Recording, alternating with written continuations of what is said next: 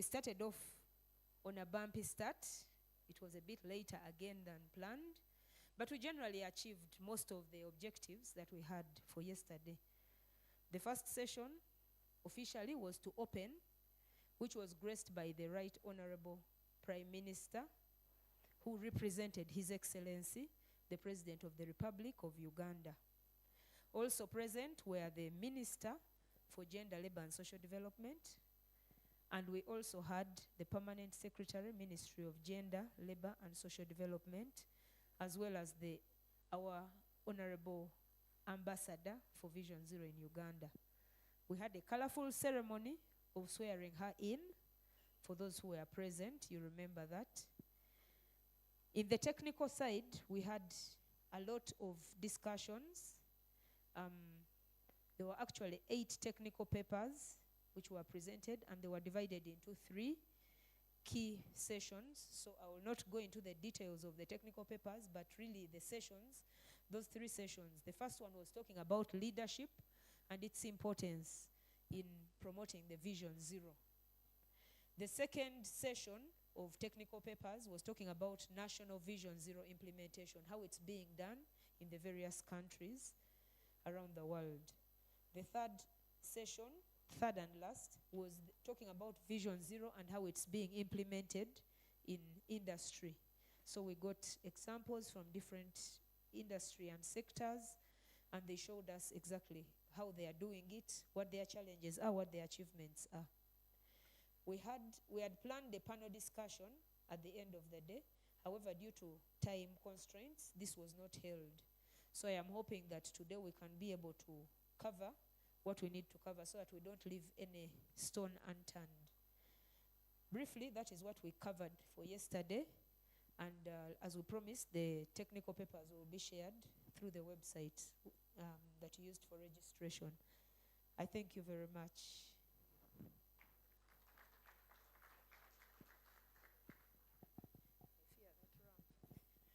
You have indeed kept it really short and sweet, considering how long yesterday was. That the recap now took 2 minutes clearly gives you a masterstroke of summary genius, which I think is a good precedent to set, especially for those who are coming to make their presentations.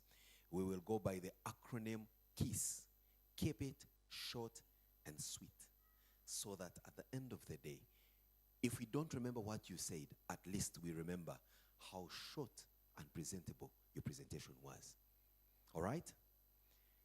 And that's for sure, because I know for a fact that by the end of these 2 days, you may never remember a simple word or a single word that I said.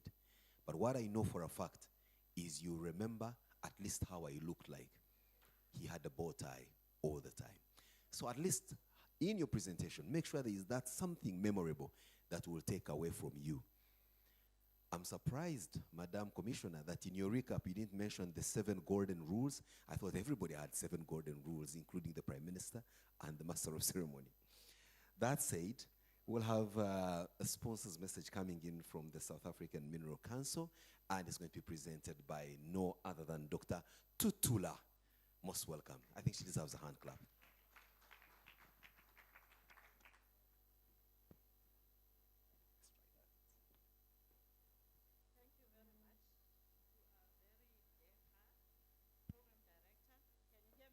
I think we may have to borrow this microphone. Thanks. I have to repeat this to say thank you very much to our very DEPA program director. Good morning, colleagues. I hope my presentation is being flighted. I will not wait for it. It will follow me. I'm very glad to be here in Uganda, the Pearl of Africa. And I'm talking about my organization, the Minerals Council South Africa, which is an employer organization. I'm not even sure now where to be pointing. Okay. We are an employer organization, and our organization represents about 90% of mining production, 80% of employment in the sector. And so there are a number of mines which are not our members, but we represent the majority. Oh. We have a long history. We started as the Chamber of Mines around 1887, and in 2018, that's when we rebranded ourselves to be the Minerals Council South Africa. And a snapshot, we have all of those minerals represented in our membership, and the mining industry as a whole, not just our members, in South Africa, in 2024 had about 474,000 employees, and we account for about 6.1% of GDP, which is a huge difference from more than 20 years ago, where we were on upwards on about 20% of GDP. But we still account for quite a lot of revenue in terms of exports. So when there is crunch time, the mining industry usually does bail out the economy in South Africa. I will not go into that, but just to say, that circle there in red, that's health and safety, just to show that it's just one of many, many other functions that the Minerals Council has. Those are our leadership forums. Again, I won't go into those. I'm gonna end with these two slides about Masoyise Health Program. I do have my colleague at the back who has got a shirt. That logo, when you see a gentleman with that logo, that is our flagship health program, where we actually advance issues of health, and there is a lot. It covers all aspects: TB, HIV, non-communicable diseases, mental health, women's health now, and it is based on those SDGs. It is a program that we are very proud of, and the other big thing, welcome. The other big thing about it, it's a multi-stakeholder initiative. So we have 2 government departments, health, mineral resources. We also have 5 labor unions in it. We've got the UN organizations and many other stakeholders. And in fact, some of what we'll be talking about today is collaboration, and the message about Masoyise and the success of Masoyise has actually been collaboration. So thank you very much. At least I know now you are aware of the Minerals Council South Africa. Thanks.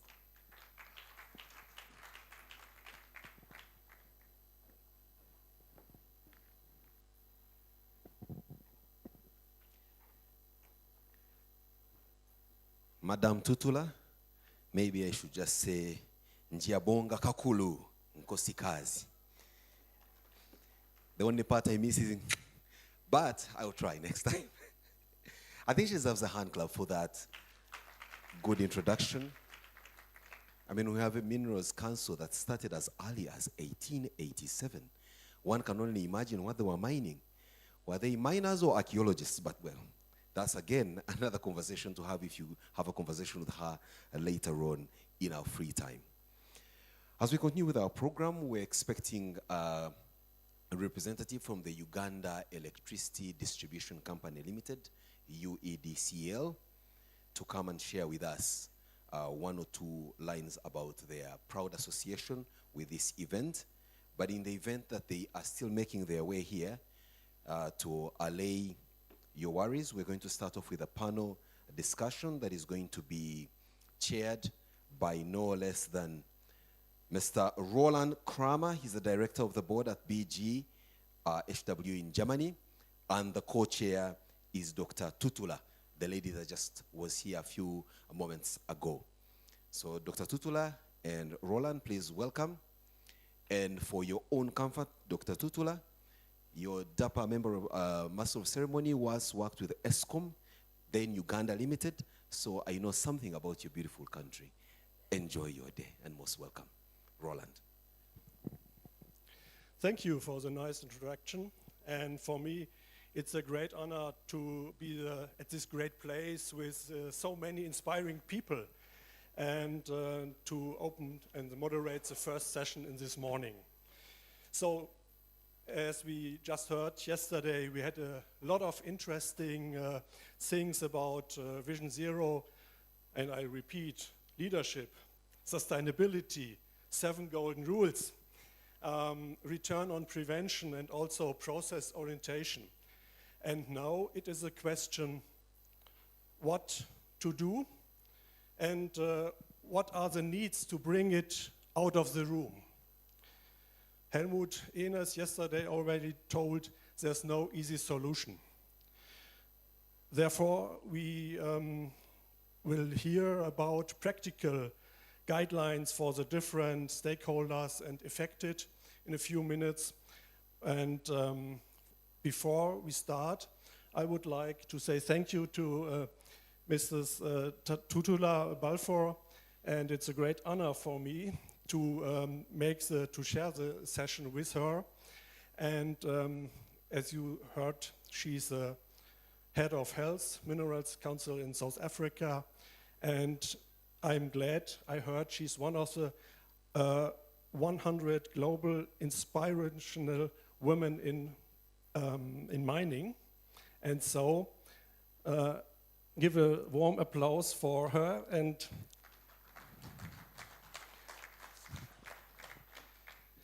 Tutula, you start with the introduction of the first speakers. Thank you very much, my co-chair, Roland.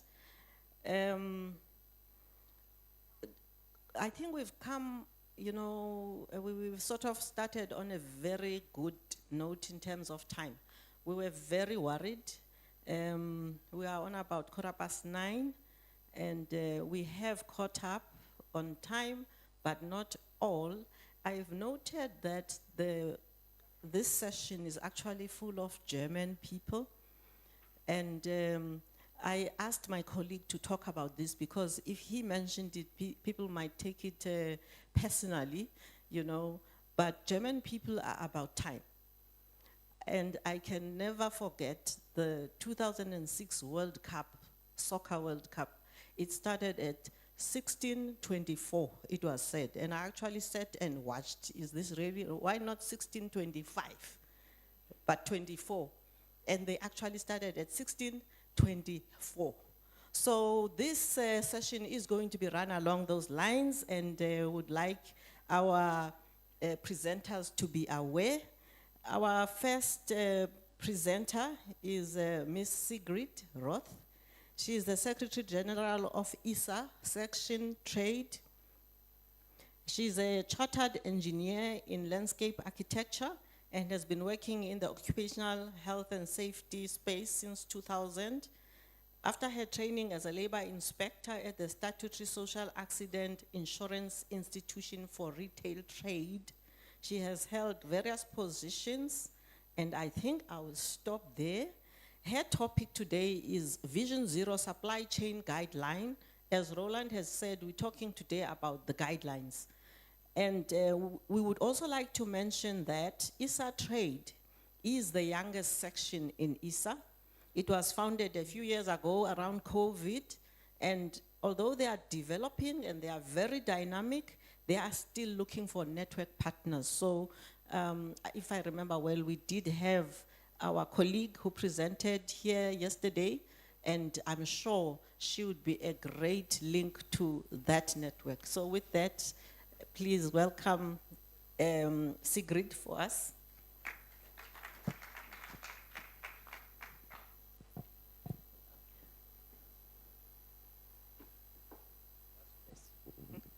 Thank you very much.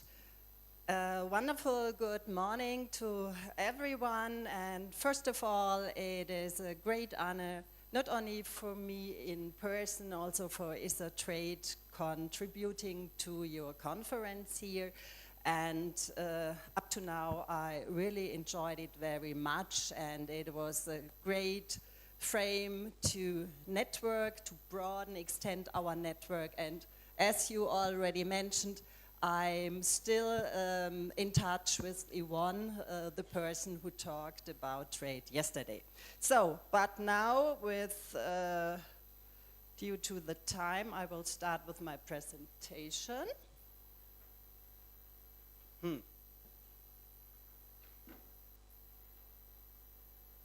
Sorry, I need, this one. Okay. So I don't want to repeat everything what we heard already yesterday, but I want you to remember that the current situation in trade is that we live in a globalized world and that the companies organize their business, their processes and so on by supply chains. And today, the world is very, very intense connected, and it is characterized, the trade is characterized by cross-border trade. And people are able to buy their stuff at markets, at retail shops, but also it is possible to go shopping via internet, and the products are delivered to their homes. And all these different aspects need to be in the focus so we can live in a safe and healthy environment, and not only environment, also working conditions. And I want to repeat what we heard in parts yesterday in the presentation of Yvonne. The supply chain is very, very complex today. It is that many of the companies focus on their core business and they specialize more and more, and this is the reason why the chain is very complex, and the chain is not anymore a chain, it is a network. And 80% of the world trade is based on global supply chains. This is the information per UNCTAD. And it is a means of existence for more than 450 million people. And I think such numbers explain why we have to focus on this topic and why we want to use Vision Zero and look for better working conditions. One thing I would like to mention at this point, supply chains and economic growth does increase productivity, but it is not automatically that also the working conditions will be very well. And one of the effects of globalization is that we have a variety of different tasks and duties of the companies. They have different working conditions, and worldwide we have different regulations, and another important aspect is that when the companies are commissioning the production of goods from suppliers, social standards are affected. In this we have to focus on as well. And on the top you see some pictures to illustrate the different aspects we have to handle, and the cogwheel shows, in my opinion, perfectly that there are so many tasks and duties, and occupational health and safety is one very important aspect, but it is only one among others.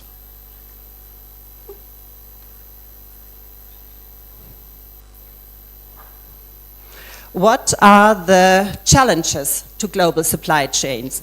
We have fierce competition among suppliers, and this leads to a downward pressure on wages and working conditions. Cost-cutting pressures are in reality, and this finally ends in failure to respect basic human rights and or safety and health regulations. And the challenge is leveraging the supply chains for OSH improvements.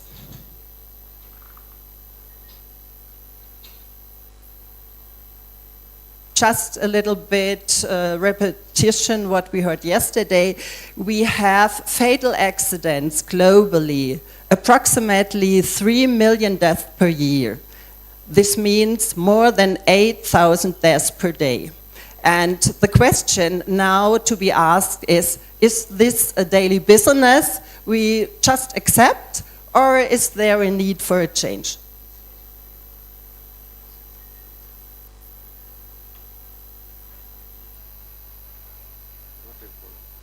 Okay, so we switch over.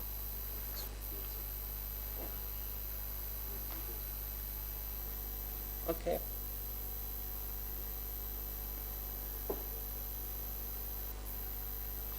Otherwise, I tell you. Sorry. Now the presentation is interrupted.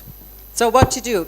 I try to continue, and you please be so kind, and when I inform, click the next slide, please.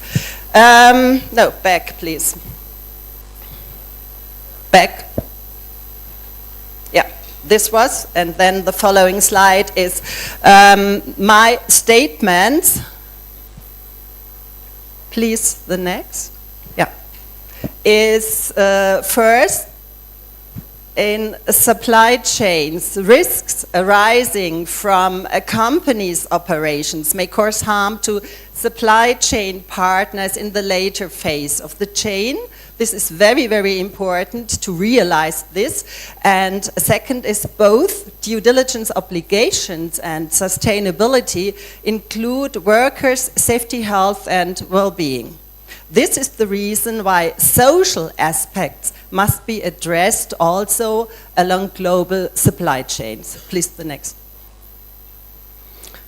Just to show you a selection of legal frameworks, governments, organizations, and so on, states realized that there is a need to care for humans, and we have on different levels different legislation. For example, on an international level, you already heard, we have the human rights, we have guidelines for companies, the ILO labor standards, OECD guidelines, and so on. And as I come from Europe, I focus on Europe and a bit to Germany. We have also for the European Union a corporate sustainability due diligence directive from 2024. And in my country, we have in Germany an act on due diligence obligations in supply chains, also from 2021. It is quite new, and it is very important, in my opinion, that you know that there is legislation, and that is a topic that the companies have to handle. Next is Vision Zero. As I'm from ISA Trade, I'm part, not me in person, but my section is part of the ISA family. We are committed to the ISA Global Prevention Strategy of Vision Zero. And I won't go in detail because we heard a lot already yesterday, but I want to make sure that you remember the aim of Vision Zero is that it is a universal people-centered strategy with zero fatal accidents, zero severe accidents, zero occupational diseases. And it has 3 pillars: safety, health, and well-being. Next, please.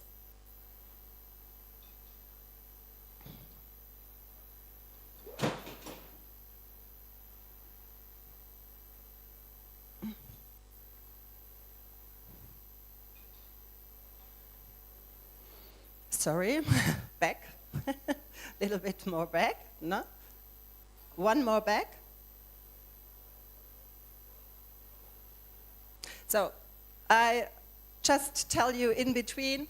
As we are committed to Vision Zero, we created the idea, thank you, this is the right one, to develop an ISA guide, especially for supply chains. And our aim was to create a guide as simple as possible, because as you all know, it is a very complex topic and it is not easy to develop a guide that is attractive enough companies to use it. So the basis are the 7 golden rules, the 14 leading indicators. ISA Trade was steering and financing this project, and the real hard work was done by the Finnish Institute for Occupational Health and Professor Gerard Svetslot from the Netherlands. We had a lot of interesting discussions, and next I will explain the concept to you. The guide has 2 parts. The concept, I recommend the user to read first the concept to understand what we intend to achieve with our guide. And second part, we developed instruments for practical use. And in the concept, we have aspects like the Vision Zero strategy, especially for sustainable supply chains. We created 7 golden rules for the supply chains. It is about social responsibility, social sustainability, and we created a new term. I will explain in the next slides. Next one, please. Yeah, thank you. The concept is about safety, health, well-being plus. This is the new term.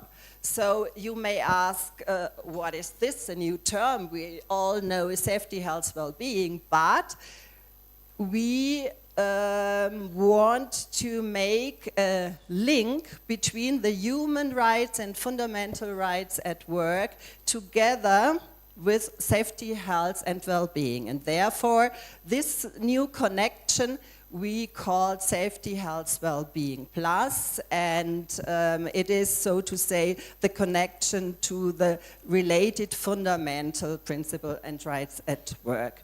In detail, I just want to remember what aspects are written in the UN human rights and the ILO. It is about, first, the human rights, abolition of child labor, elimination of forced and compulsory labor, avoidance of long working hours. I think you know it. I have seen a lot of people working here very, very long time, and therefore I think it is very important to look that they have enough time to rest. Then it is about freedom of association. It is about elimination of discrimination and entitlement of adequate living wages. And if you see, the human rights are from 1948, and almost all countries signed this declaration, and therefore I think it is important to remember this and to look that it really becomes reality. We have created a 5-step process. First, along the supply chain, one of the company takes the initiatives to start the process. Then this company makes a self-assessment with the 7 golden rules for supply chains. Then next, this is the heart of the concept. In step 3 and step 4, the supply chain partners will be involved. In step 3, there will be first an assessment. In step 4, there will be an action plan. And finally, as cooperation is based on communication and on trust,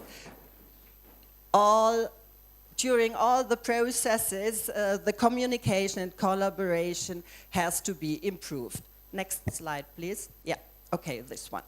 We developed low threshold instruments, only 3 instruments in that brochure. The checklist A, I already told you, is for the initiating company. It is the self-assessment to evaluate the present status of SHW plus in this company, because this is, so to say, the baseline to compare the things needed, for example, in the supply chain partner companies. Next is checklist B. Sorry. Yeah. This checklist B, as I already told, has 2 parts. First, the assessment to see the present status of SHW+, and based on this gathered information, there will be an action plan to optimize, to develop, to improve safety, health, well-being plus. And finally, back again to the initiating company, we have a synoptical table. It is for the overview of the supply chain and to show the maturity level of the supply chain partner companies as well as the entire supply chain. Next one, please. I want to show you with some screenshots how these checklists look like. On some of the tables, we have, the colleagues have put some information brochures. You can look there, but you also can download them. I will share later on. We have checklist A. It is based on the 7 golden rules, adapted for supply chains. It is the same structure, 1 page for each of the rules. We have a short introduction, the basis, the fundamental information, and then only for question. And as I told it already, the aim was to keep it as simple as possible. We have a traffic light assessment, green, yellow, red. I think this I need not to explain. Next one, please. And checklist B. Here you see the first part, the assessment, which is sent out for the supply chain partners. We have some general information also asking about the Vision Zero. Is it known? What level did you reach? And so on. And then after this, the achievements in safety, health, and well-being should be documented. Next slide, please. And of course, as it is SHW plus assessment, also the achievements regarding human and social rights are part of this list. Next one, please. After this, you know how good or how much improvements are necessary in this supply chain company. Then you will do the SHW plus action plan. It is always the same structure like the original 7 golden rules. We have a 1 page. We have listed the, in our opinion, most important aspects. For example, it starts with leadership, it ends with invest in people. And so by defining, so to say, a minimum standard of OSH, our aim is that globally we can reach a Vision Zero harmonized standard for safety, health, well-being plus. Next one, please. The next should be, so I use the time, the synoptical table. Thank you. This is to visualize the overview. It is for transparency, and it is also the first step for the initiating company to show that the company started and what the company has reached in a certain time. And it is also possible to show that this is that they have the duty to look for safety, health, well-being, and that they document what they have done. Next one. So I come to the end of the presentation. I just would like to repeat the key facts. Most of the things I think you have already heard yesterday, but please, as I have the presentation, I want to remind you the important things. Vision Zero is a simple strategy that is universally usable for companies of all sectors, all sizes, and regardless of national legislation. We introduced a new term, SHW+, in order to broaden SHW to the related fundamental principles and rights at work. Cooperation and involvement of supply chain partner companies is very, very important because SHW Plus is a common task and you need to cooperate. So without cooperation, without communication, there won't be any improvement along the supply chain because you need to know, are there, for example, risks arising from a company's action to the other, and this should be solved so that there won't be any personal risks anymore. We provided 2 checklists and a template for a synoptical table, and with this guide, we are on the way to reach a harmonized level of SHW plus along the supply chains. Next one. If you have next one. If you have any question, please don't hesitate to contact us, and I cordially invite you to try our guide. We are very, very interested in your feedback because, as I told you in the beginning, it should be a practical guide for practical use.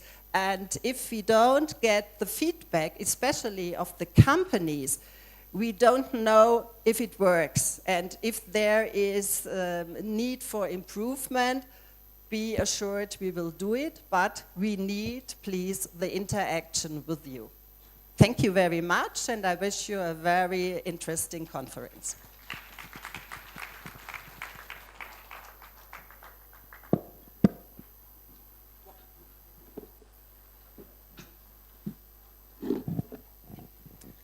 Thank you very much to Sigrid.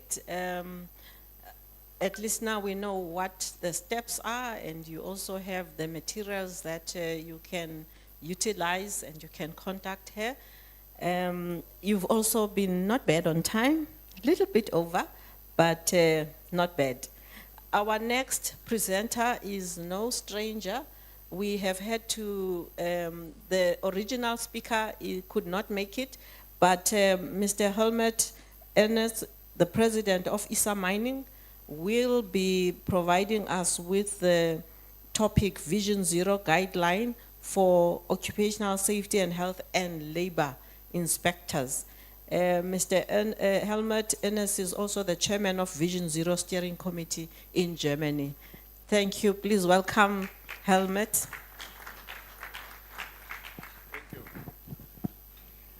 Yeah, sorry, you see me again. But as you heard, this morning I'm representing 2 speakers who could not manage, who could not come because of different causes, family affair and so on, to the Pearl of Africa. So first of all, I want to open the presentation from Mr. Vogelsang from Mesa. That was a presentation planned for yesterday afternoon. He sent me his slides, so I briefly will introduce that in only 5 minutes to you. Can we open? Mr. Vogelsang is representing a supplier of the industry, and Messer Cutting is a German company producing oxy-fuel technology for cutting steel and welding steel. And I think you know this is a risky situation if you use gas and oxygen to cut the pipeline construction companies know it better than me. It's very risky, and we in the tradition we have a lot of accidents, and they developed a really innovative solution, and we believe we need the suppliers also to improve safety, health and well-being by all suitable means.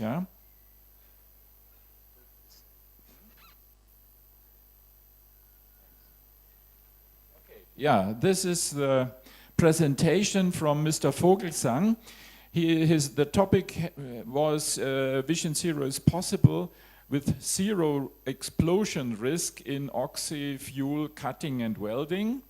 And now, this is, as I mentioned, is a family-owned business. Germany has a lot of family-owned business. This is the strength of the German economy. And this company is active since 125 years in 5 production locations and active in 132 countries. So I'm sure they are also here in this region of Africa active.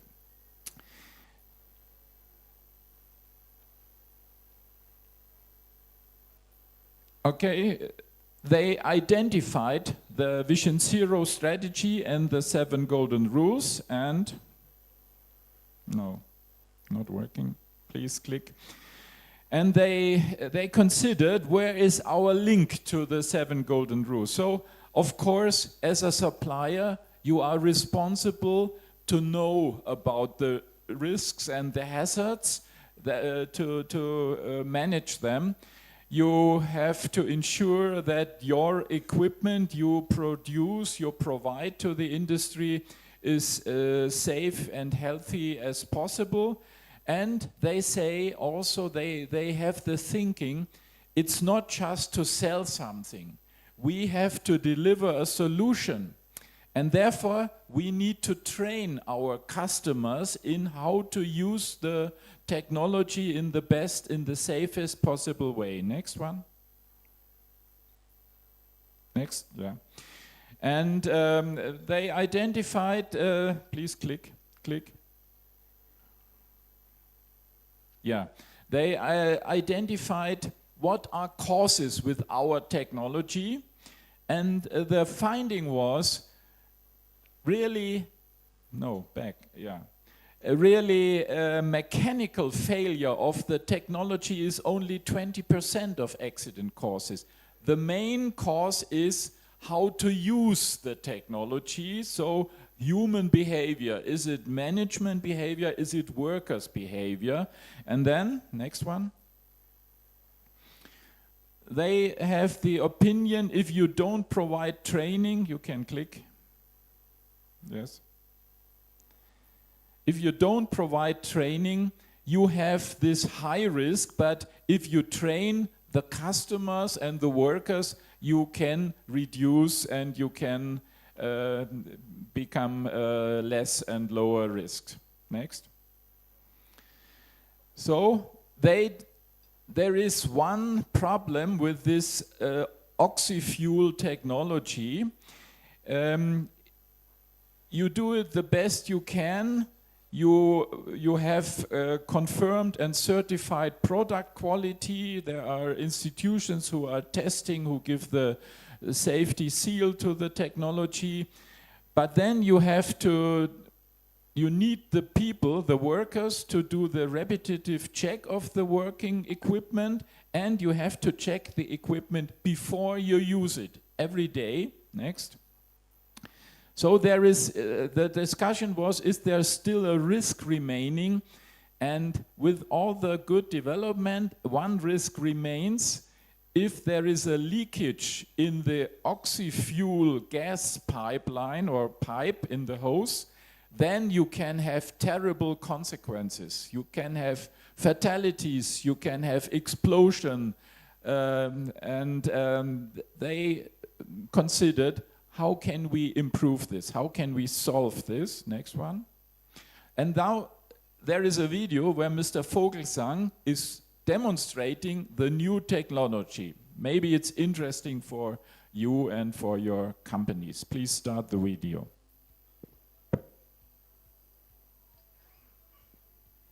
Mr. Vogelsang is on the right side.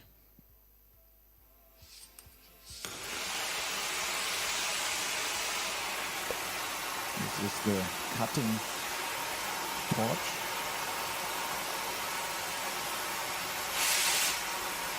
You see the PPE they have to use.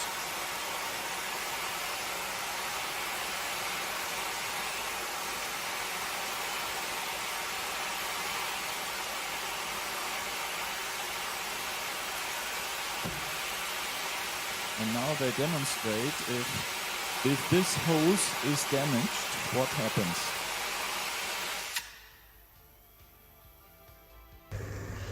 With the traditional technology, the gas is constantly flowing and it's out, and then the explosion can happen.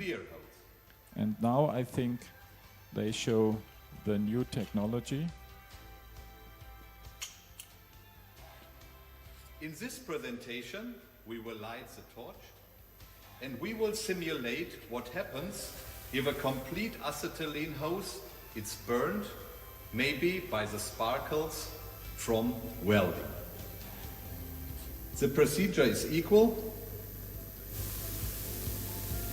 These are rough circumstances, rough, and there can be easily a damage to these hoses. We open the oxygen, light the torch.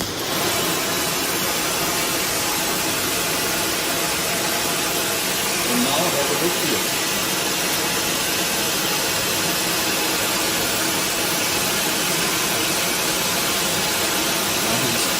Destroying the hose, simulating the mechanical damage to the hose.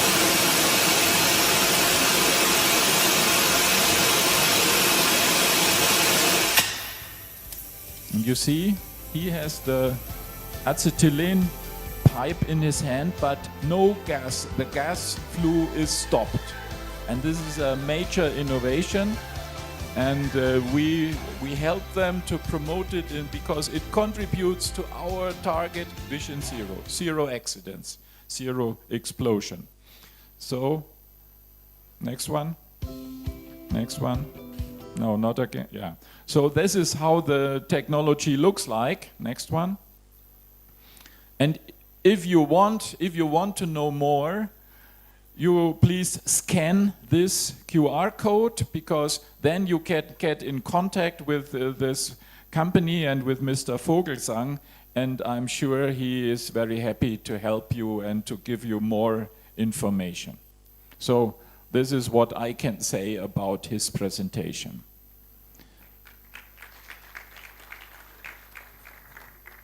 Okay. So the next one, please, is labor inspectors.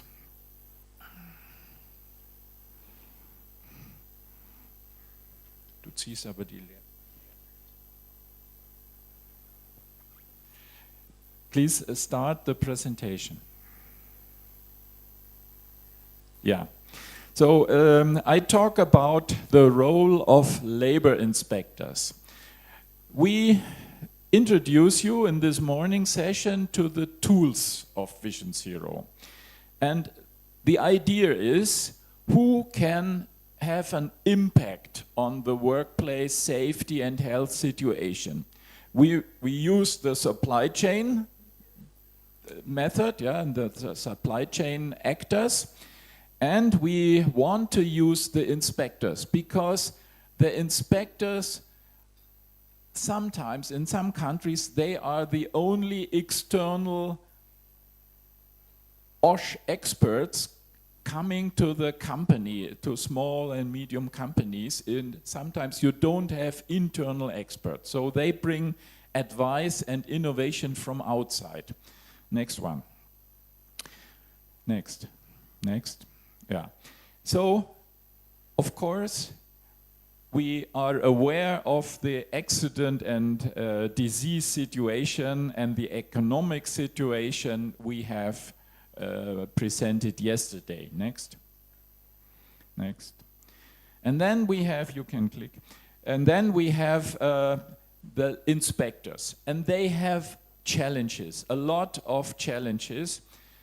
Always we have limited resources in inspection.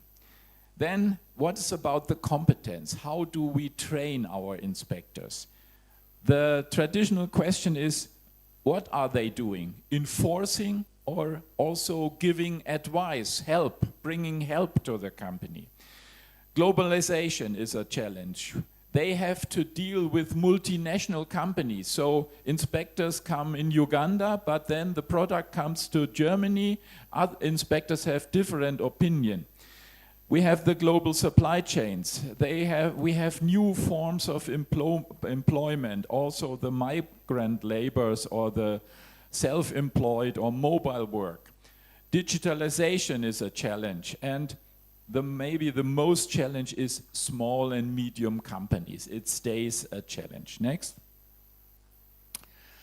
According to the IALI, which is the International Association of Labor Inspection, the functions of inspectors should be these points here: to promote OSH, to investigate accidents, to protect income levels, to review working hours, human rights, to promote fundamental labor rights, to investigate employment matters, to employ the employment of women, of young person, of special need person, to check social security contributions, to support social dialogue, monitor and collective agreements. So these are the functions. And the old discussion is what's between enforcement, what's advice. And I think the traditional approach is much enforcement. Inspectors, they have the checklist and this is wrong, this is wrong, this is wrong. And what is the company, what is the employer? Is he happy with this list of deficits he is getting? No, he's not happy. And the advice contribution is little. Next. But according to the ILO Convention number C81, the inspectors have different jobs. Next. First is to secure the enforcement of the law. And second, to supply technical information and advice of employers and workers. So it's in the ILO convention already that they not should say only wrong, wrong, wrong, yeah, but to say what is a solution, how can it be improved. Next one. And therefore the IALI has the position, of course, they have to enforce. But modern inspection, in addition to the enforcement, they bring also advice, they bring engagement. So they understand that enforcement and engagement is both means to the same end. And the key is knowing when to enforce and knowing when to bringing advice and when to engage. Do we have inspectors in the room? Please show up. Oh yes, we have a lot of inspectors. So, do you agree what I say so far? Yes? Thank you. Okay, next one.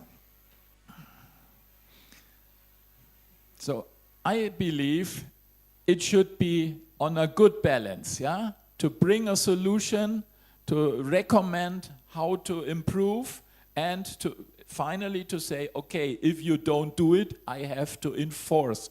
I have the power to enforce. Next one.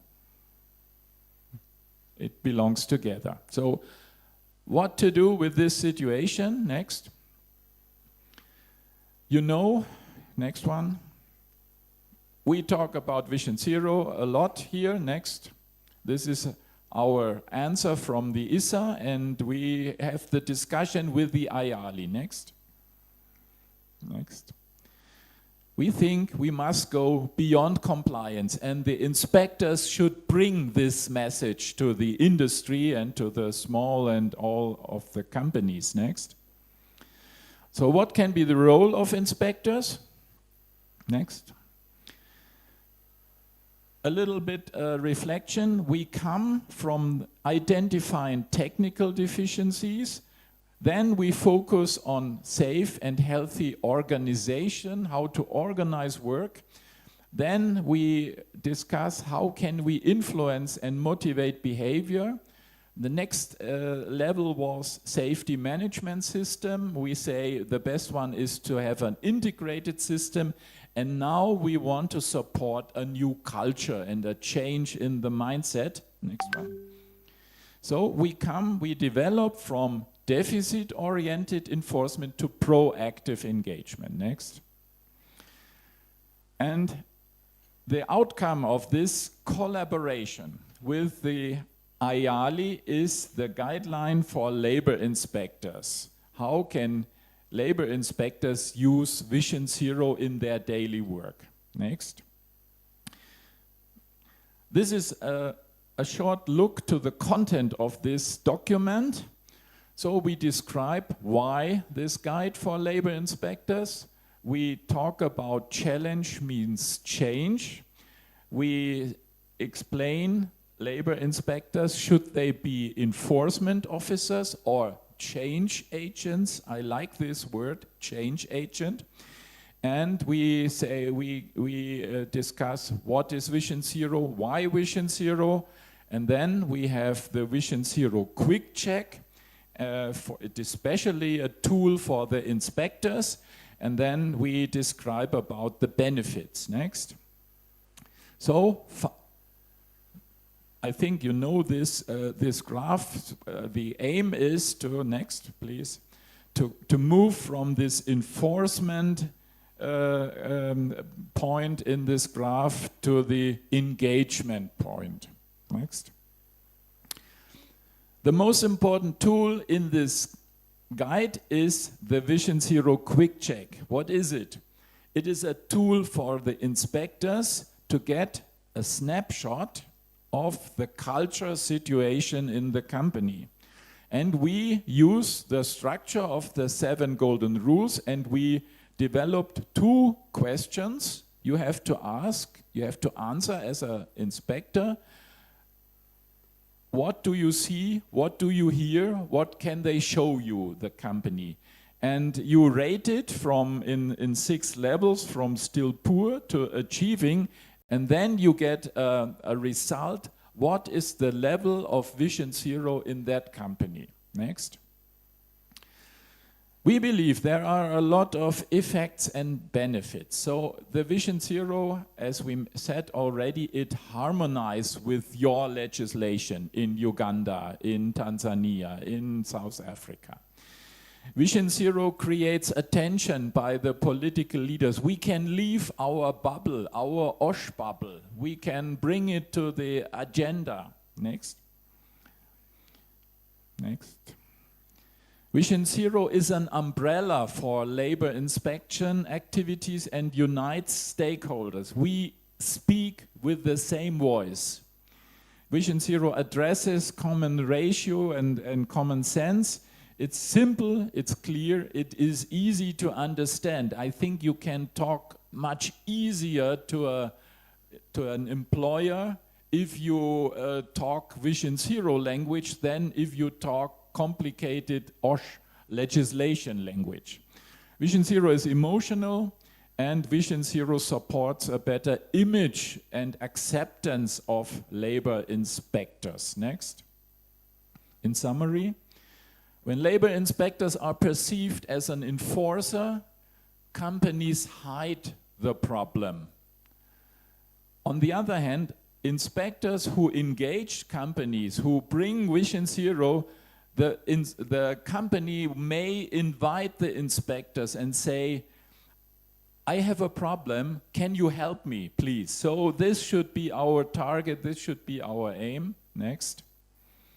Yes, and I mentioned this yesterday. Our idea is, our recommendation is to train the labor inspectors with this Vision Zero concept, or to train the trainer activities, and inspectors can be the driving force to develop such a national Vision Zero strategy. Vision Zero is an offer for inspectors to increase sustainable compliance and, next, to increase sustainable impact, to have a real impact. So, next one. This is the advertising for our Bochum Vision Zero conference. I don't repeat it. Thank you very much for listening.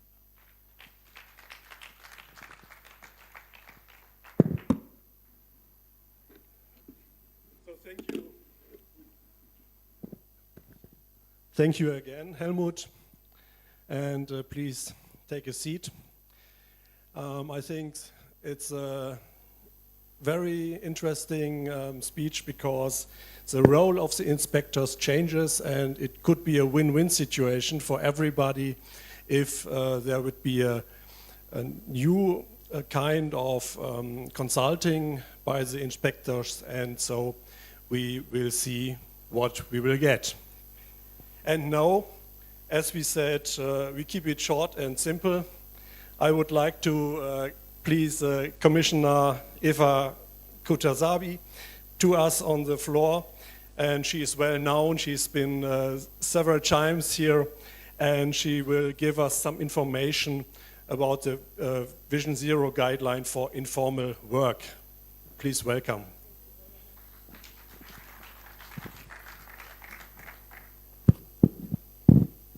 Good morning once again. As the projection comes up, I have been introduced, so I will not introduce myself. I'm going to talk about a draft guideline that we are coming up with as a department to address the informal sector. It is still in very, very preliminary stages because we haven't yet involved stakeholders. We can start the presentation. But no, before we go to that, the previous speaker actually asked the labor inspectors and officers to put up their hands. I would like to recognize especially the labor officers from the outside the center, outside the ministry.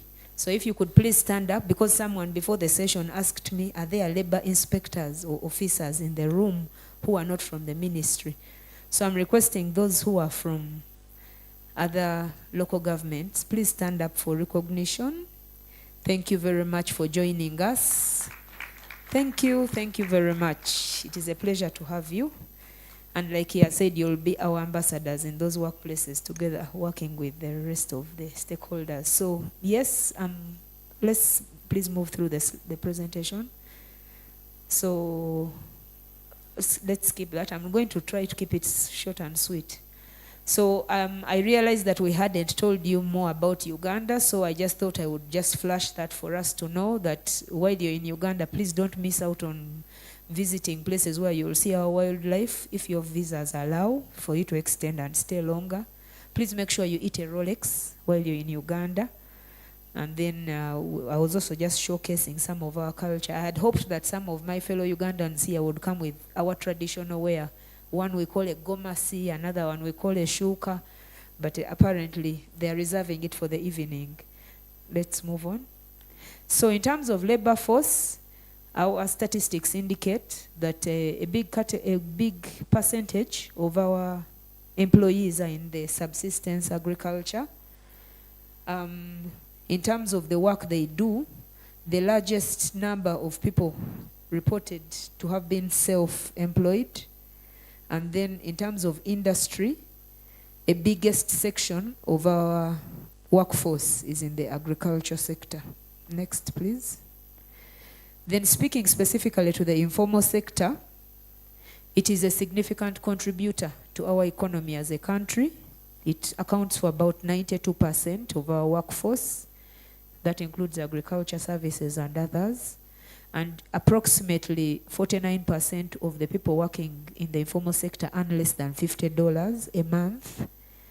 And most youth, because of the unemployment in Uganda, tend to seek refuge within the informal sector. The statistics address the need for us to pay attention to the informal sector as we drive this Vision Zero for our country. Next. The characteristics of the informal sector in Uganda, I don't know if it is similar to other parts of the world and Africa. Most jobs, of course, it is oral agreements. They don't have any formal contracting between employer and employee for those who are not self-employed. They have very limited access to financial services. So these are some of the characteristics that we are going to keep in mind as we progress this draft guideline. Most of them are vulnerable to economic shocks. There is insecurity in terms of their income. They are not sure if they will be able to earn tomorrow. Their income patterns are irregular. Then they have no access. Most of them, they have limited access to social protection programs within the country, including health insurance and the like. Many of them are unregistered, of course, with the Registration Bureau and the authority in charge of revenue collection in the country. But we know that most of them provide very essential services, and if they did not provide these services, we would feel the gap and the pinch. So they are a very critical component of our economy. Next, please. So specific examples of the people we need to keep in mind as we come up with this draft guideline. The border riders, we know we have a lot of accidents which are credited to border riding. We have a lot of domestic workers. We have skilled trades or craftsmen, people who do carpentry, tailoring, and the like. I'm sure if you've driven through Kampala, especially the outskirts, you've seen metal fabrications along the roadside. We have traders in the markets. We have small traders with shops. We have farmers who are operating at subsistence level or very small scale commercial. And then we have transportation services. Most of the transport in Uganda is private. It's not formal or official. Then we have repair services for different repairs, electronics and so on. Then there are those who offer us services, the ones who give us food.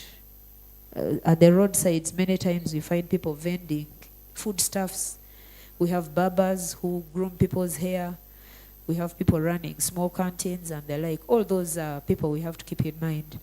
I just thought I would give you a picture of the ministry that I'm representing here. We have 9 departments under the ministry. The ones in green are the ones which are specifically in charge of labor matters. We have a department for labor and industrial relations and productivity. We have a department for employment services, and the commissioner is here present. Commissioner, I'm requesting that you stand up for recognition. Thank you very much, Mr. Gulu, for being here. And then I am acting commissioner for the 3rd department, Occupational Safety and Health Department.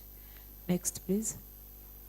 I will not dwell on that slide. It is just to paint a picture of the fact that by addressing the informal sector, we are talking to our national development plan, because the theme is to have sustainable industrialization, inclusive growth, employment, and sustainable wealth creation.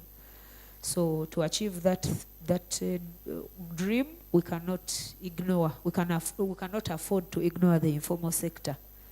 The 4th objective in that plan is to enhance productivity and social well-being of the population, of which the informal sector is part. And specifically, there are programs under that development plan. The one that we contribute to as a ministry, as a department, is the Human Capital Development Program.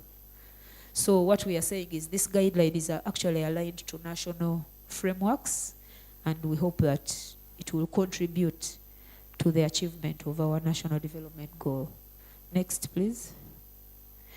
In terms of implementing Vision Zero in our informal sector, of course, we are looking at the 3 pillars of Vision Zero. We're going to look at how to address safety needs of the informal sector, their health needs, and then their well-being. The objective being to promote sustainable work practices for safety and health, to enhance occupational safety and health awareness and promote a good culture for safety and health, to reduce risks of exposure for the people who are in the informal sector, and then to support them through regulation and enforcement so that they do their work better. Next, please. The guiding principles for these guidelines that we are putting up, again, we are picking all this information and guidance from the ISSA website and the literature that has been provided online free of charge. We really appreciate that. Thank you very much, ISSA. So those are the guiding principles for the guidelines: precautionary principle, polluter pays principle, sustainable development principle, risk reduction, and continuous improvement, because we recognize the fact that it's going to be a journey. It cannot be achieved in one go. It may be a journey of 5 years, 10 years, 20, we do not know, but we have to start on the journey somehow. We need the workplaces, whether formal or informal, to recognize that there is a right for every worker to life and to well-being. And then there is a need to commit to identify harm, injuries, and diseases. It's because it is first by identifying that you can put in place the necessary improvements. We can move to the next, please. So the areas of focus that we are thinking about in this draft guideline is how is the workplace designed, or how is it laid out, because that is a major contributor also to safety and health of the people in any workplace. Then we shall also lay emphasis on employee training and awareness, because it starts with knowing that you can do the right thing.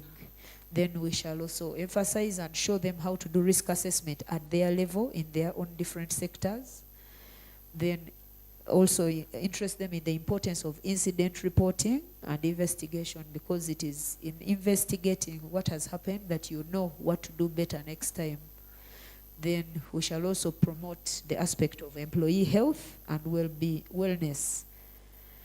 Then in terms of strategies, we are looking towards things like training and capacity building, risk assessment and mitigation, access to health care. This may be bigger than just the department, but we shall have the conversations with the other institutions concerned, and then aspects of social protection, which are being handled simultaneously by our other sister departments within the ministry, because we are privileged to be the ministry in charge of social protection also. In terms of the benefits that we expect out of these guidelines, is that there should be overall occupational safety and health management practices or systems within the informal sector, and a general improvement in terms of performance for safety and health of the work of that informal sector. We expect that there will be contribution to sustainable development goals, however small. Then there is excellence. There will be promotion of excellence in safety, health, and well-being, and accidents, of course, shall be prevented. When you break up the benefits that we expect to have economic benefits for the business and also for the country, social benefits, environmental benefits, because there will be less polluting through Vision Zero strategies and golden principles applied. Next, please.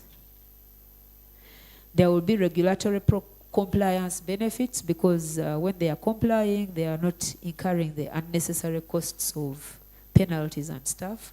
And then there will be reputational benefits, and will hopefully help those informal sector people to progress and formalize eventually. Next, please. We hope that these guidelines will eventually be implemented and disseminated, but I must emphasize again, we are still in a draft stage, so this is something that we are looking towards in the future. We hope to engage stakeholders effectively.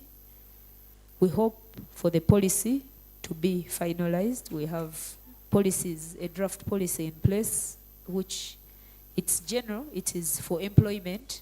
We have occupational safety and health as a component of that policy, and then under the occupational safety and health policy, we expect to address issues of informality. Capacity building is another critical area that we hope to address as part of implementation and dissemination of these guidelines. Policies and procedures, workplace level, regular risk assessment, and then to continually monitor and evaluate how we are performing in this process. We cannot run away from the fact that there are challenges already ongoing and which we expect to be in our face as we progress these guidelines, but we are ready to address them one at a time as we finalize the guidelines. I will not read. I'm requesting that we share these presentations after for your detailed engagement with them. Yes. So in terms of interventions, the ones that we are looking at is to finalize regulations, because we have an act that was amended. All the speakers and officials yesterday talked about them. So we are progressing the regulations under that amendment, to one of them to clearly address the informal sector as a regulation, because the guideline now is more lower level, but it will be the easier one to put out first. Then we plan to finalize the national OSH policy that I've talked about, which is embedded in an employment policy. We hope to empower officers, occupational safety and health officers, because we have been used to focusing on the formal sector. Now we have to think through how to really address ourselves to the informal sector. Continued occupational safety and health awareness raising, which we hope to interest institutions of higher learning, those which do not already have occupational safety and health component, to include it. Research, it is an area that we have not paid attention to, but more and more we are seeing the academia and people in the practice showing interest in researching this area further. So we are agreeing to partner with them to do these researches. We shall continue to lobby because we have challenges of staffing. So we hope that the structure of the inspectorate and also at the local government levels will be improved to enable us to effectively deliver on this guideline. We have, within the Amendment Act, opened up the space to private occupational safety and health practitioners. So we expect to deliver some of our services through those practitioners, particularly things to do with audits and stuff like that. So our impact should be felt a bit more going forward. Capacity building, tripartite engagements, those continue. As government, we don't operate in isolation. According to the ILO framework, we continue to work with our partners, the employers and the workers. Then to continue on the multi-sectoral approach and collaboration through partnerships and synergies with fellow government ministries, departments, and agencies. Next, please. Okay, I thank you very much for your kind attention. That is what I wanted to present in terms of the draft that we are coming up with as a department. Thank you.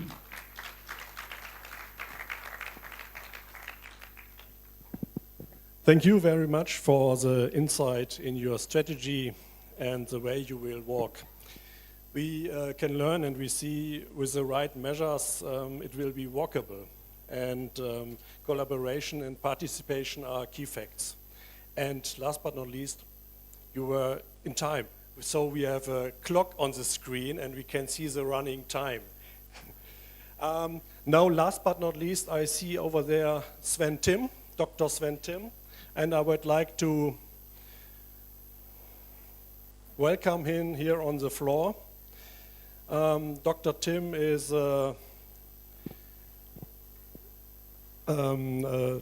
doctor of natural science, and he has some technical graduates, and he's a colleague from the DGUV, the German social accident insurance, the holding of the German accident insurance, because the real accident insurance are we.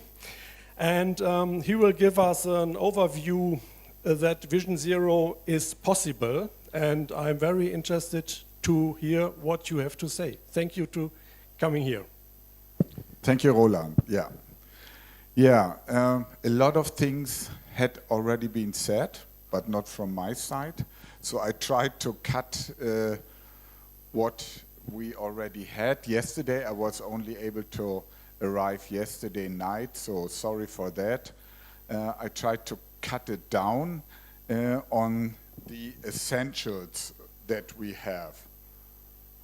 So this does not seem to work. Next, please. Safety, health, well-being at global workplaces. Why are politicians elected? I think this was very well said in the 90s when a former US president had his campaign, and it's the economy, stupid. That was the main strategist of the Clinton campaign at that time. And next, please.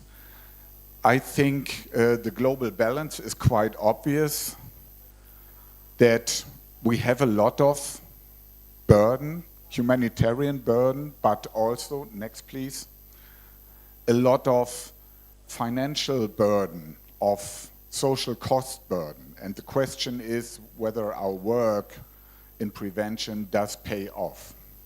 Next. We have proved this because it was requested.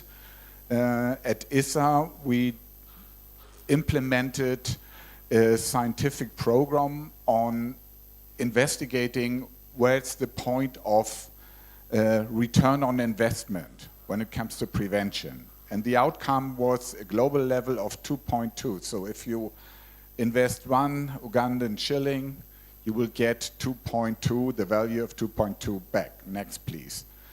But there's a broad variety in those values.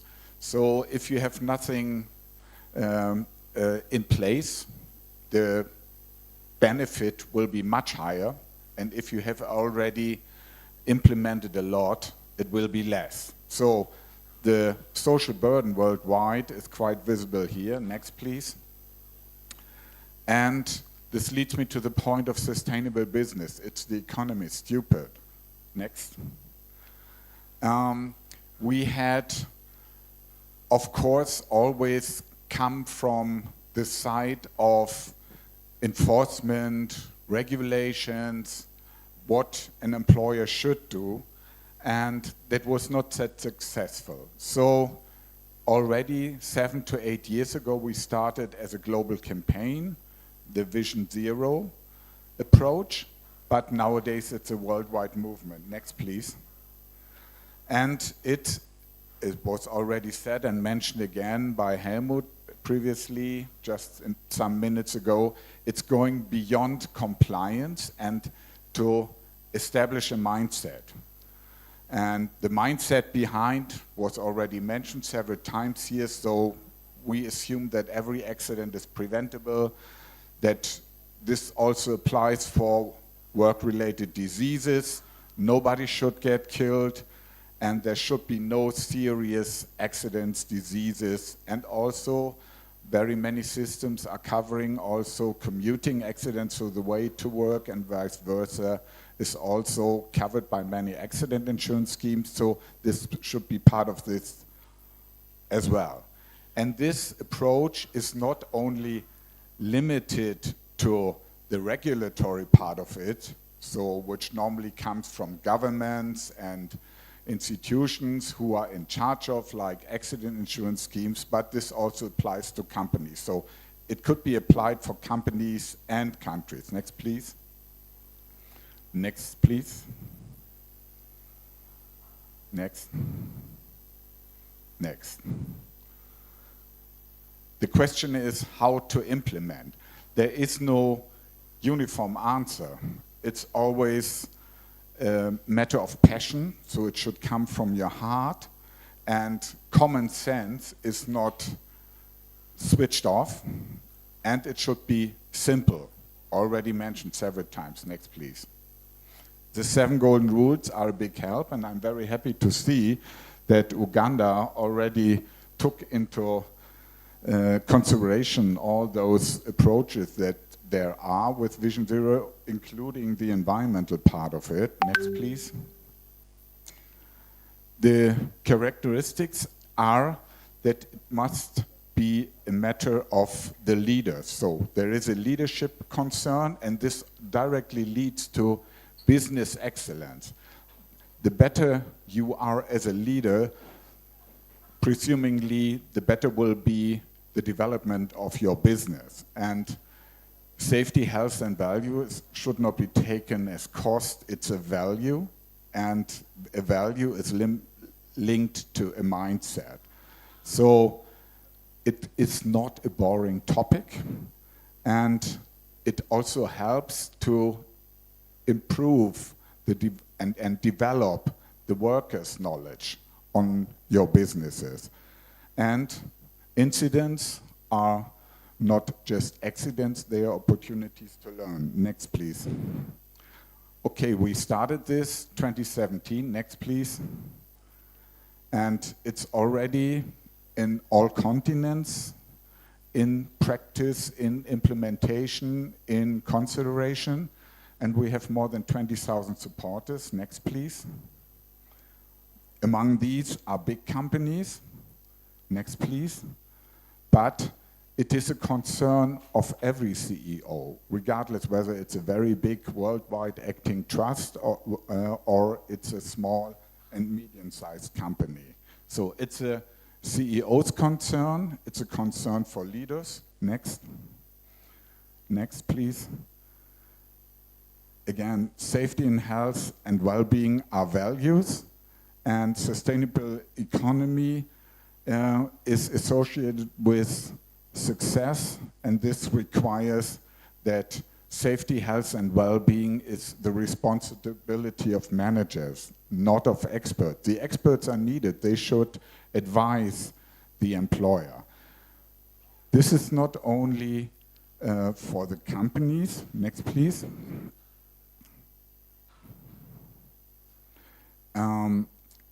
It is all over for the whole, let's say, territorial regulatory framework, but also for companies that it is to develop a prevention culture and a strong commitment. If the leaders are not convinced, it will fail. Next, please. What are the 10 most common mistakes leaders do? They don't listen.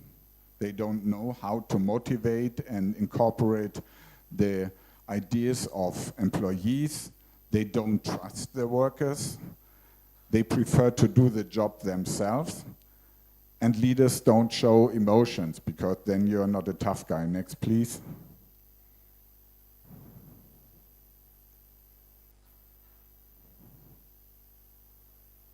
Yeah. They don't communicate at equal level, so it's always a top-down approach. And they are mostly or very often not caring for conflict.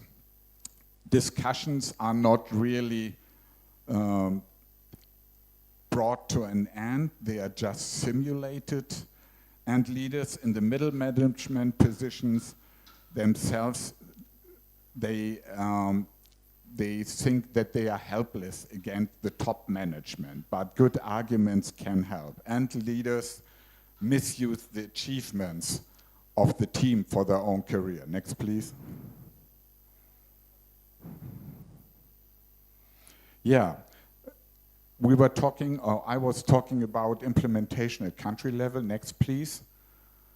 We were very happy to experience this in cooperation with Pakistan, and especially the province of Punjab in Pakistan. It's not a very small entity, 120 million people living there, so it's the biggest province in Pakistan. And their idea was to have developed or get developed a national OSH strategy. And we proposed, Helmut was among the team lead of this project. We proposed to have Vision Zero as the basis for the national strategy. And it was accepted by all the ones who were in charge of. First, it were just the governmental institutions which were involved. But then, when it came to the implementation of the project of developing a national strategy, we recommended to have all stakeholders involved. And that was an interesting story. In an essential workshop, it was hard work to get them all on board, and finally we got them all in one room. I think, Helmut, there were 6 tables, and each interest group was sitting at its own table. So employers, the representatives of the big companies, NGOs, trade unions, and of course the labor administration and the officers who are in charge of implementing health and safety advice. And they were all of their own. And then we said, okay, let's work together, let's mix up the groups. It took us approximately 3 hours to convince them to get them all mixed up on the tables. Finally, we made it, everyone was involved and very, very much engaged. So there were big leaders, leaders of big companies, very big companies with employing more than 100,000 people who were really active part of it, kneeing and writing down what they expect from the national strategy. And finally, we developed a plan jointly together. We were just the mediators.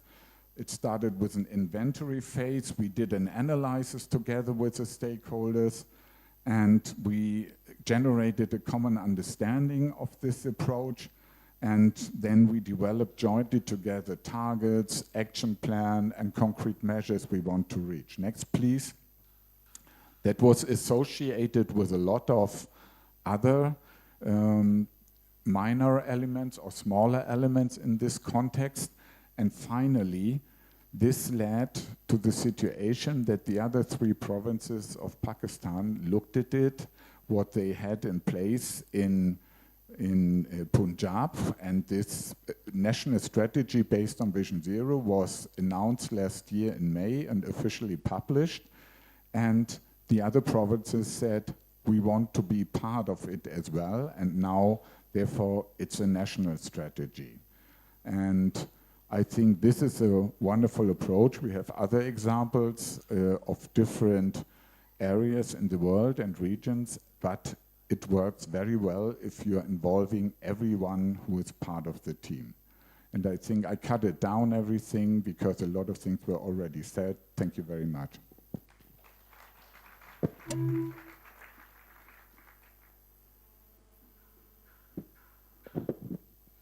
Thank you, Sven. And I think it was a good summary for the whole session at the end. We started with very specific informations about supply chains and informal works. And now we heard something about the whole strategy for the world.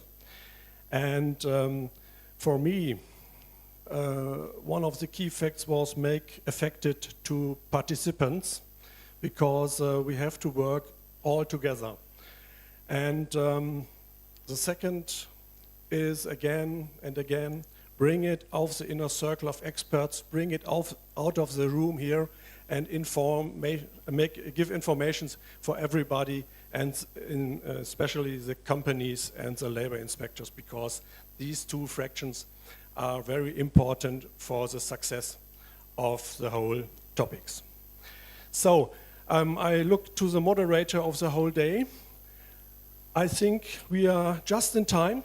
Thank you, Tatula.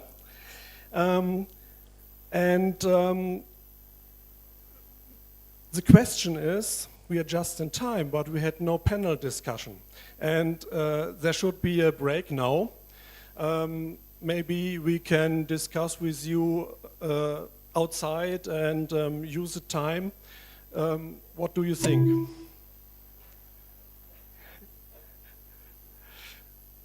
Okay, so let us take the time for a health pause and thank you. And so I will thank all the speakers of this session and have a good time, and thank you for joining us on the stage. Thank you. And let's take a picture with everybody here on the stage. As workers' compensation, we've launched the Vision Zero, believing that all accidents, diseases, and harm at work. And the South African collaborative efficiency. We thank you very much. For the audience, indeed as guided, we are going in for a short health break, where we believe that if there are any questions or further substantiation that you require from the panelists, you can have a conversation with them. The health break is supposed to last us exactly 30 minutes, so we expect to be back in this room with an additional 3 minutes to 30 minutes, so at exactly 11:15 Ugandan time, I will expect us to be here. As guided by the commissioner, perhaps on the menu for our teas is the Rolex. I heard her say, you must eat a Rolex before you leave this place, and I saw some faces going green. In Uganda, we don't wear them much on our wrists, we eat them. So you just ask at the nearby food stall, serve me a Rolex, and there you'll be having a nicely made, not Swiss made, but Ugandan made Rolex for a meal. Enjoy and good morning.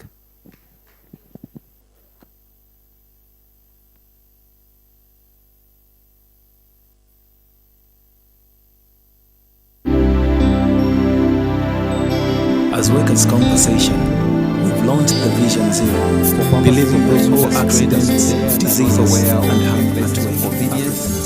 Still a long stretch, it hasn't changed much. Outside the gates, take an immediate left, walk with a view of the lake right in front of you, and the first right turn you take should be able to offer you direction. Again, if you're not in a room that's fitted with the necessary facilitation and furniture for a place of convenience, you are not yet there. So don't do it in the lawn or in the lake. Thank you.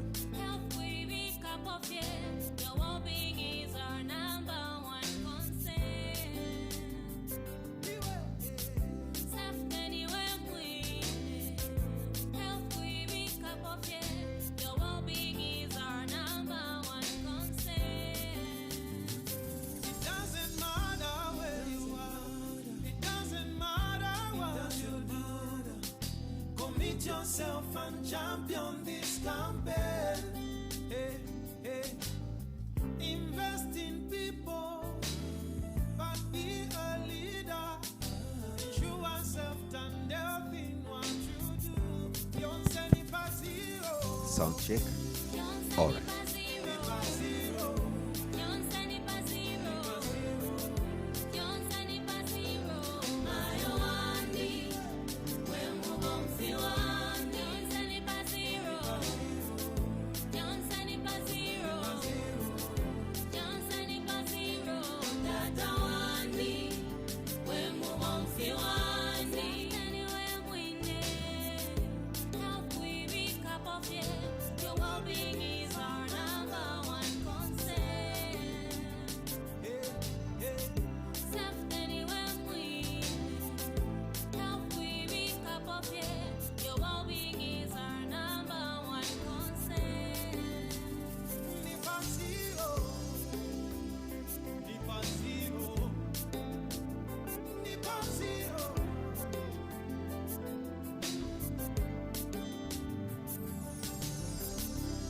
Vision Zero is based on the belief that all accidents, diseases, and harm at work are preventable.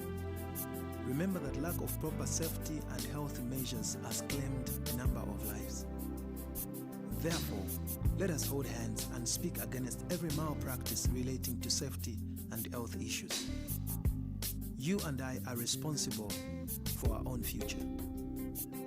Vision Zero.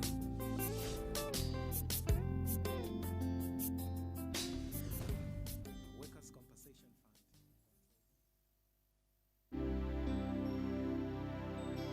As Workers' Compensation, we've launched the Vision Zero, believing that all accidents, diseases, and harm at work are preventable. Vision Zero, we believe all accidents and diseases are preventable, and they can come to zero. Our Vision Zero, we believe all accidents and diseases are preventable, and they can come to zero. Safety anywhere we need, health we wake up of it. Your well-being is our number one concern. Safety anywhere we need, health we wake up of it. Your well-being is our number one concern. It doesn't matter where you are. It doesn't matter what you do. Commit yourself and champion this campaign. Hey, hey. Invest in people, but be a leader. Ensure safety and health in what you do. Don't send it by zero.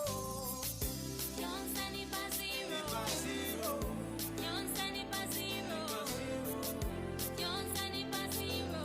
I don't want it. When we won't see one. Don't send it by zero. Don't send it by zero. Don't send it by zero. That I want it. When we won't see one. Anywhere we need. Help we wake up of it. Your well-being is our number one concern. Hey, hey. Safety anywhere we need. Help we wake up of it. Your well-being is our number one concern. By zero. By zero. By zero.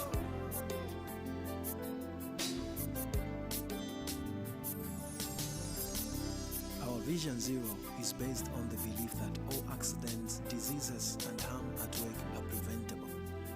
Remember that lack of proper safety and health measures has claimed a number of lives. Therefore, let us hold hands and speak against every malpractice relating to safety and health issues. You and I are responsible for our own future. Vision Zero.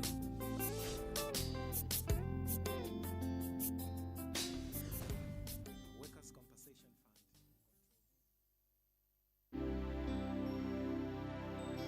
Fund. As Workers' Compensation, we've launched the Vision Zero, believing that all accidents, diseases, and harm at work are preventable.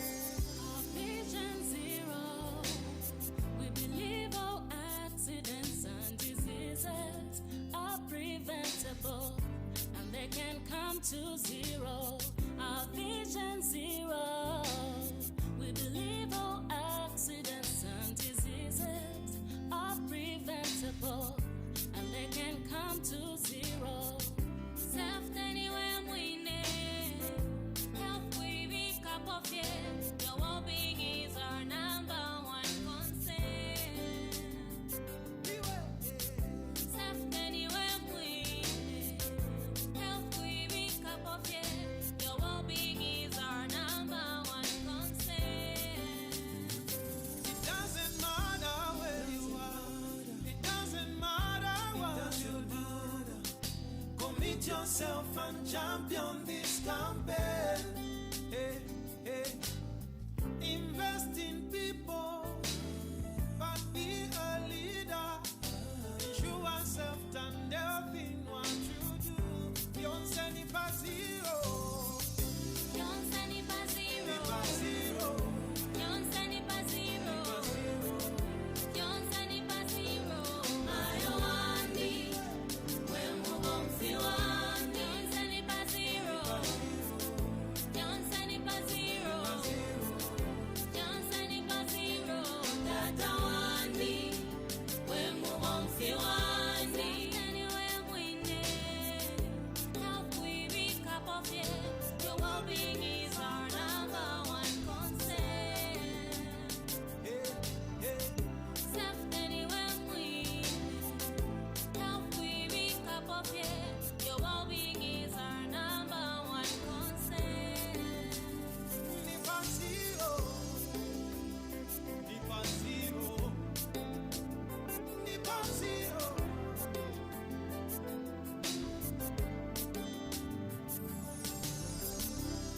Vision Zero is based on the belief that all accidents, diseases, and harm at work are preventable. Remember that lack of proper safety and health measures has claimed a number of lives. Therefore, let us hold hands and speak against every malpractice relating to safety and health issues. You and I are responsible for our own future. Vision Zero.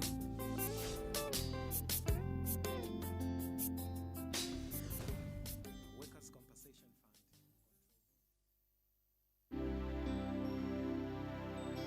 Fund. As workers' compensation, we've launched.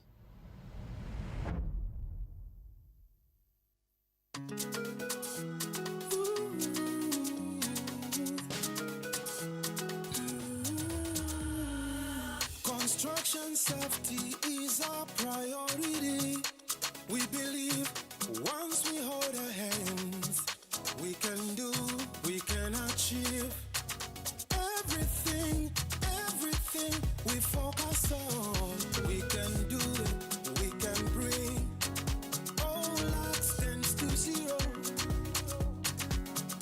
We can do this, we can do this. Just tell everybody we follow all lay down rules. Our vision zero, let's champion this campaign.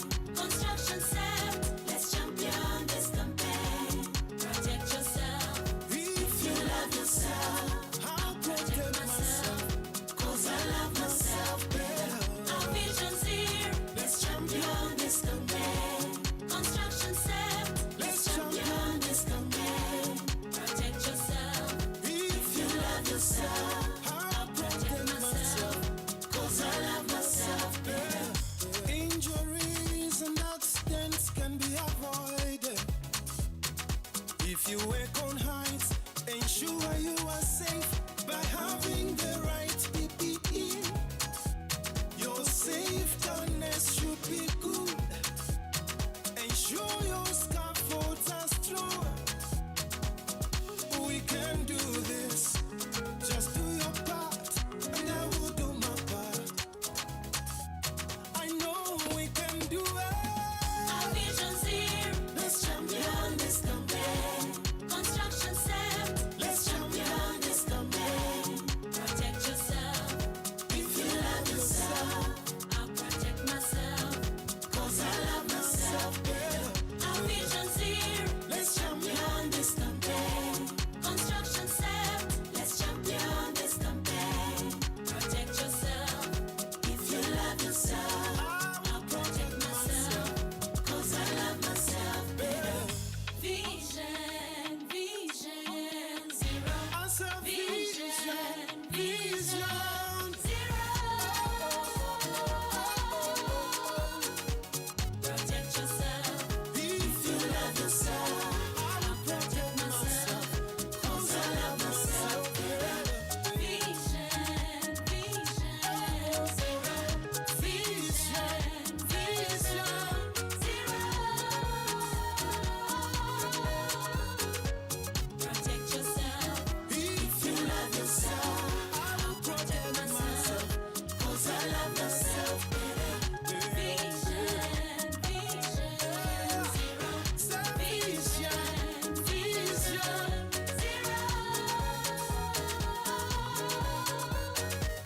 Protect yourself, If you love yourself. I will Protect myself, 'cause I love myself better. Vision, vision, vision, vision, zero.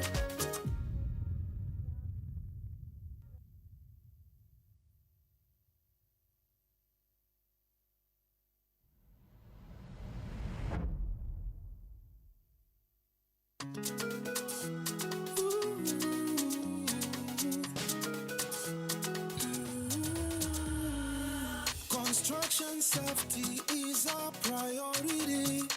We believe once we hold our hands, we can do, we can achieve everything, everything we focus on. We can do it, we can bring all accidents to zero. We can do this. We can do this. Just tell everybody. We follow, lay down rules. Our vision's here. Let's champion this campaign. Construction set. Let's champion this campaign. Protect yourself. If You love yourself. I'll protect myself. 'Cause I love myself better. Our vision's here. Let's champion this campaign. Construction set. Let's champion this campaign. Protect yourself. If You love yourself. I'll Protect myself. 'Cause I love myself better. Injuries and accidents can be avoided if you work on heights. Ensure you are safe by having the right PPE. Your safetyness should be good. Ensure your scaffolds are strong. We can do this. Just do your part, and I will do my part. I know we can do it. Our vision's here. Let's champion this campaign. Construction set. Let's champion this campaign. Protect yourself. If you love yourself, I'll protect myself. 'Cause I love myself better. Our vision's here. Let's champion this campaign. Construction set. Let's champion this campaign. Protect yourself. If you love yourself, I'll protect myself.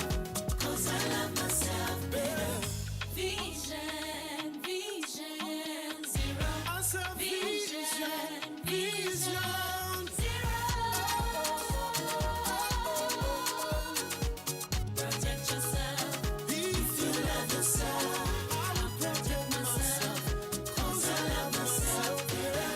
Vision, vision, zero. Vision, vision, zero. Protect yourself. If You love yourself. I'll protect myself. 'Cause I love myself better. Vision, vision, zero. Vision, vision, zero. Protect yourself. If You love yourself. I'll protect myself. 'Cause I love myself better. vision, vision, vision, vision, zero.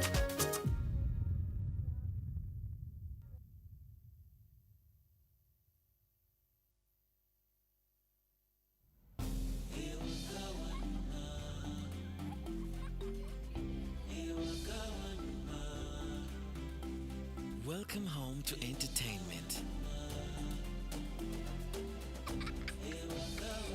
To Wi-Fi everywhere.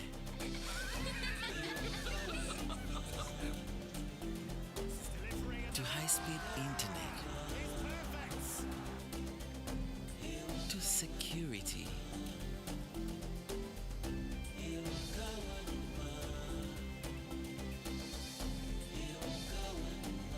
To first-class support.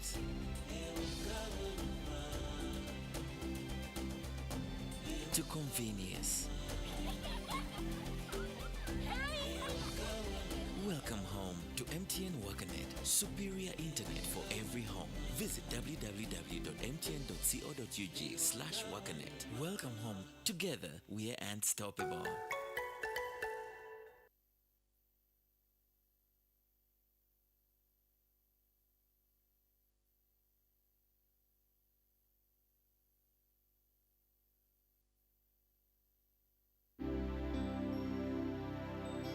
As Workers' Conversation, we've launched the Vision Zero, believing that all accidents, diseases, and harm at work are preventable.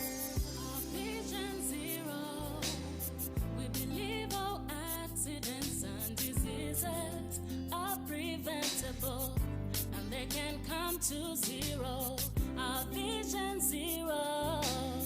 We believe all accidents and diseases are preventable, and they can come to zero. Safety anywhere mwine,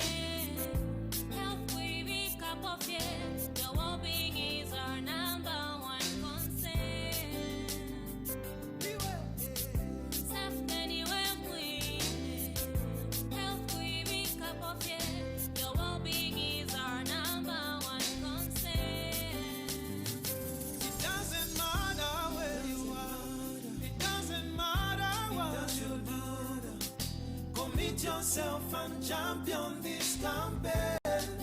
Hey, hey. Invest in people, but be a leader. Ensure self and health in what you do. Don't send it by zero. Don't send it by zero. By zero. Don't send it by zero. Don't send it by zero. Ayo wandi, when we won't see one. Don't send it by zero. Don't send it by zero. Don't send it by zero. Tata wandi, when we won't see one. Anywhere we need, help we pick up of it. Your well-being is our number one concern. Self anywhere we help we pick up of it. Your well-being is our number one concern. By zero. By zero. By zero.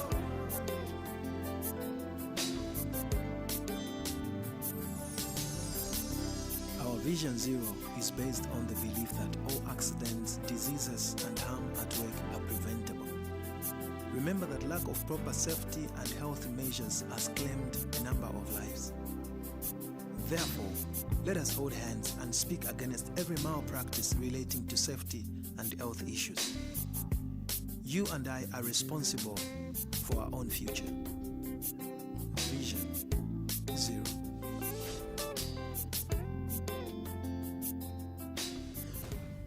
Workers' Compensation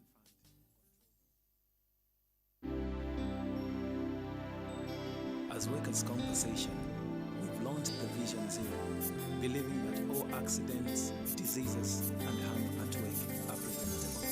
Our Vision Zero, we believe all accidents and diseases are preventable, and they can come to zero. Our Vision Zero, we believe all accidents and diseases are preventable, and they can come to zero. Self anywhere we need, help we pick up of it. Your well-being is our number one concern. Self anywhere we need, help we pick up of it. Your well-being is our number one concern. It doesn't matter where you are. It doesn't matter what you do. Commit yourself and champion this campaign. Hey, hey. Invest in people, but be a leader. Ensure self and health in what you do. Don't send it by zero. Don't send it by zero. By zero. Don't send it by zero. Send it by zero. Ayo wandi, when we won't see one. Don't send it by zero. Don't send it by zero. Don't send it by zero. Tata wandi, when we won't see one. Anywhere we need, help we pick up of it. Your well-being is our number one concern. Self anywhere we help we pick up of it. Your well-being is our number one concern. By zero. By zero. By zero.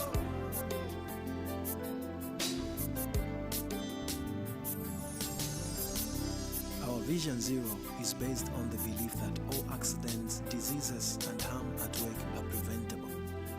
Remember that lack of proper safety and health measures has claimed a number of lives.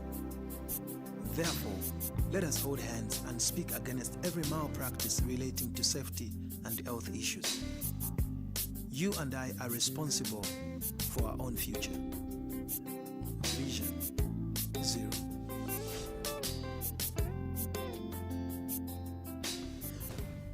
Workers' Compensation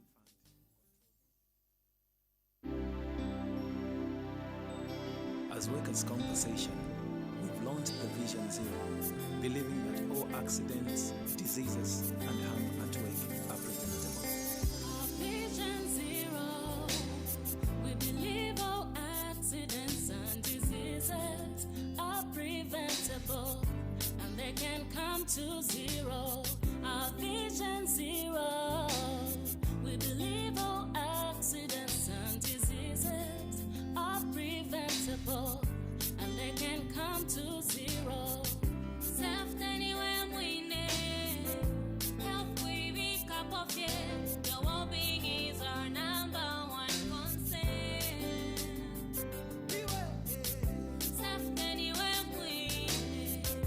Health we wake up of it. Your well-being is our number one concern. It doesn't matter where you are. It doesn't matter what you do. Commit yourself and champion this campaign. Hey, hey. Invest in people, but be a leader.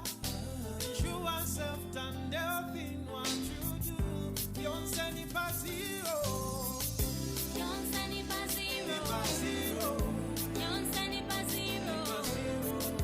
Don't send it by zero. Ayo andi, when we won't feel one. Don't send it by zero.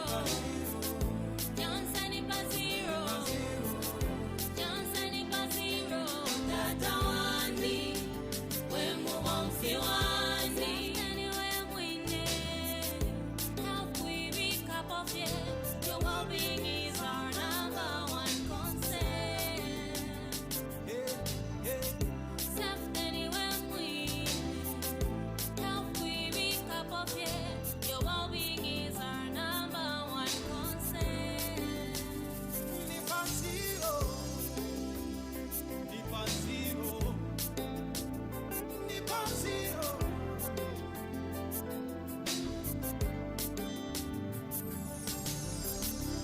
Our Vision Zero is based on the belief that all accidents, diseases, and harm at work are preventable. Remember that lack of proper safety and health measures has claimed a number of lives. Therefore, let us hold hands and speak against every malpractice relating to safety and health issues. You and I are responsible for our own future. Vision Zero.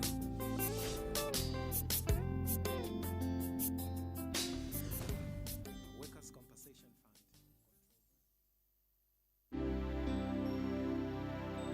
Fund. As workers' compensation, we've launched the Vision Zero, believing that all accidents, diseases, and harm at work are preventable. Vision Zero. We believe all accidents and diseases are preventable, and they can come to zero. Our Vision Zero. We believe all accidents and diseases are preventable, and they can come to zero. Safety anywhere we need. Help we wake up of it. Your well-being is our number one concern. Safety anywhere we need.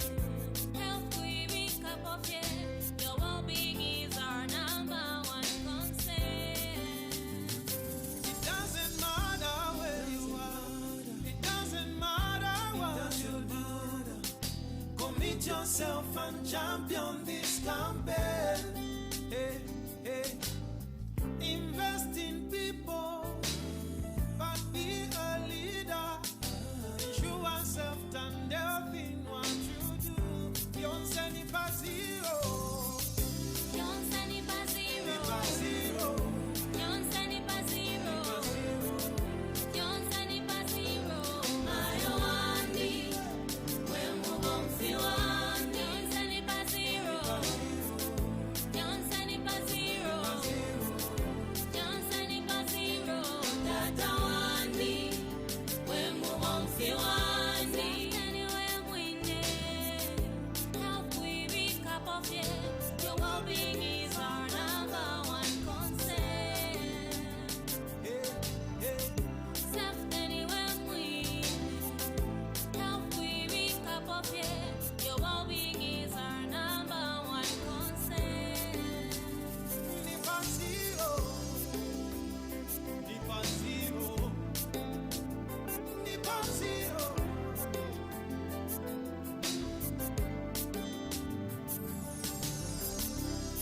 Vision Zero is based on the belief that all accidents, diseases, and harm at work are preventable. Remember that lack of proper safety and health measures has claimed a number of lives. Therefore, let us hold hands and speak against every malpractice relating to safety and health issues. You and I are responsible for our own future. Vision Zero.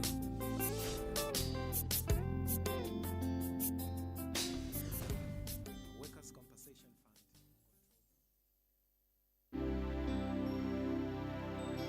As Workers' Compensation, we've launched the Vision Zero, believing that all accidents, diseases, and harm at work are preventable. Vision Zero. We believe all accidents and diseases are preventable, and they can come to zero. Our Vision Zero. We believe all accidents and diseases are preventable, and they can come to zero. Self anywhere we need.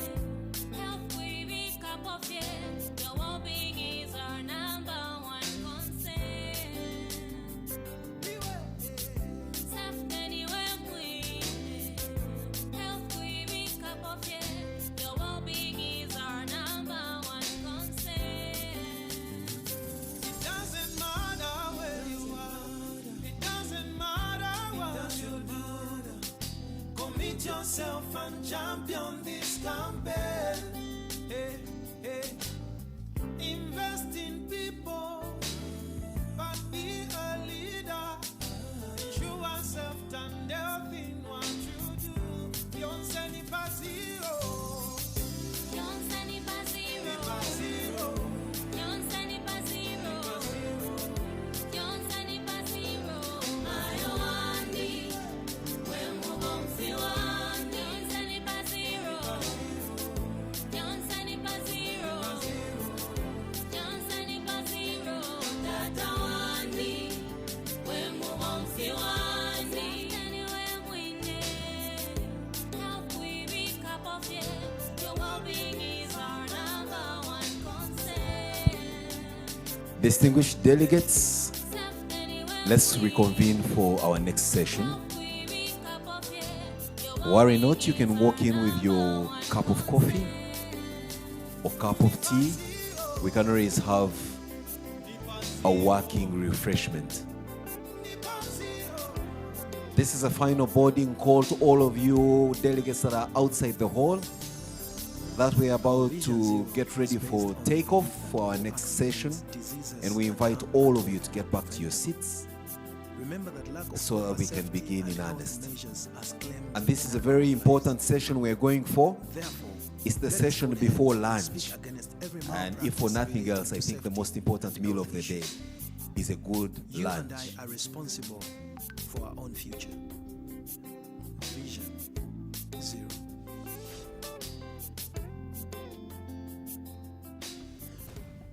Workers' Compensation Fund.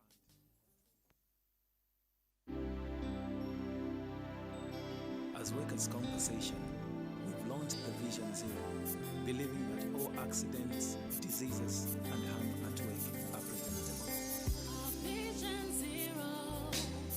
We believe all accidents and diseases are preventable, and they can come to zero. Our Vision Zero. We believe all. Very final call.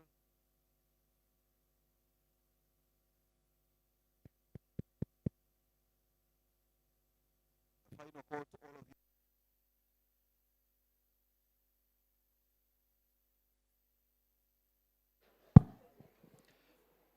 A very final call to all the delegates who are outside the room. We're going to start our next session.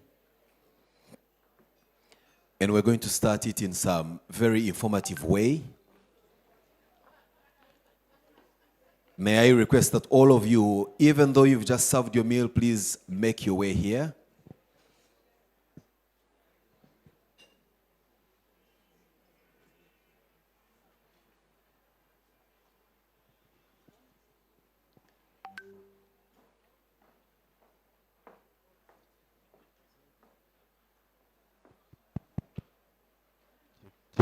Check 1 2. All right, 1 2. Check 1 2. All right. So there is one thing to describe an evil, but then there is another to participate in it. What am I talking about? Has it ever occurred to you, those of you of the Christian faith, why one or perhaps the greatest apostle or the greatest evangelist was Paul? Now, I'm not here to preach religion, but we're looking at the history of this man called Saint Paul. Until his Damascus moment, when he changed his name from Saul, the persecutor of believers, into Paul, the greatest evangelist that wrote all the letters you can imagine, except, of course, to the Ugandans. He wrote to everybody you can imagine, preaching about the good news. He was more believable, perhaps, than my namesake Simon Peter, whose only crime was overfishing. But Paul did all the wrong things and now came to preach. So when we sit here and talk about safety, operational safety and health, accidents at workplaces or outside the workplaces, we can only imagine, we can only try so much to personify what an accident could be if it happened to you or someone you know. But to bring this closer to ourselves, for us to understand the gravity of which, you will agree that for fatalities, those who are through fatalities never live long enough to tell the story. But those who are lucky to survive a fatality, I believe have something more to share on, especially prevention, because they have crossed the Rubicon and they are lucky to have survived. Now, folks, in this room, I'm happy to invite for about 3 minutes a distinguished gentleman who has gone through what we are trying to prevent. Unfortunately, he crossed the line of prevention and came face to face with an accident at his workplace.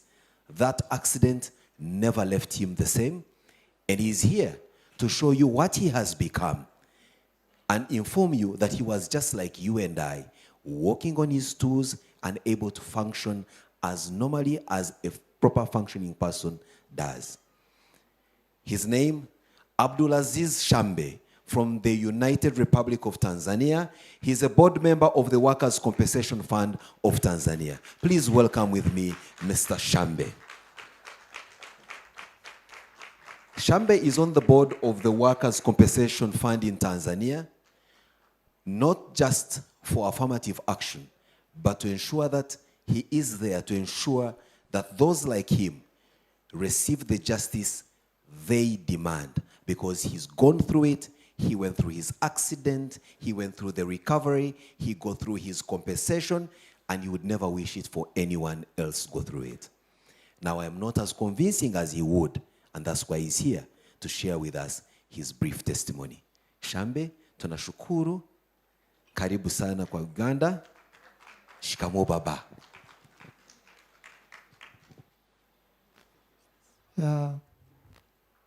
Habarini za asubuhi ndugu zangu washiriki. A very good morning to you all.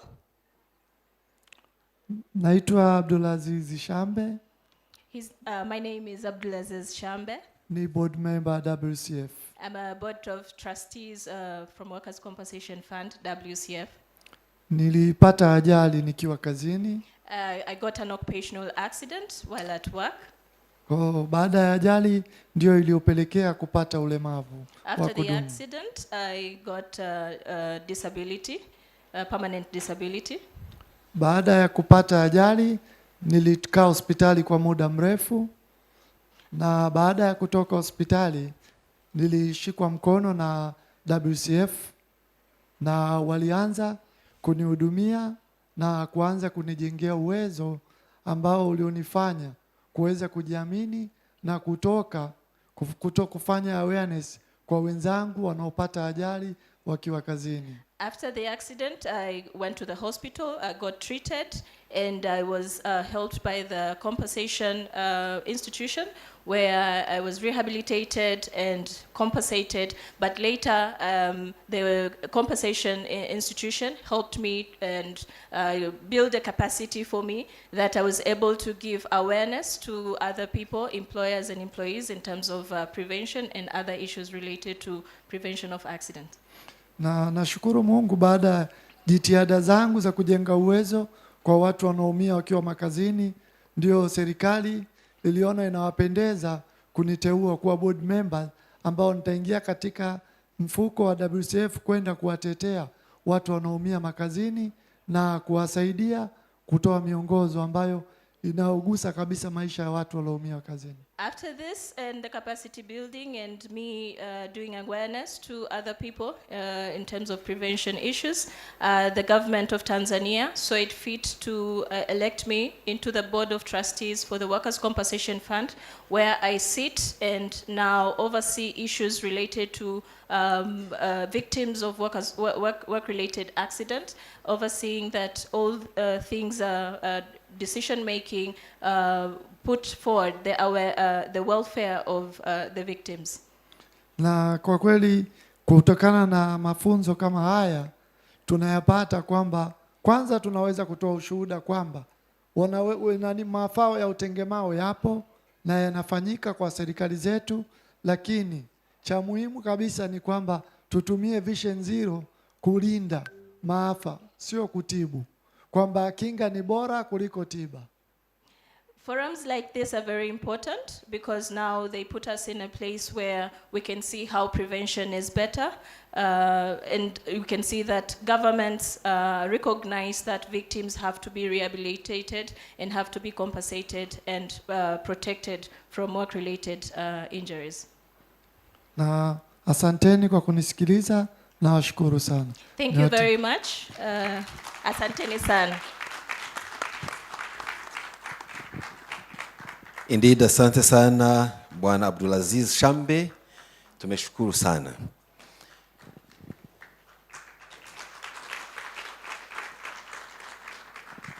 So if you're looking for a postcard image of what the absence of prevention can be, Shambe does give you a proper indication. And guess what? He's one of the luckiest. Many never live long enough to tell the story, or when they do live long enough, they are so incapacitated that they are confined in places unable to make movements such as he's done. As I invite the next panel, I can tell you without a fear of contradiction that I've had the brush of observation on workplace injury. While working at the country's oldest hydropower station, during one of those maintenance regimes, one of the maintenance engineers was down in the turbine pit, and I think there was an absence of communication between him in the turbine pit and those that were out in the control, and the turbine was switched on. Long story short, he was split into two and took him at several hours to pass on. You can imagine the agony, the sight, and the horror of what we saw our colleague had gone through. Now that is not something you'd wish even for your worst enemy. So when we come here to talk about occupational safety and health, I believe that we should have in our mind the image of Abdulaziz Shambe to say nobody should ever be like him or worse. That said, I have now the pleasure to invite our next panel chair for a discussion around Vision Zero implementation in the informal sector. I have Dr. Monica Nwosu, the board member of OSH Africa from Nigeria, my very good friend, aptly dressed for the event. And Dr. Monica is going to be accompanied by Dr. Klaus Schäfer, who is head of prevention at BGSW, Germany. So, most welcome. And we believe that indeed we'll have a collaborative efficiency of Nigeria and Germany to deliver this session in such a manner that we will have some time for a panel discussion, because the feedback from the audience is such that we are having more or less monologues where we have conversations from the podium down and we are not getting feedback from these incredible people that have traveled far and wide to have a conversation with us as we share, because we are all professionals and we may, for a moment, pick a word or two. So, Monica, it's my pleasure to invite you to invite the panel. Thank you very much. Thank you very much. Thank you. Please, a round of applause for him. It's been amazing. Well done. Fantastic moderating. Okay. We are going to be discussing a very interesting topic that is very, very close to my heart. And I've done some couple of research around this theme. I'm going to be talking about implementation of Vision Zero within the informal sector. Now, we have discussed extensively, and all our conversations had been around the formal sector. So this morning, we are going to be looking beyond just the formal sector, and we're going to be looking at some very critical set of workers or very critical sector that actually should really have over 90% of our focus, considering what the statistics are saying. If you were listening very attentively this morning, you will see the statistic that was presented by Eva. Very fantastic. Please, a round of applause for her. You call it a draft. I think that document is a fantastic document. And then you ask the question, if the characteristics of the informal sector, as you have seen in Uganda, if it was similar across board in Africa. And I'm here to say absolutely yes. It is very, very similar. And we are here to look at how we can be able to actually begin to bring that sector into focus. Without going through a lot of I don't want to talk about this. I have fantastic panel to discuss it, but just a little bit of statistics. And with my co-chair, let us give you an overview before we invite over the panel that will do more justice to this very important conversation that we'll be having today. Now, looking at the GDP for Sub-Saharan Africa, we have the informal sector contributing over 40% for in terms of the gross domestic product and the profit and loss within the continent. Then for particularly Kenya, it was really mind-boggling to say that we have over 92% of the workforce within the informal sector. In Nigeria, it's 80%. In Kenya, it's 83. In Zambia, I don't know, maybe close to that figure as well. So you can imagine if you have workforce, about between 80 to 85% of the workforce focused within this informal economy or informal sector, you can see the reason why it is very crucial that we look at what is happening within this sector. Okay, so without wasting too much of our time, let's go on and invite our panel. Please come. Let's do this together. Let's invite our very distinguished panelists. Sorry, I'm trying to bring up their names. Oh, okay. Okay, that's the first. So do you want to take that? Okay. Oh, okay. Thank you. Thank you so much. Okay, so first on the list, we have Dr. Deogratis Sekipi. He's the technical advisor for the Public Occupational Institute in Uganda. And he is actually a very well-known health specialist. He is dedicated to promotion of health, safety, environment, and development issues across Uganda in particular, across the Great Lake region of Africa. Generally through the provision of expertise, consultancy, advisory services, and training, he has been able to contribute immensely to health promotion within the continent, within the country. He has carried out extensive research work within environmental and epidemiological assessment, evaluation, and survey for both individual workers. He has assessed their health status, and he had worked extensively for workers' compensation for individual workers' health compatibility to specific work situations. So we are talking about the health impact within this sector. So please, a round of applause for him. Welcome on the panel. And then next is Professor Spohl. She is a very distinguished, she's acting executive director of the National Institute for Occupational Health, South Africa. Please, a round of applause as she makes her way here. She has received many awards for her outstanding work globally, and today she will be joining us to do justice to this topic. So let me yield the floor to my co-chair to do the remaining introduction so that we can have a complete panel. Thank you very much. The third speaker is Professor Adam Chati. He is from Morocco, from Casablanca in Morocco.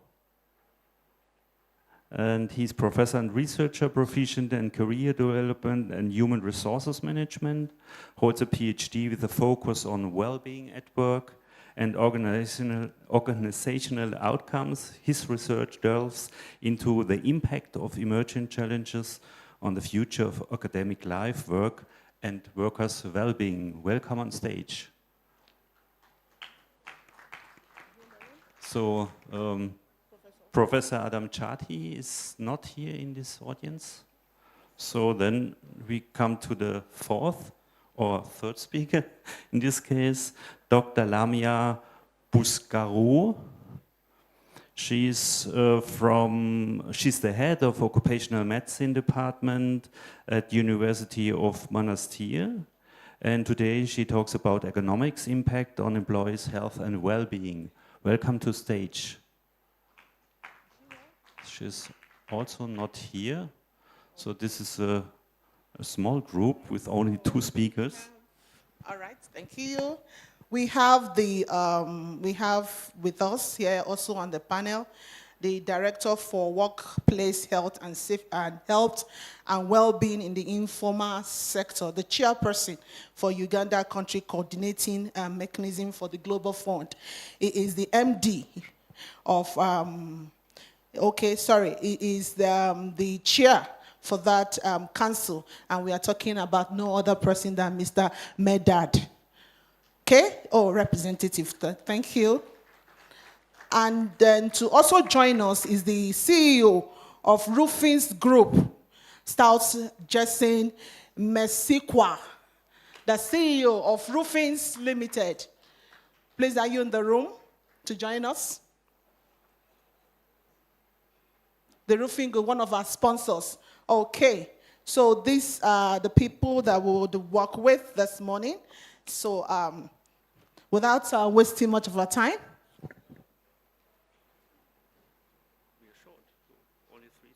Yes, that's fine. Good. Yes. Without wasting much of our time, I'll just invite, I will quickly invite Dr. Diokratis. Please take the stage, sir. Thank you. Please, round of applause. The room is quiet. Why? Because we are discussing the informal economy. Thank you so much, sir.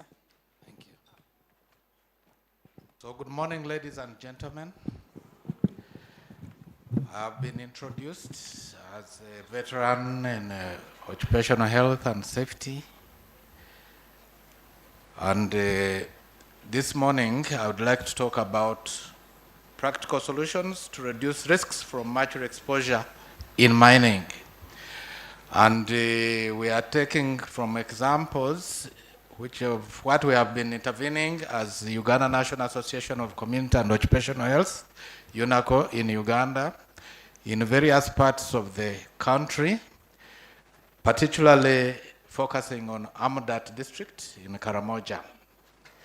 In a way, this is a presentation about application of health and safety on a specific problem and in a very narrow area. But I hope it will be a good example of what may be possible in translating a wish into an action. Next slide. So I wish to, so that is the outline. Next. Next slide. So that is the mineral map of Uganda. And as you can see, minerals are all over the country. Next, we can have the next map, which shows the gold sites in Uganda. It is across the country, and much of it is artisanal, although we also have big miners. But our focus today is on the artisanal and small-scale gold miners. So in the way of introduction, I think I missed, there was a slide. I wanted to acknowledge all the people who organized this conference and those who have been able to make it to Uganda. You are welcome. And also those of you who have helped us in one way or another to be able to work on this area of helping the miners, the artisanal small-scale gold miners, but in a way also expanding to other sectors of mining. In a way of history,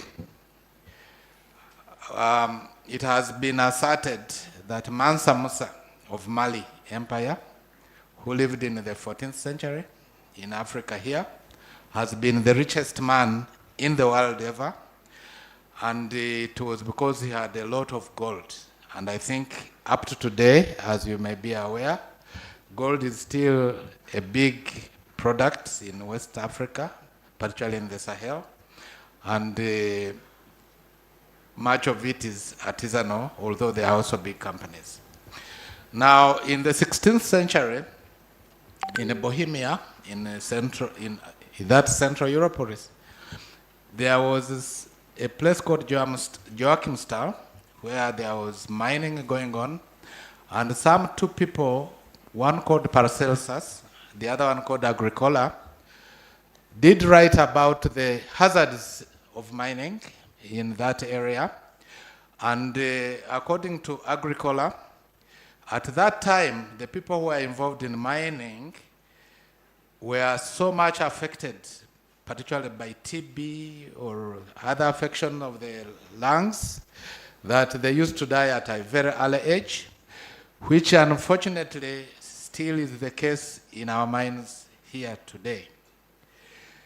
The important thing is that also when Bernardino Ramazzini, who is the father of occupational medicine, was writing, he did write also about the hazards of mining. And I think, unfortunately today, up to today, it is an area which is still disturbing us.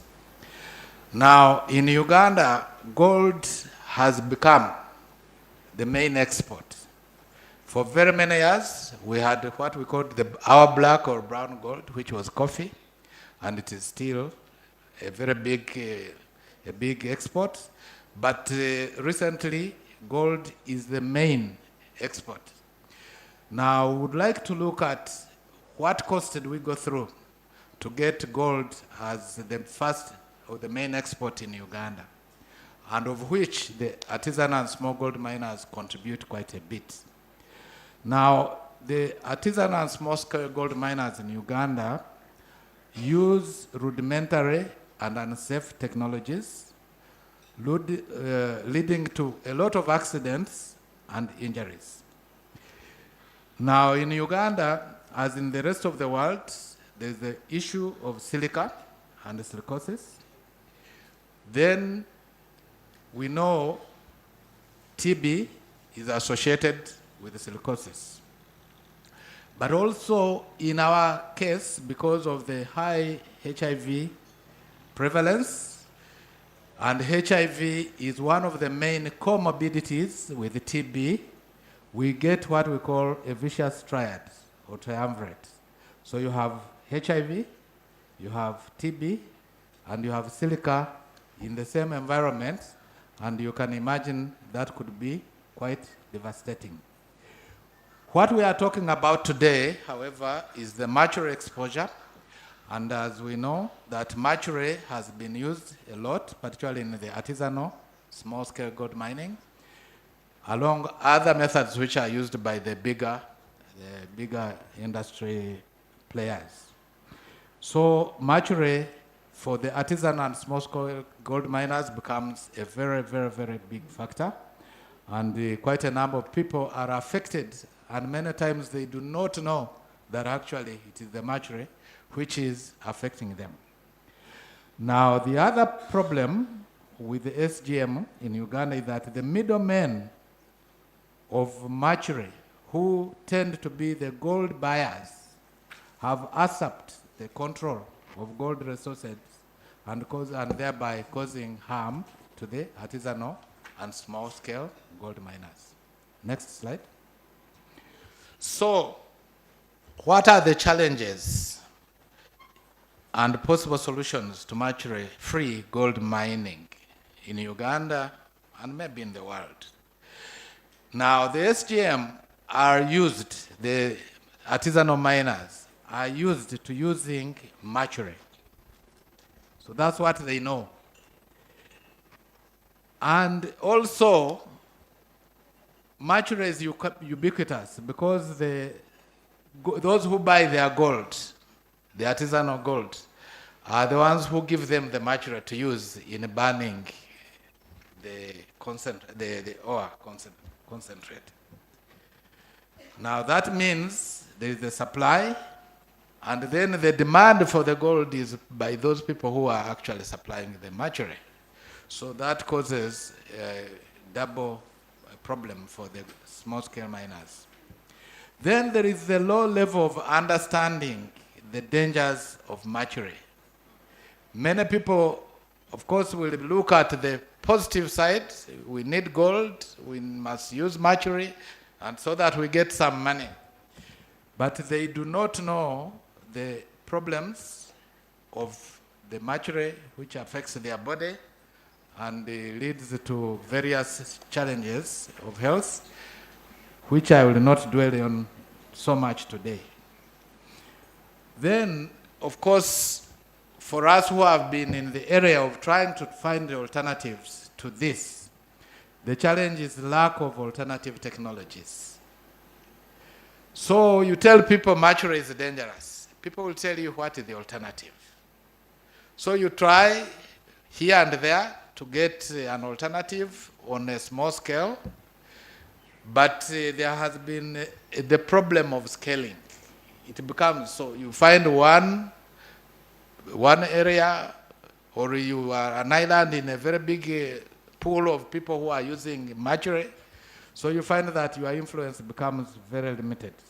And that is coupled with the lack of enforcement of the law. So what would be the possible solutions to this? There is a need to create awareness about alternative technologies. And this has been a very big problem because our industry, as we say, has been dominated by the people who are providing mercury, so they would not be willing to invest in the alternative technologies. Then there would be need to control the smuggling of mercury by educating or apprehending errant gold buyers. As we had the discussion earlier this morning, the most important thing would be the education. If the gold miners knew or were convinced that by distributing mercury they are harming the people, then it would be easier for them to change to alternatives. But as you know, because of monetary considerations, they might find that difficult. But apart from that, then, the miners themselves need to be educated about the dangers, and they appreciate them. And then, if possible, either governments or NGOs and so on should be promoting and scaling up the alternatives to mercury-free so that they move to mercury-free technologies. Then there is a need to domesticate and enforce mercury-free gold mining laws. We shall be seeing later which laws apply in Uganda and how they could be enforced. Unfortunately, at the moment, there have been limitations in enforcing those laws. Next slide. Now, what have been the interventions in Uganda? At national level, Uganda has ratified the Minamata Convention and has developed an action plan of implementing it. And that was a few years back, and some of us participated in it. Then there have been the new mining law specifically talks about banning of mercury in the mining of gold. Unfortunately, the implementation is still the problem. The Occupational Safety and Health Act talks about prevention of exposure to harmful chemicals and other agents. And then the National Environment Authority is looking at the harming of the environment, of which mercury would be one of the main contributors to damaging the environment. Now, at a more local level, smaller level,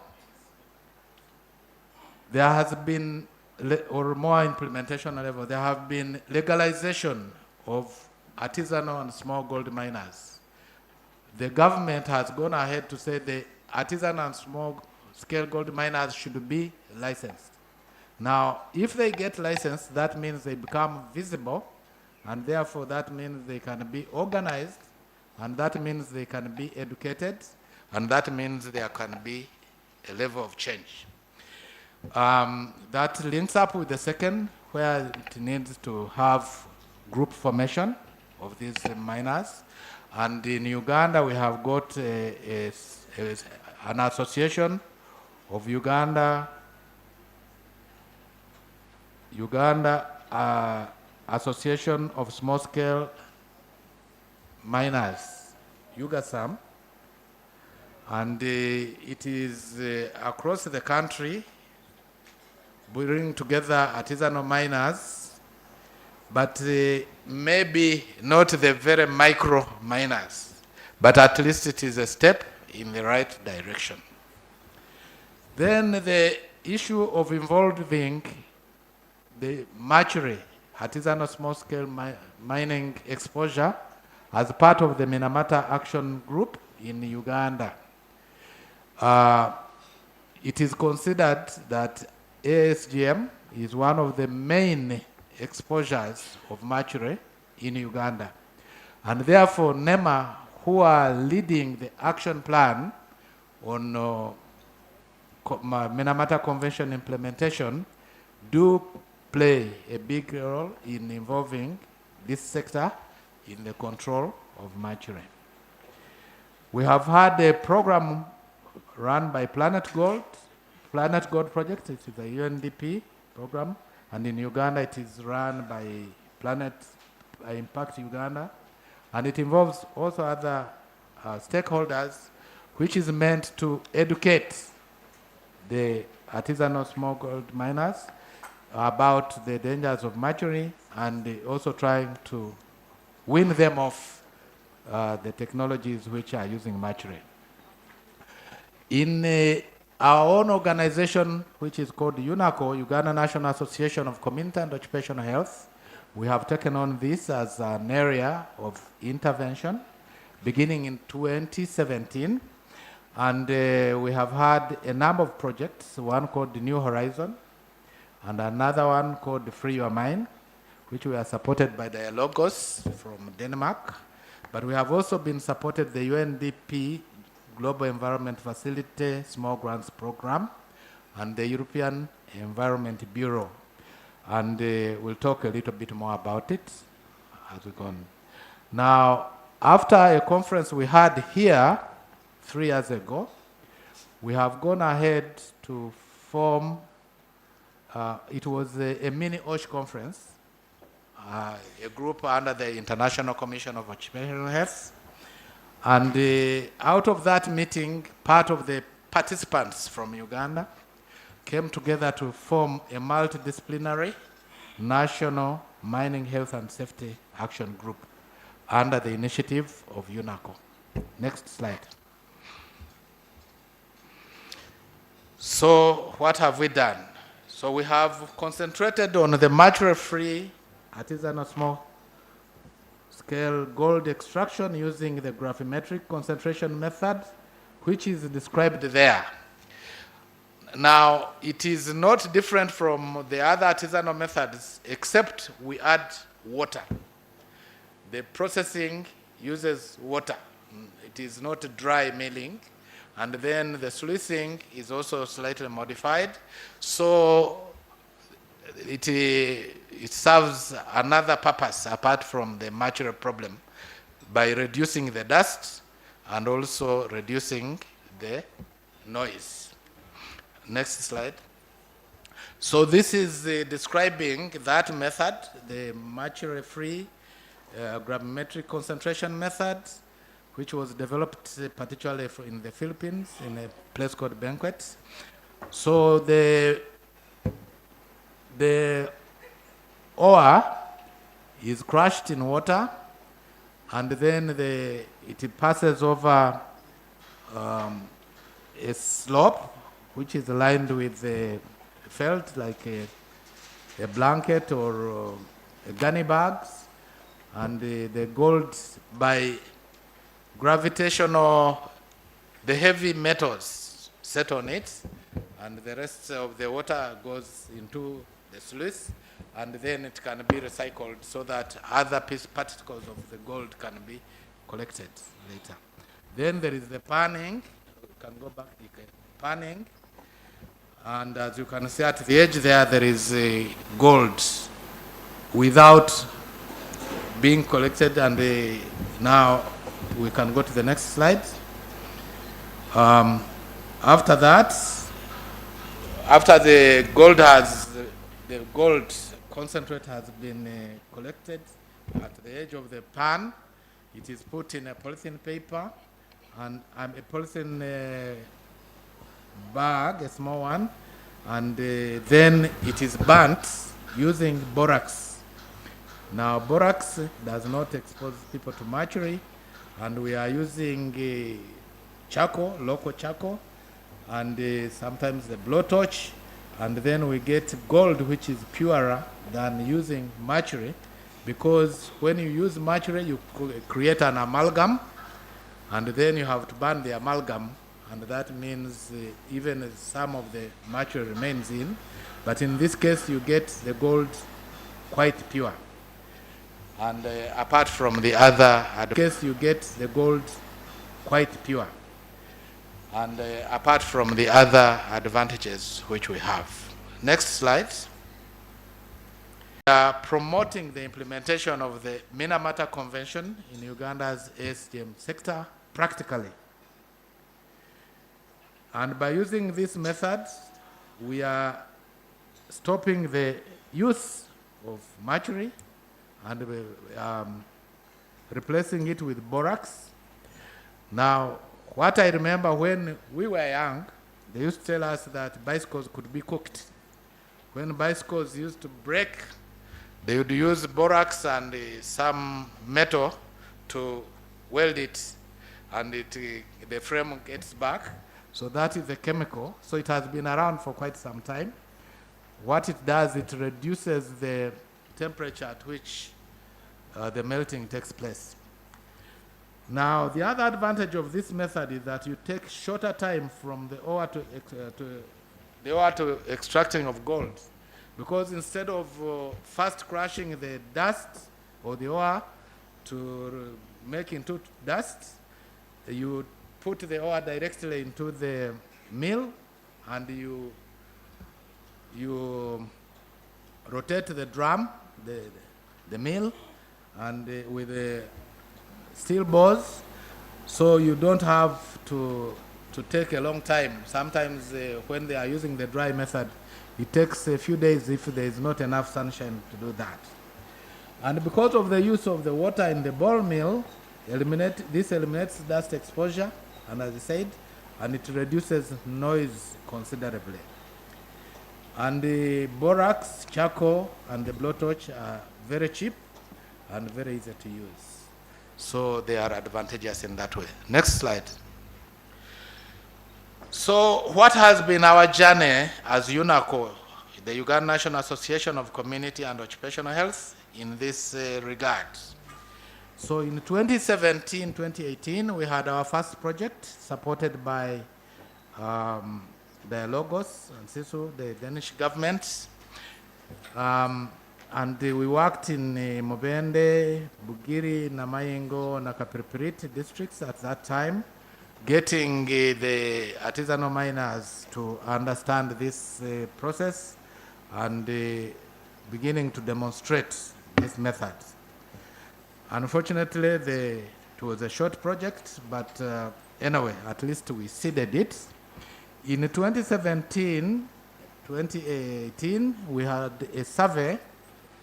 As part of that intervention, we also had a study about mercury contamination in the environment and also mercury exposure by taking blood samples and urine samples of the miners.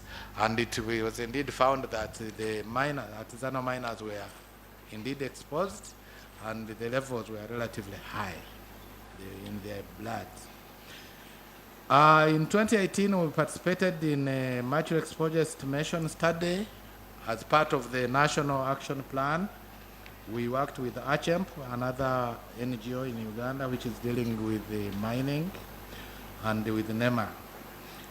In 2019-2021, we had another project supported by Dialogos, this time in Buhweju and Busia districts in west and east. Then again, we had the demonstration sites, we had the advocacy and awareness raising. 2020-2022, we had the continuation of the mercury-free project in Amdat. Sorry for the technological hitch. Supported by UNDP, as I mentioned, and we had 2 demonstration sites, and we also linked it with advocacy and awareness raising among the miners, but also developing the skills of the miners to use the methods. Then we had a further support from Dialogos in Buhweju, Busia, and Kasanda districts. Now that is across the whole country from east to west via central. And lastly, we went into also Amudat in Karamoja, supported first by UNDP, then by European Environmental Bureau. And particularly in Amudat, we have also been trying to look at how to implement the law by domesticating the law there into an ordinance, a process which is still ongoing. Next. We also supported the Buhweju Artisanal Miners Association called Bodu Mix to do an environmental impact assessment so that they could get a license for exploration in their district. Again, supported by Dialogos. And we have had other studies in Buhweju, Kasanda, and Busia, looking at livelihoods and apart from the health and safety, because the miners, of course, go into this because they want to make some money. So if you do not concern yourself about their earning the money while they are also remaining safe, they will think that you are not adding value to their work. And I did mention that we had this conference of Miniosh here in 2022 together with the ICOH, International Commission on Occupational Health, Makerere College of Health Sciences, and UNACO, which we called the Joint Annual Scientific Health Conference. And the team, which we have started, also have mentioned about it. Last year, from last year but one to last year, we started the relationship with the Stop TB partnership, because minors are a key and vulnerable population for TB. So in Uganda, we would like to look at Stop TB from the angle of mining and silicosis, silica causing silicosis, predisposing to TB, and therefore would like to break that linkage. And currently, we are participating in a multi-country study on occupational safety and health in artisanal scale mining, only not broader now, alongside Brazil, Uganda, Brazil, Colombia, and Zimbabwe, supported by Society of Occupational Medicine in the UK, the International Occupational Medicine Societies Collaborative, funded by NEBOSH of UK, which supports the training in health and safety, particularly in the English-speaking world. Next slide. This is some of the action we had in Amudat. In December, we had these sites. We had been away for some time. They had been sort of vandalized, as you can see on the left side.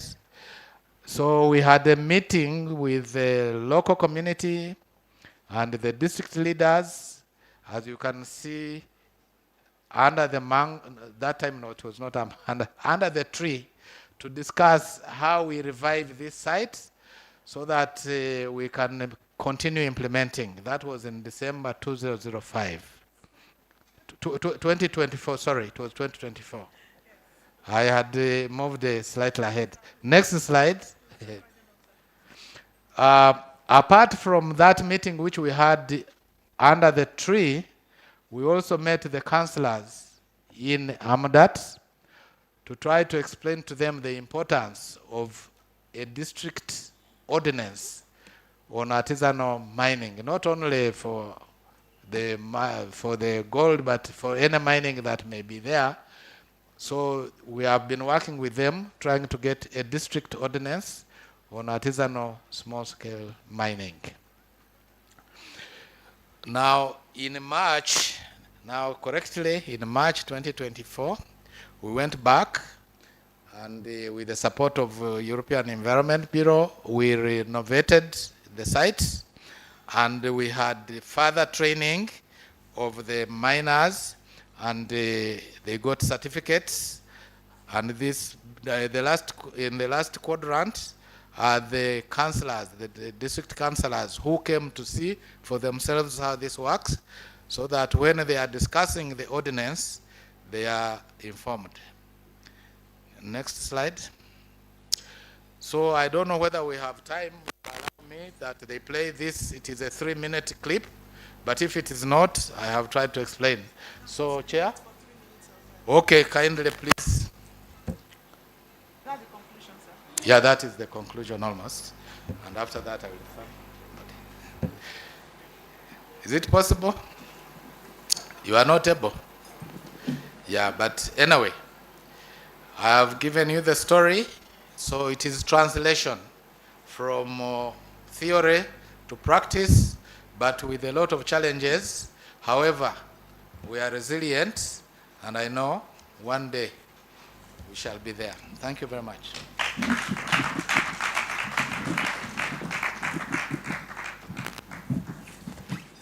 Thank you very much for your introduction and overview about gold mining, especially the diseases and especially the mercury problem and the possible solutions you talked. And always technical solutions are the best, because if you have a technical solution, you can make the best prevention work. It's much better than organizational or PPE. So thank you very much for your speech, and I want to introduce now the second speaker, which is Professor Spo Lomono, sorry for the pronunciation. She's from South Africa, and her speech is about mental health in informal workers, its determinants and possible interventions. The floor is yours. Good day, good afternoon, everyone. Good afternoon, everyone. Thank you. I just want to thank the organizers and all the people that have invited us. We've enjoyed a good conference. Thank you so much. And thanks to the government of Uganda. I've noticed a lot of women, and I'm impressed, and we are learning from you. Thank you so much. Also, just to thank you, Madam Commissioner, you laid a foundation this morning by introducing the informal work, so you made my life easy. So I am going to rush through the slides and not go into much detail. Thank you. The next slide, please. So informal economy refers to all types of work and businesses that are non-regulated, and most of them are undocumented arrangements between an employer and an employee. And I think for me, this encompasses the best of the definitions. And often this economy includes unregulated industries with high risks, and thus it's called the 3D: dirty, dangerous, and demanding work. It also includes workers with formal contracts or without formal contracts and social protection, and it does include the gig economy as well. Workers in these industries are often undereducated, are unskilled, and are migrants in irregular status. In Africa, we heard this morning that in Uganda, I think 92% of the workforce is in informal economy. And we know now, generally in Africa, the majority of those are women. About 92% are women.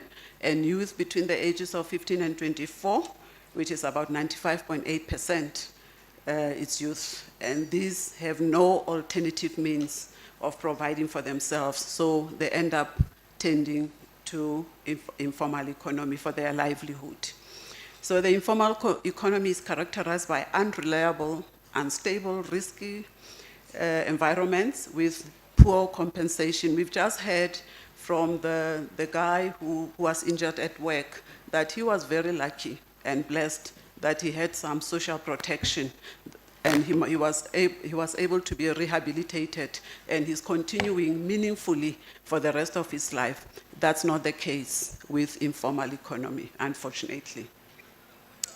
Informal, I said earlier on, they form up the large proportion of workforce, and I think I just want to go to my fourth bullet point, that common mental disorders are quite rampant in this sector. They are identified as anxiety disorders, depression, and unfortunately suicide as well, and substance abuse is very common in this group. However, there's not enough information or research on work-related mental health interventions, especially interventions to support this population. Hence, their challenges are under-recognized and very poorly addressed. Next slide, please. So I grouped the determinants of mental health challenges into 4 groups. 1, socioeconomic factors. 2, working conditions. 3, psychosocial stressors. And 4, the structural determinants. Next slide, please. Socioeconomic, next slide, please. I wonder what's happening to my slides. So next slide. Yeah, socioeconomic factors. Most of them, their jobs are very insecure. Their income is unstable. In most cases, the income that they earn on that day is the income that is used to provide for food for the whole household. And sometimes they are not even aware or sure if they'll be able to get income for the following day. And this brings a lot of anxiety, especially if you are a father or a breadwinner in the house. Everybody's looking up to you for a meal, and you come on one day and you say, I haven't been able to get anything to provide for you. The other issue is limited access to healthcare. In many countries, we somehow try and improve access to healthcare for this group by including them in universal health coverage. You know, in our country, we call it NHI. However, there are still barriers. The care is free in the hospital, but the person stays so far away from the medical facility that they don't have transport, money for transport to get to the facility. Or they get to the facility, there are long waiting time periods or long waiting hours. Remember, these people, if they lose an hour or 2 hours of their work, it means loss of income for that day. So they can't afford to stay in the hospital for that long and losing out. So they often there's often a negotiation between, am I going to eat or will I have to go and get my hypertension medicine? And you can guess, what do? They end up not going to the hospital because they have to eat, yeah, unfortunately. And again, in hospitals, most of us are healthcare workers here, you know how it is when they come in, they are dirty, and the nurses treat them like they are waste. You know, they're not treated well. And so they end up not wanting to go to the hospital because of the treatment they receive in hospital. And the quality of treatment is really poor for them. And you can see in the picture there, these are the sort of conditions that they live in, very poor conditions. Poverty, sometimes they don't even have a roof over their head. Next slide, please. Some of the determinants, maybe you can press again, is the working conditions where long working hours, unsafe environments, exposure to violence, harassment, and lack of formal contracts. As an example, you know, domestic workers who stay where we stay, there's often no distinction between their work and their place of stay because they stay in the back room. And when you need them, you just call upon them. So they don't have time to go and rest. Their work and living environment is the same. And for female, especially female workers, we have examples of sexual violence, which is a real threat in domestic workers, where the employers, the male employers, rape them, and they often keep quiet because if they say something, the madam starts saying, "You are the wrong one," and they kick them out, and they lose their employment. Yeah, and they end up with a taboo. Sometimes they get pregnant, and the child also gets kicked out of the whole system. Out of desperation, they end up not having a voice. They work extremely long hours, and they have no way of saying, "I can't work until whatever time," because they will be fired from their workplace. And there's also a lot of uncertainty around being robbed by fellow workers or violence against them, even by fellow workers, because they're fighting and competing for the same resources. And so they end up fighting against each other. Next slide, please.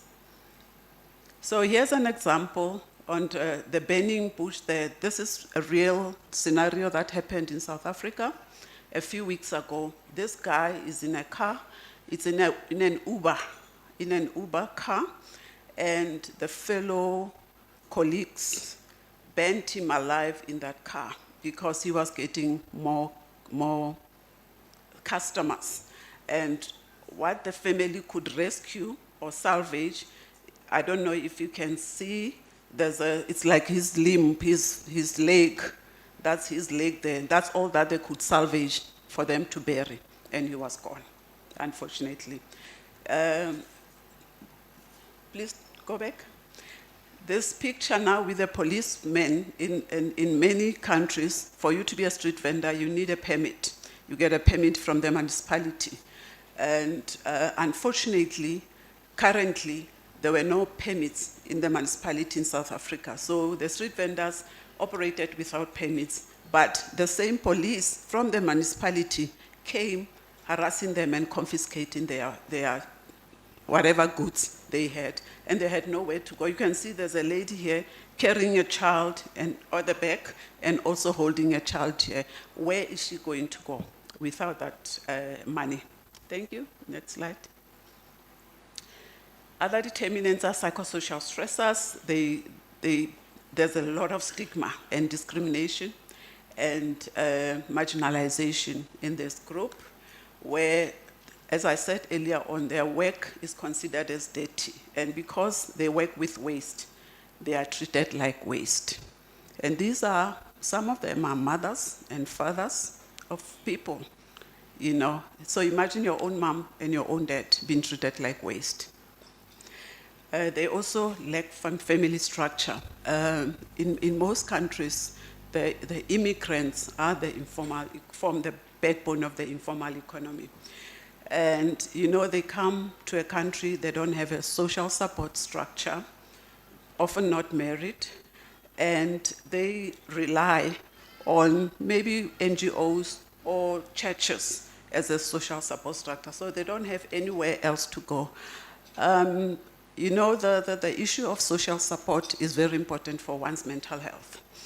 I had a colleague who's in formal employment, a professional person, a doctor, who was an immigrant and didn't have family. And you know, sometimes we take things for granted. So he said to me, it was in December, he said to me, I can't afford to go home, and everybody else has gone home. I actually don't have anyone, I'm unmarried, I don't have children, and I'm going to be spending Christmas alone. And I actually often get depressed around this time. This is somebody who has means to take himself out, maybe for dinner or lunch, yet the lack of social support affected him badly. So you can just imagine how then the lack of social support affects the informal economy. Next slide, please. The structural determinants. It has been mentioned a lot, especially this morning, that our policies, not only sub-Saharan Africa, I think in Africa, if not the whole world, really concentrate on formal employment or formal economy. We don't intentionally include the informal economy in our policies. And our policies, if we include them, if we include informal economy in our policies, we tend to focus on giving them social grants that are, it's like, I think currently in our country, we give them 350 rands. I don't know how much it is translated to dollars, but it's nothing. It's nothing.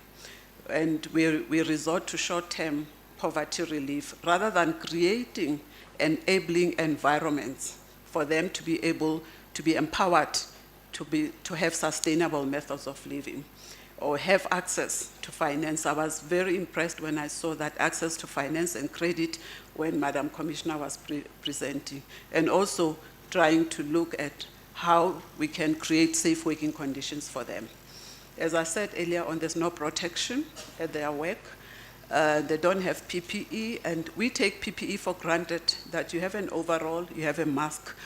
We have found in a group of people that we organized PPE for, they were so happy that they had overalls because it gave them a sense of dignity, that then it makes their work look like it's a serious work because now they have PPE and they are recognized as workers. Next slide, please. So I am going to be focusing on possible strategies, but here are a few considerations when we try to implement these strategies. Number one, we should look into whether our strategies are acceptable to this group. The issues of trust, confidentiality come into be, especially for mental health issues. Culture is a big issue. What works for one community might not necessarily work for the other community. Hours of service, as I said earlier on, if the service is from 8 to 4, it might not work for them because in many instances, they leave their place of work at 6 in the morning and they come back to home or to the surrounding area of their residence at 7 p.m. So they miss their hours every time. So your hours have to be tailor-made to their needs, including the distance from care. The buy-in, we need buy-in from role players, and I just wanted to highlight an important role player, which is the employer. If you want to implement any changes, the employer, in this case, maybe an employer who employs a domestic worker. We know that this person might be resistant to change because he is benefiting from the cheap labor and he's benefiting from abusing the employees or the domestic worker. So you have to have a way how you incorporate the employers, but also have buy-in from government and from those that can influence change. The interventions have to be appropriate as well, and I think a language is very important. The language is not only about us talking different dialects. Language carries a lot of culture with it. So I can say something in my language to my fellow South African, and they'll get it. I mean, if I say haibo, I don't have to say much. A South African will get it. But somebody else will think, what does it mean? And we can't even explain it. So language is very important, and we need to tailor-make our solutions to that. And the solutions have to, we have to look into feasibility. Access to technology is important. We cannot come up with a solution that is focused on Facebook communication when our employees do not even have a smartphone or a phone for that matter, or they have a phone but they don't have data or access to Wi-Fi. Union capacity is very important. In most countries, informal work is unionized or they've got organized labor. However, because they are dispersed all over, the union is there but is not able to do what they need to do. Next slide, please. So possible interventions, and I'll maybe start with individual interventions. Professional counseling is important. We instituted professional counseling in one of the districts, and we had a psychologist. It worked well because the psychologist was a resident person within the community. However, we could not hire enough psychologists for the population. So it became a costly exercise, something that is very good, but is unattainable and unaffordable. So we then resorted to social workers. And the social worker model worked better because we had more social workers, we could afford more social workers, and this worked much better.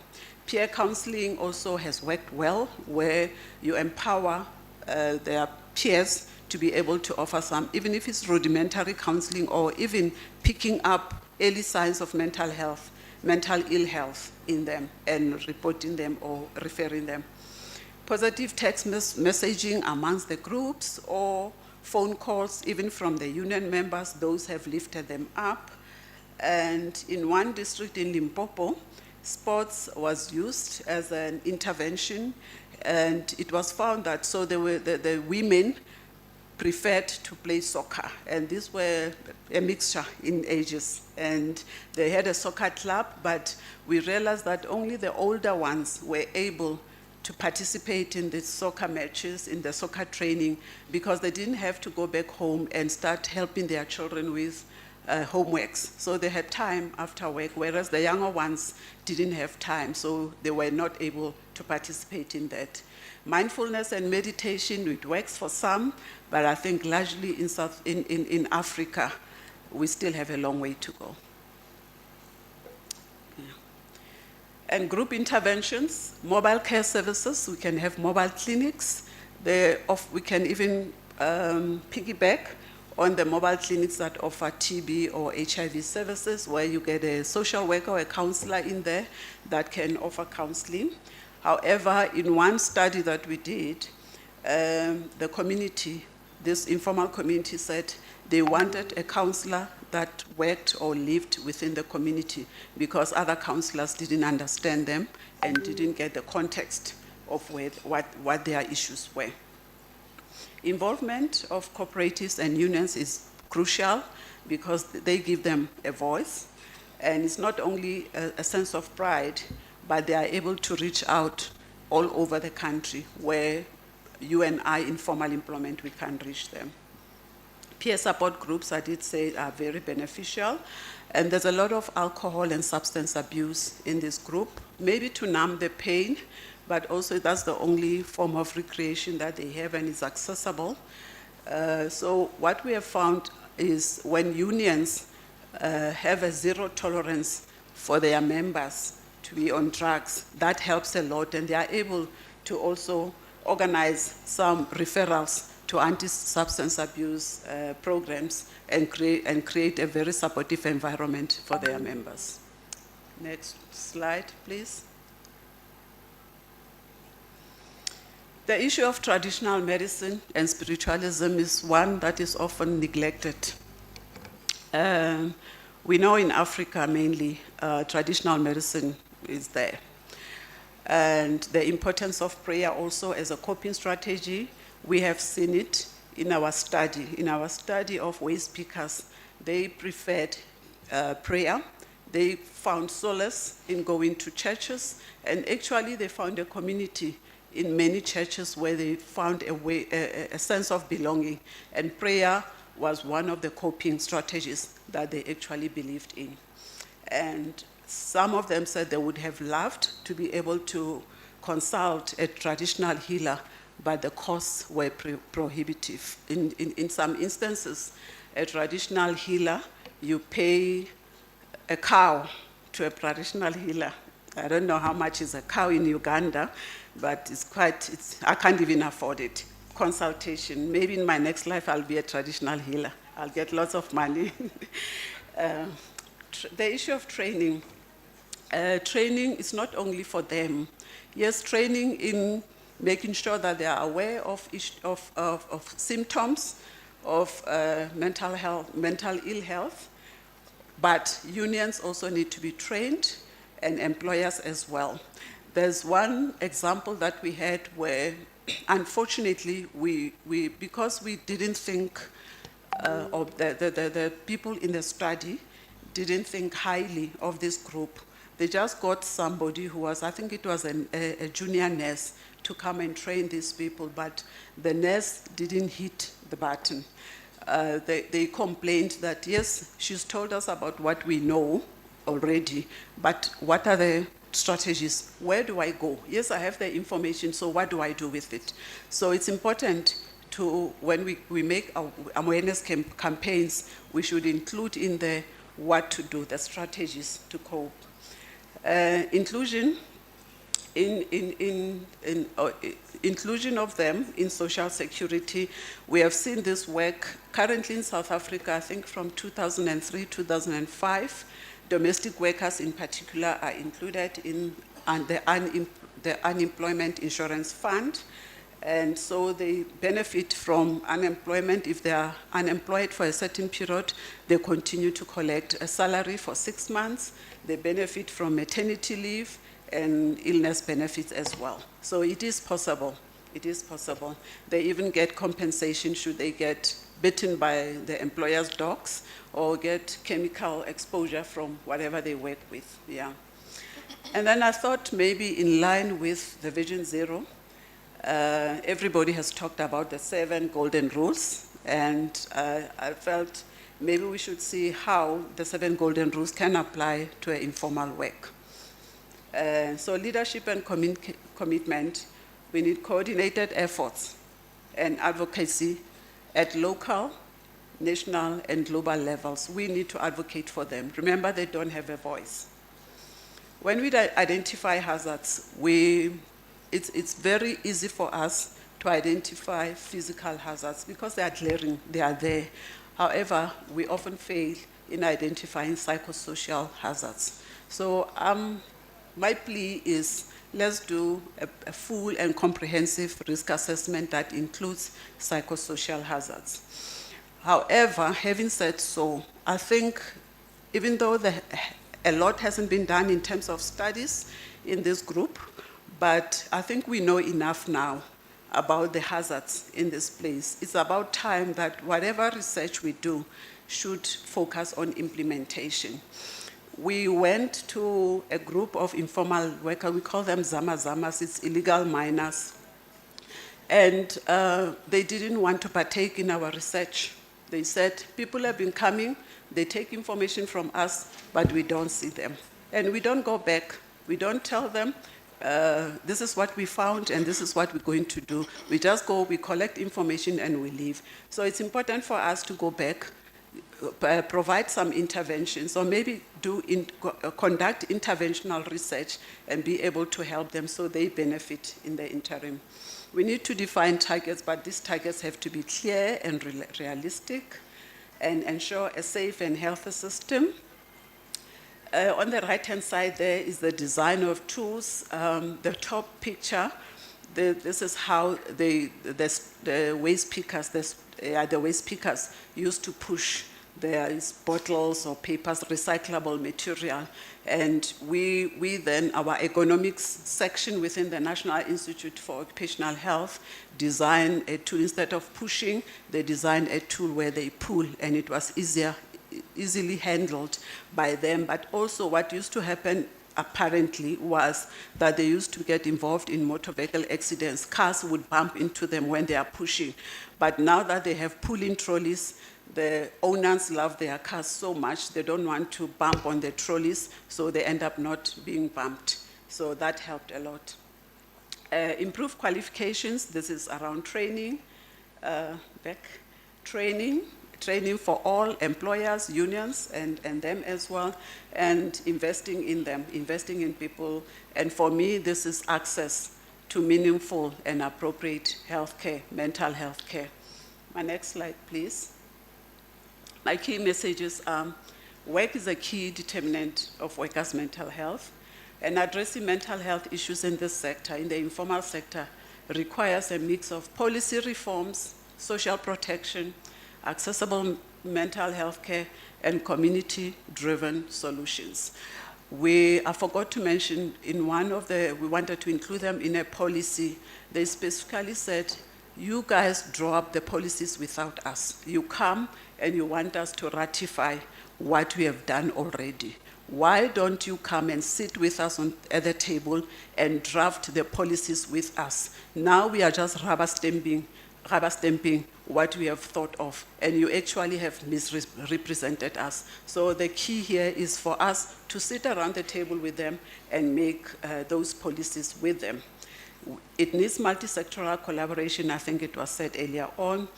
And I'm a firm believer that realizing Vision Zero should intentionally so include this sector, because it forms the majority of the workforce, especially in Africa. Protecting mental health in the informal sector is not charity. It is an investment in the stability of the entire economy. And I am talking from my heart. Mental health is a human right for everyone, including them. It is not a privilege. Next slide, please. With this slide, I just wanted to thank Dr. Balfour for her support and the Minerals Council of South Africa for their support. I just want to thank you. Thank you, everyone.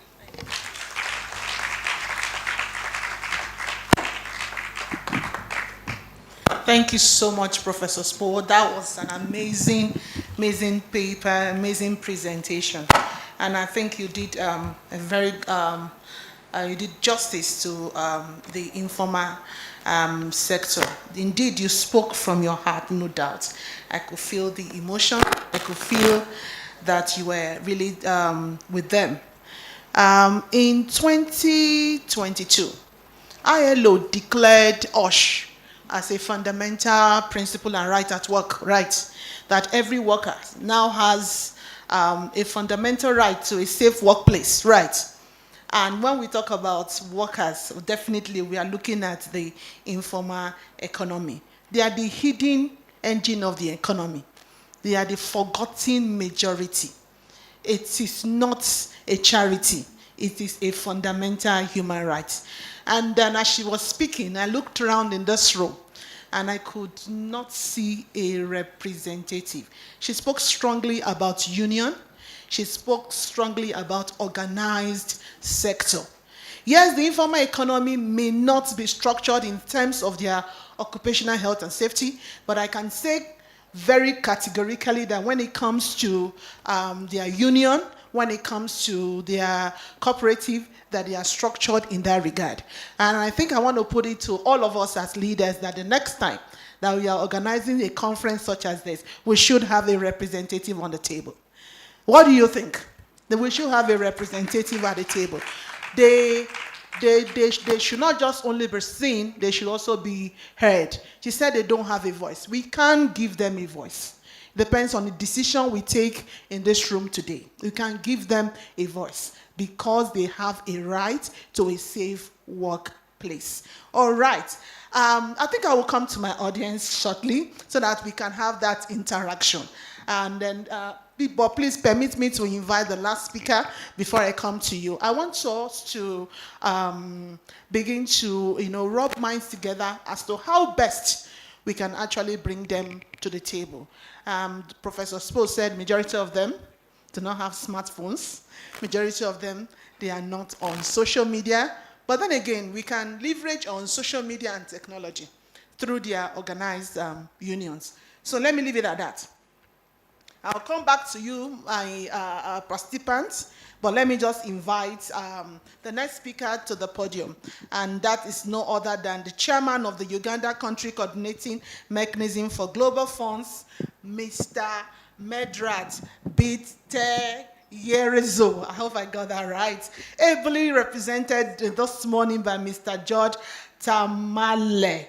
He will be speaking on workplace health and well-being in informal sector. Workplace health and well-being in informal sector. Please, Mr. John. I'm not seeing you clapping. Thank you. Thank you.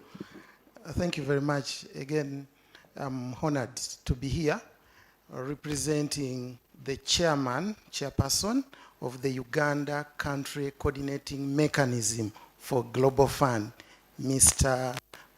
Dr. Bitekerezo Medad. My name is George Tamale, and I come from the Federation of Uganda Employers.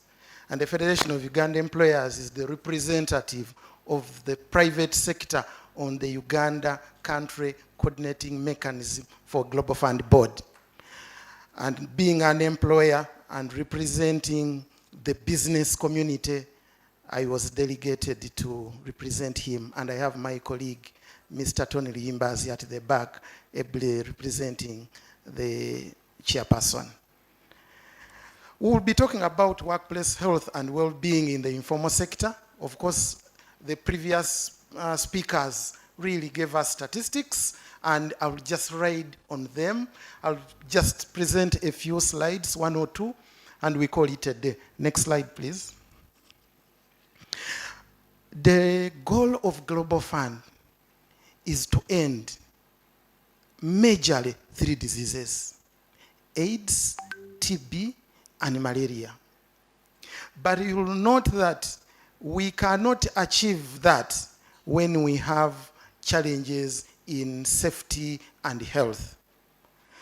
So when we got here and we were learning of the Vision Zero, it again aligns very well with the Global Fund, which is 0 HIV, 0 TB, 0 malaria.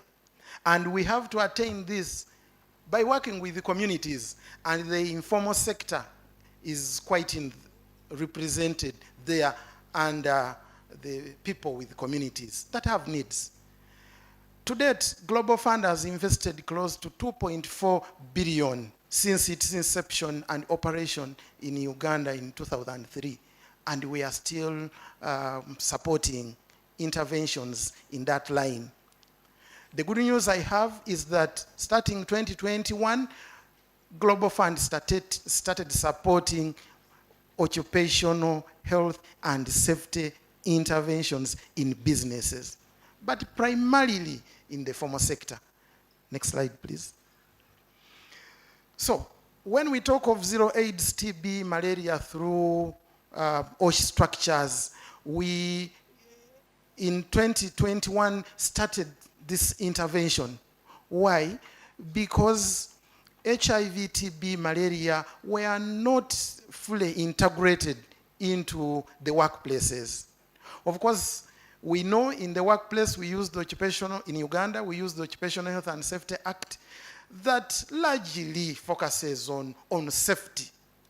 And so we want to ride on the structures so that we can complete the zero of AIDS, TB, and malaria.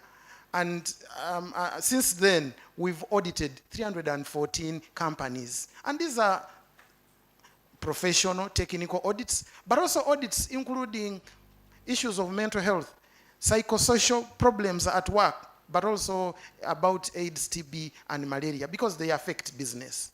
And we wanted to use the structure that already in the workplaces.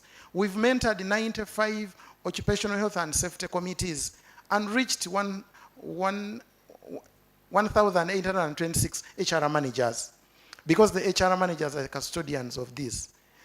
And we have also helped to organize 33 integrated occupational health and safety plus. Why the plus is because of the issues the previous speaker has been talking about. How do we bring in violence and harassment? How do we bring in issues of GBV, but also mental illnesses and non-communicable diseases? So these integrated OSH plus outreaches reach also the informal sector, because we organize and hold them. We are part of that integrated approach, and we are testing and reaching people for TB services. And then we have also mentored 12 informal sector workplaces, and these are markets. These are border people, and these are people that we look at. Next slide. This was supposed to be before that, but here, what we are emphasizing is that we should leave no one behind. Why? Because the rights of the informal sector is unobserved. We have unsafe, unhealthy, unstable, and indecent working conditions. Much as they are unregulated, not covered by the formal arrangements, this is a shared responsibilities.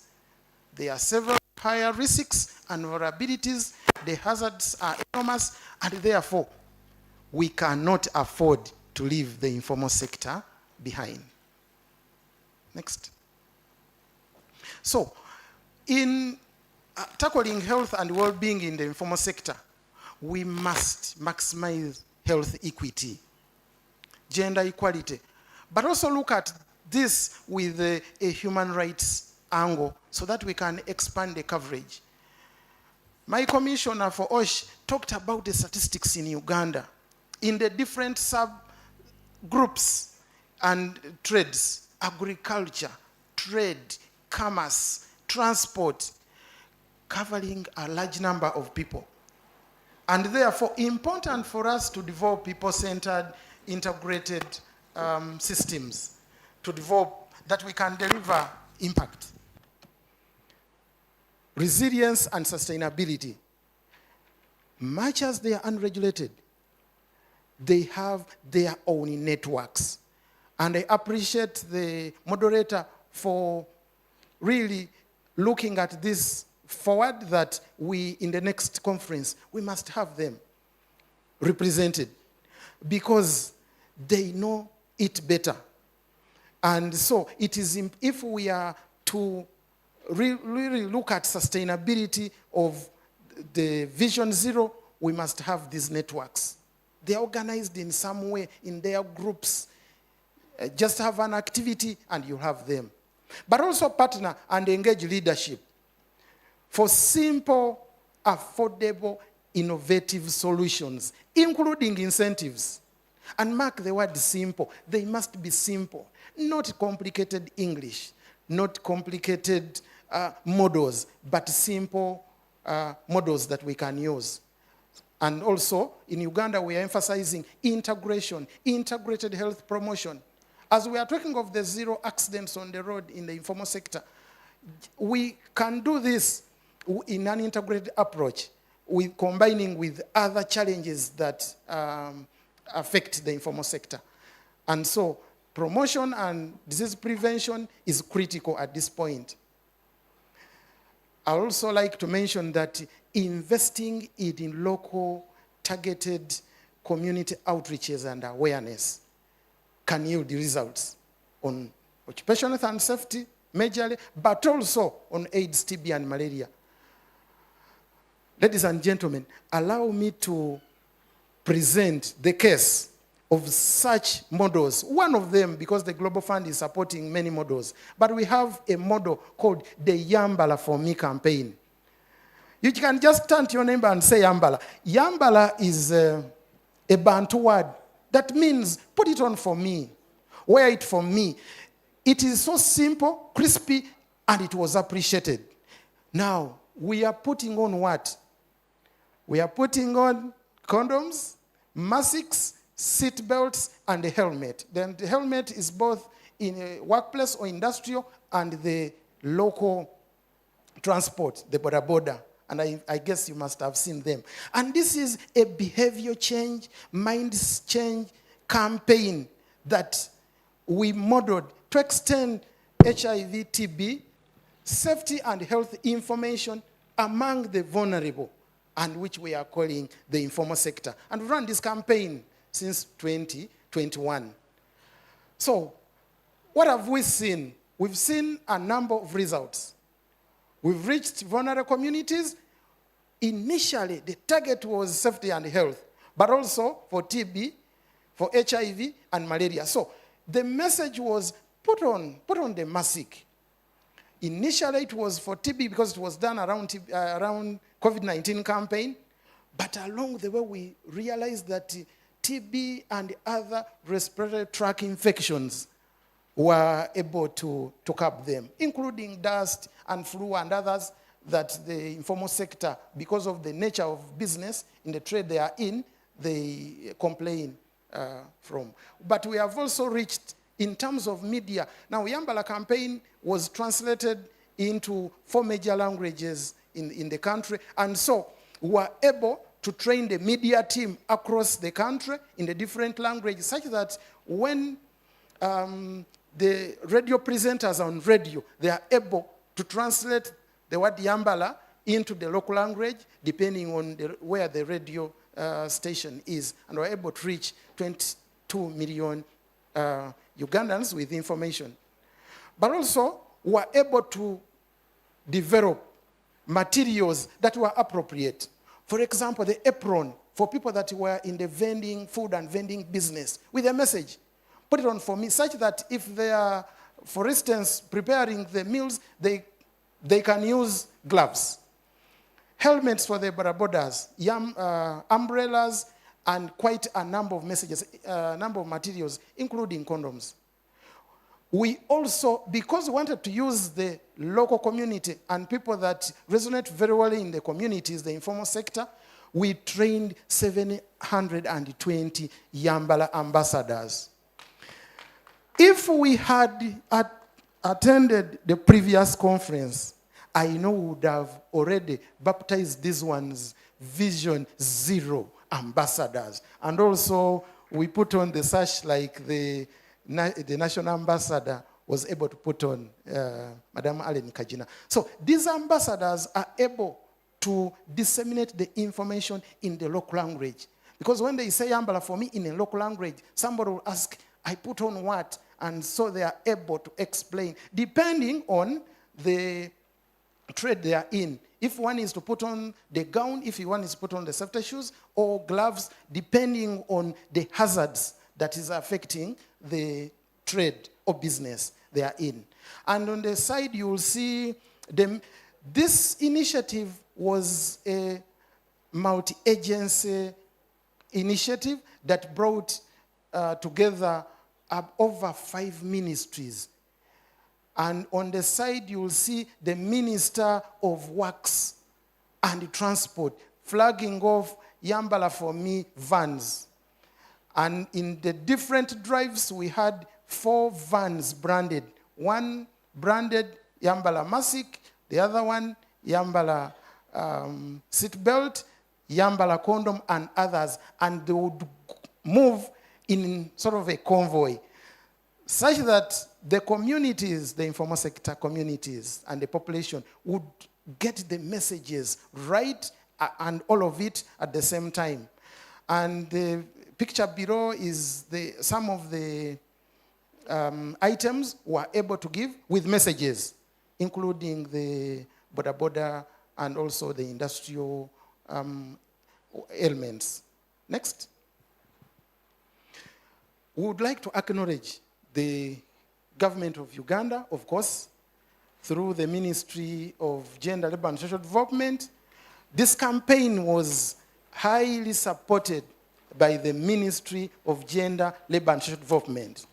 They gave us the messages, safety and health messages. Ministry of Health, they gave us the HIV, TB, malaria messages. Uganda AIDS Commission and others, including Ministry of Internal Affairs. Because in Uganda, much as the road belongs to Ministry of Works, when you knock someone, of course, Uganda Police, Internal Affairs will come in, and so it was a highly coordinated activity with many agencies. But also support Global Fund for supporting this initiative, TASO, the Federation of Uganda Employers, and the partners. We thank you for your attention. Thank you. Thank you so much, Mr. George. Another round of applause for him. If there's nothing I am taking home to Nigeria, I am going to take Yambala for me. Yes, as a consultant, I work with a lot of the informal sector, especially in factories. And it's a lot of headache getting them to put on the appropriate work clothes. So immediately I see them, I'm going to tell them, Yambala for me. And then they will look at me. They want to know, what is Yambala for me? Yeah, so we can connect at that level. Okay, so quickly, I know that we are all geared up for lunch. As they are putting up and setting up, let's just quickly engage our participants. Okay, so you have a contribution. I will just take it. So how many rows we have? We have 4 rows. We just want to take maybe 2 persons, a lady and a gentleman, or 2 ladies and 2 gentlemen, depending on our time. You have contributions to make. You have questions to ask, particularly regarding transforming informal to formal work. The Vision Zero role is not complete until we involve them. So in terms of education, excuse me, in terms of education, involving educational institutions, high schools, using technology, intensive social media campaign, involving their organized sector.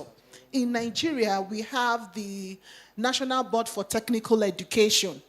And one of the things that we are trying to do, I am fortunate to be part of the governing board for the Institute of Safety Professionals of Nigeria, the foremost safety institute in Africa, permit me to say, yes. So one of the things we're trying to do is to work with the MBTE. The MBT, they are in charge of vocational and technical education for the artisans, right? And the majority of them are within the informal economy. So what we're trying to do is to inculcate, occupational health and safety into their curriculum at that level of training, so that it will be part of the training that they get as they are training for skills in their respective arts. And I think I appreciate so much what George has stated. I mean, it was very practical and down to earth, because the truth is, if you want them to be involved in the implementation, then you need to get them involved in the development of the policies. They need to have a voice, and they need to be able to make an input. So I just want to throw it open before I come to my distinguished discussants to also give us their final thoughts on how well, or what are the best methodology or strategies do you think we should adopt in ensuring that we actually I'm trying to be very careful using words. Let's say translate or transition informal sector gradually to become what? Formal. So the microphone is open, and let me see. Yes, I have a hand there. I have another hand. And then the third person over there. Do you want to come forward? Let me start with the ladies first. Allow me. Yes, I'm biased like that. All right. Yes, my young lady, please come forward. Please, can we clap for her, please? Just 30 seconds. Just quickly, yes. Yeah, so thank you very much for the inspiring presentations. I think that we're cross-cutting. My name is Yvonne Kanenganawela. I did a presentation yesterday on trade. And of course, I also did mention issues of the informal economy and also issues of gender. But I come from the productivity category. And also I want to share just a little bit of my experience in terms of how we can formalize this. I think in Africa there have been a number of frameworks that we have signed to in terms of formalizing the informal economy. And in almost all our countries, we are trying out many things. But I think I love one agenda that was the Ouagadougou, agreement that focused on improving productivity for the informal economy. So from my country, I think we have taken it up as a productivity center to work with informal economy associations, just identify informal enterprises and try to assess what is it that is lacking in them. So you notice that to formalize, you have to pay some subscription. So for example, you should pay for a pension, you should pay for maybe some training and revenue collection and all this. So in an environment where an enterprise is unsustainable, doesn't have systems, doesn't have proper strategies for growth, then it becomes very difficult for them to make profit. So what we are doing from our end is to help these enterprises by building their sustainable enterprises, by giving them systems very, very focused on at their level, using all the simplicity that we can. And then from there, monitoring their productivity growth, and then also linking them now to these registration facilities. I think it has worked very well, I think. So for me, it's let's improve their productivity, then we'll help them to have more profits, and then they'll be able to formalize. Thank you.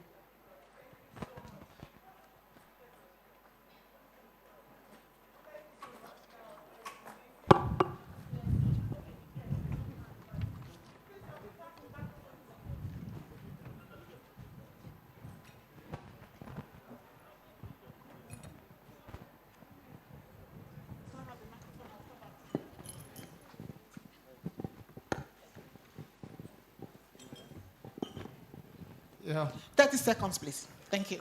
Yes. My name is Mwipa Joseph. I'm coming from Zambia.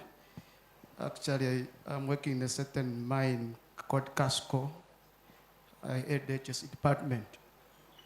I'm looking at artisanal mining, which have more common concern between Uganda and Zambia, where people start mining without looking at the safety of the people. The government comes in when there is loss of life.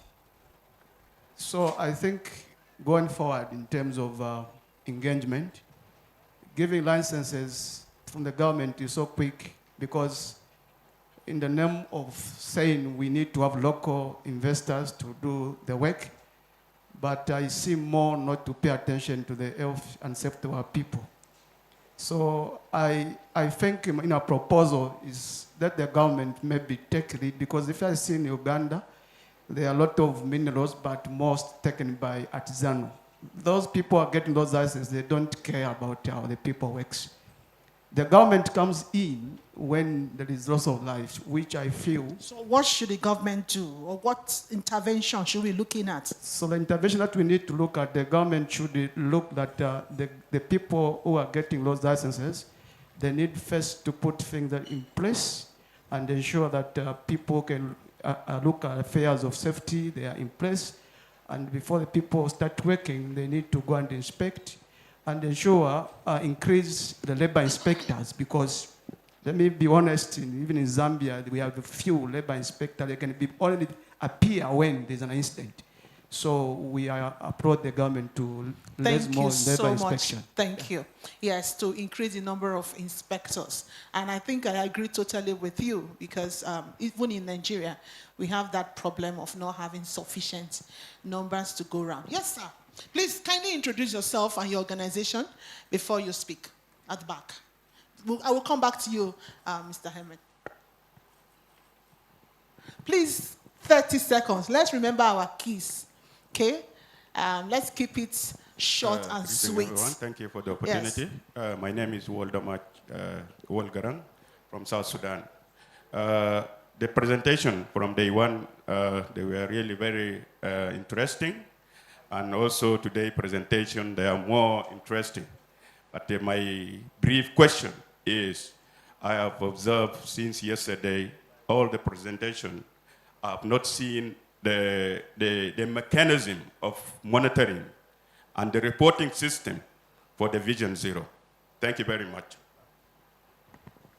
Okay, thank you so much. I will leave that that answer to any of my panelists to briefly give us any mechanism for reporting and monitoring. And I think that was mentioned briefly. And I will come back to you, Mr. Hemet. Yes, please. Yes. Yeah. Thank you very much to all the speakers and presentation in this important session. So this is really touching, I think. Thank you very much.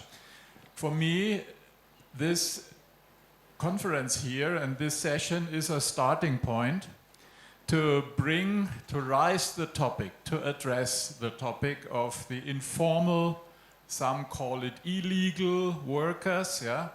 And I think today we will not have the solution. The solution is complex, is complicated, but we are asked from the social security schemes, from the organized labor, you come with Vision Zero, but how do you reach out to the weakest in the workplaces?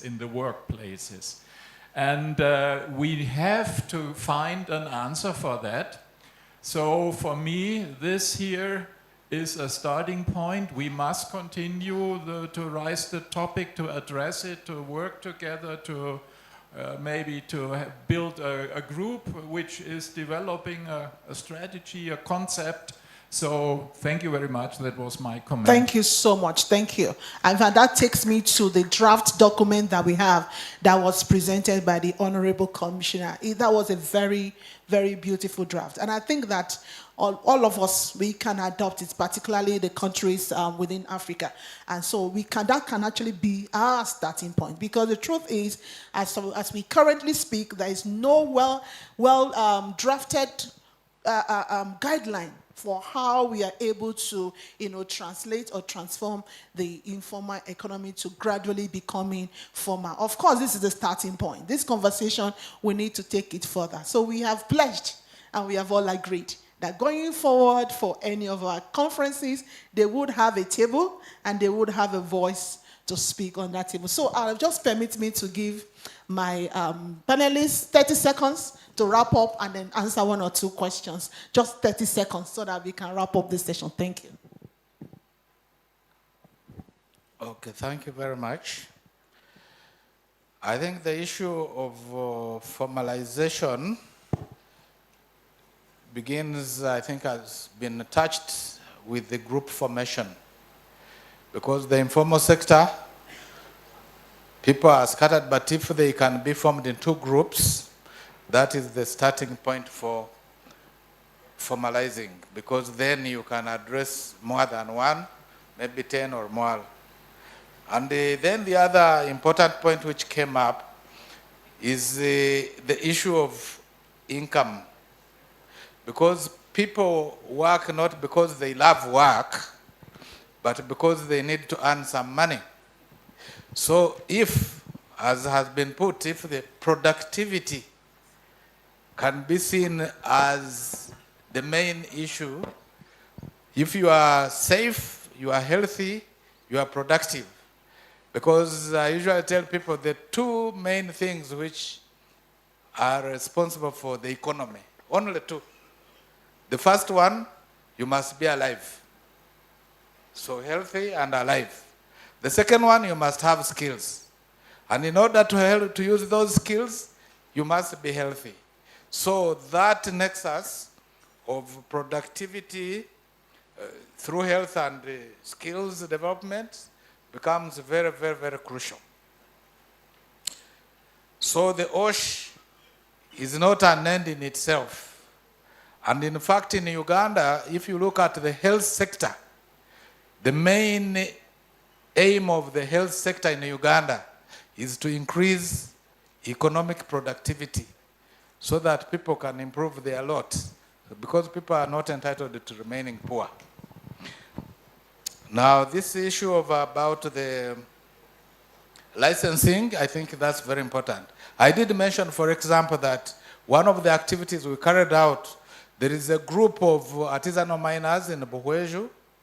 Before they could be given a license, NEMA required that they get an environment and social impact assessment.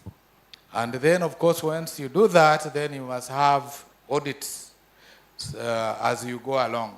So that would be another way. But also you cannot do it if you do not have that group formation so that the people can be.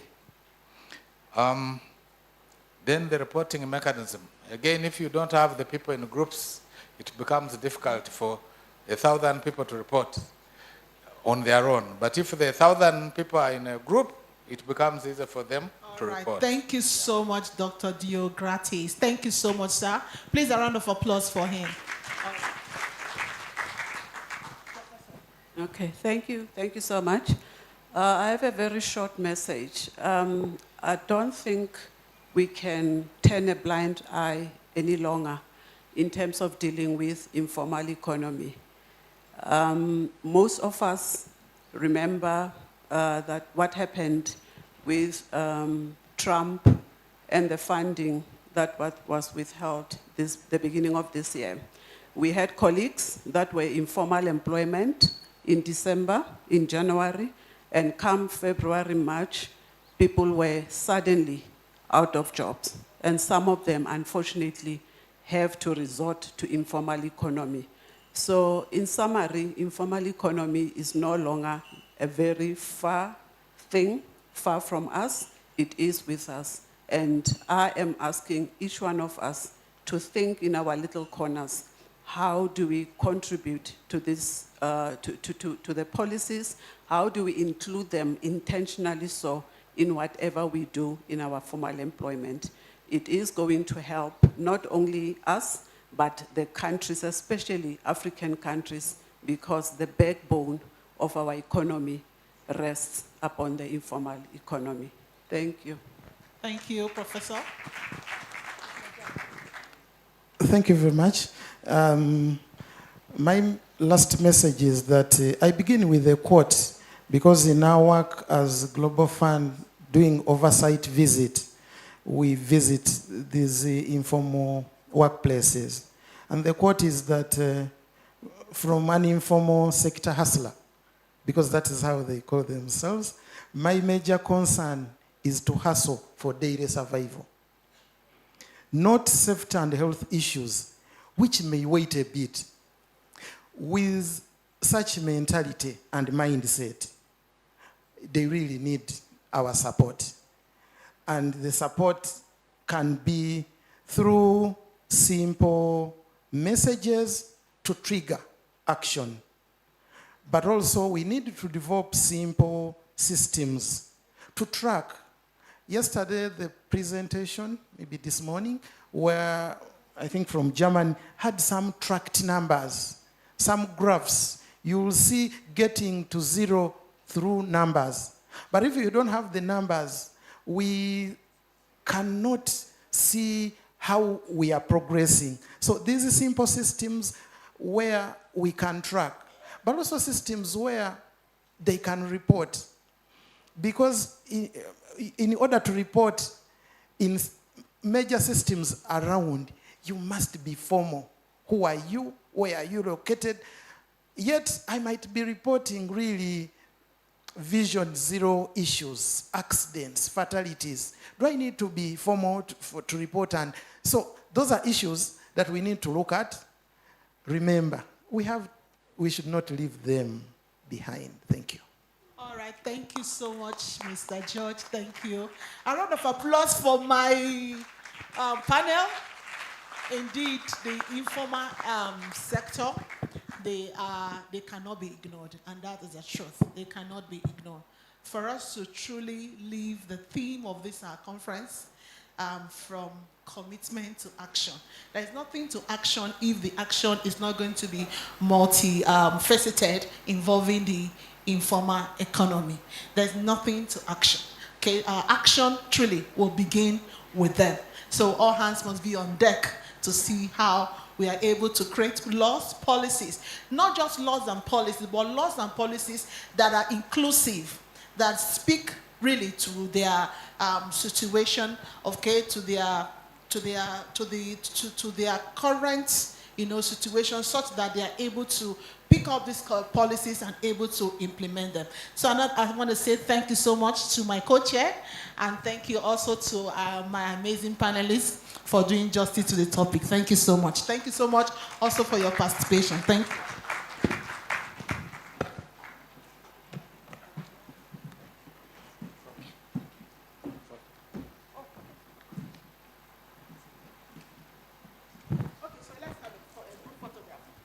I think Dr. Monica and her co-panelist session needs to be given a bigger round of applause. Although, like they have indeed indicted themselves, it could have been a wider and deeper round of applause if members of the informal sector were a part of this. As you've heard, people say that there is nothing for us without us. So like I did kind of quip yesterday, we will sit here in this beautiful, I would have said air condition, but naturally air condition from the lake, with interesting technical people coming in from all walks of lives. But you're all speaking to yourselves. You are all a communion of saints reciting the Apostles' Creed. You're not adding any more Christians to the table. Sin is out there being committed, and you, the pious ones, are speaking to yourselves. All of you are very safe, including the guy who was almost hit by a loudspeaker there. He had safety in his mind. I could see he dodged it precariously. Meaning you're all aware of the precarious environments in which we operate. I can see some of you are moving around with helmets and all that because you are aware of what to do. What about the multitudes that are out there that are, as you termed it, in the informal sector that do not have this incredible knowledge that you are sharing here with us? So we need to reach out, we need to make the message pilfer down. Oh, this is not supposed to be a soundtrack for your picture. You may as well take your seats. I'm sure they've taken the picture already. All right. I think they need a sound clap of a soundtrack of claps to walk down the aisle. So, we're now back to normal programming. If you look carefully at the position of the sun, it's just about lunchtime. But before we go there, let's have some housekeeping rules.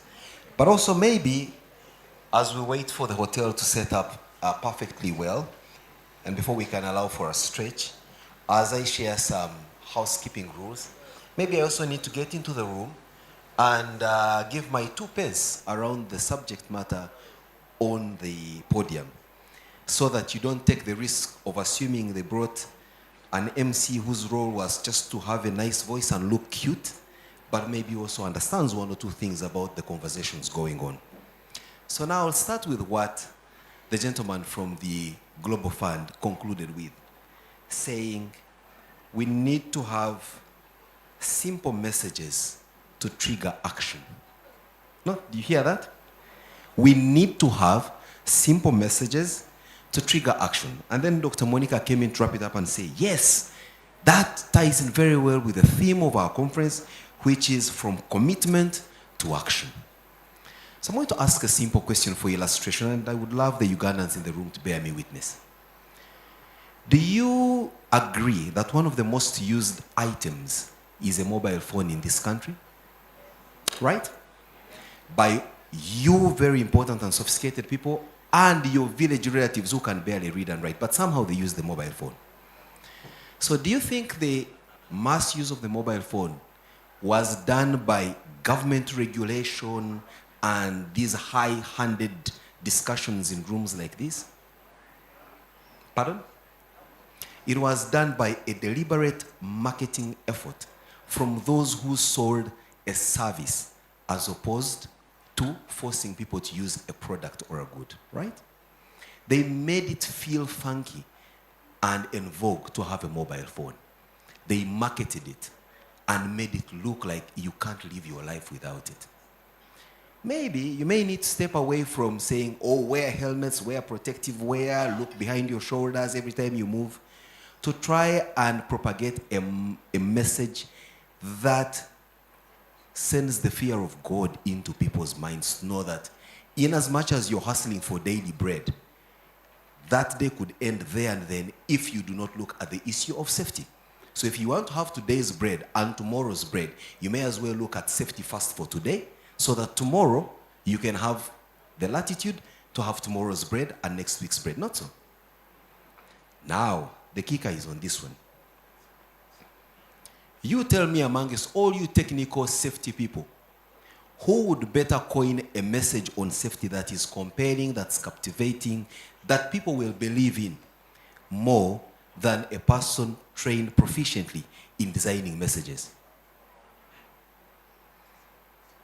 Okay? Think about it deeply. We are all gifted differently, or maybe trained differently. There are those of us who are trained in the art of putting across messages in captivating ways, even when we don't know what the message is all about. But somehow you coin the message, right? And then there are those of you who are so technical in ensuring safety, but you can't communicate that. So my appeal as we go for lunch, just like we've had this synergy of collaboration, try to look around for people who are not technical like you in this field, but who are technical in the crafting of messages and marketing and civic education, to go ahead of you and preach that for you. So that by the time you come in with your well technically made safety gear, the laws on your billboards, your safety moments, people are already having a subconsciousness that has been triggered by a good message. That is just my long pitch to say they are people like me who can support you in putting your message across. So next time you're having all these technical messages, don't look for health and safety experts only, but also look for communication experts who will put across this message for you in a manner that people will never forget. Okay? And if symptoms persist, then you may as well call in the police to do enforcement, so that whoever is going to ride a border, which is our motorbike means of transport, for those who are not in Uganda, if you haven't ridden a border, you haven't come to this country, that you must enforce they wear a helmet, they have a reflective jacket, and that they are taking care of their lives first before they can earn their next bread. That said, I would have expected a hand clap, but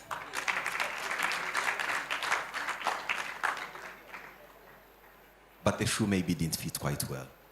We are now going to take a longer lunch break than we did yesterday, for the fact that we've managed to save some time on this other part. And so we will exit, and hopefully the hotel will be ready for us. But if it doesn't, do I get some guidance? Okay.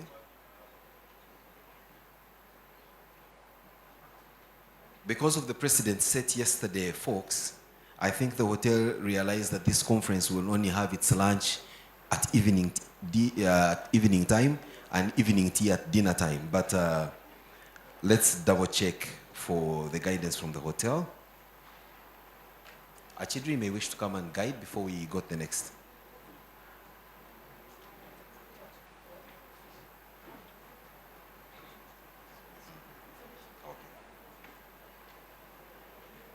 All right. Before we exit, we will have a signing of a memorandum of understanding that's going to be between some entities that I'll be announcing as we get along. But what's important is later on, you will see a QR code being beamed on the screens ahead of us. Please feel free to scan that QR code, and that code is supposed to get you into a portal where you can voluntarily subscribe to the Vision Zero platform as a member, as an affiliate, or as an associate. The information to share from that QR code entry is not very deep. It won't infringe on your privacy, but all the organization requires is your name, the organization that you represent, and your email address so that further information can be shared with you. Along the way, of course, they will have to, the computer will ask you whether you are not a computer. So they'll ask you, are you a robot? Please indicate that you're human and that you are not a bot. We will have a group picture, I am told. So yesterday you were wont to appear at your best. Today I can see some of you are in your very best of clothes, so much so that even if a fire catches your home, not much will be lost because you have your best clothes on you. Please, we will be guided on where, but there is still a conversation on where we should have this group picture. Whether the shores of the lake, at the banner, or right at the entrance of the hall, or we will have one that will be placed. But we will certainly guide. We are looking at the different possibilities. Then I wish to also inform you that our ambassador for Vision Zero, Mrs. Arlene Kajina, did hit the road running, literally. And just for a bit of background on her role, she only was recently the head of the Uganda National Roads Authority, the government agency that was charged with the construction of the beautiful cross-country roads. So if you've had a good ride between the airport and up to here, believe you me, that can only have been her incredible work. But if you find some patches of road that is not the very best, it is not her, that's for the local community. That's for the local. That's for the local government, not the national one. So speaking of which, she hit the road running, and this morning she was on the national broadcaster discussing and sharing very deep and insightful messages from this conference. We will be sharing snippets of that interview on the screens during our break. But yes, I think we wouldn't have chosen a better person for an ambassador than her in her articulate and highly experienced manner. Tomorrow, I am told, is a more interesting day than for those who, especially like me, don't like sitting in rooms for a very long time. You are having field visits, and there is an upper limit of 30 people to 50 people, depending on the two different companies that you'll be visiting. One of the companies is Uganda Breweries Limited, if I get it right. I believe you, if there's any subscription to make, I think put me as number one. That one I wouldn't miss. Because I am sure we test the products, right? The safety of them. Then the other is roofings. Considering I have an open roof on my head, that's not one place I'd want to go to, but we have an upper limit on both areas. So for those intending to go to the brewery, we have an upper limit of 30. If I were you, I would register twice, just to make sure you're on the list. And then roofings, we have an upper limit of 50. Please make sure you register and don't miss out on these on these excursion visits. There is a soft copy magazine for this Vision Zero that is being shared around on WhatsApp if you are in the group, but there will also be a version of which that will be put up on the website in which you registered to be a part of this conference. So please take some time and check this magazine.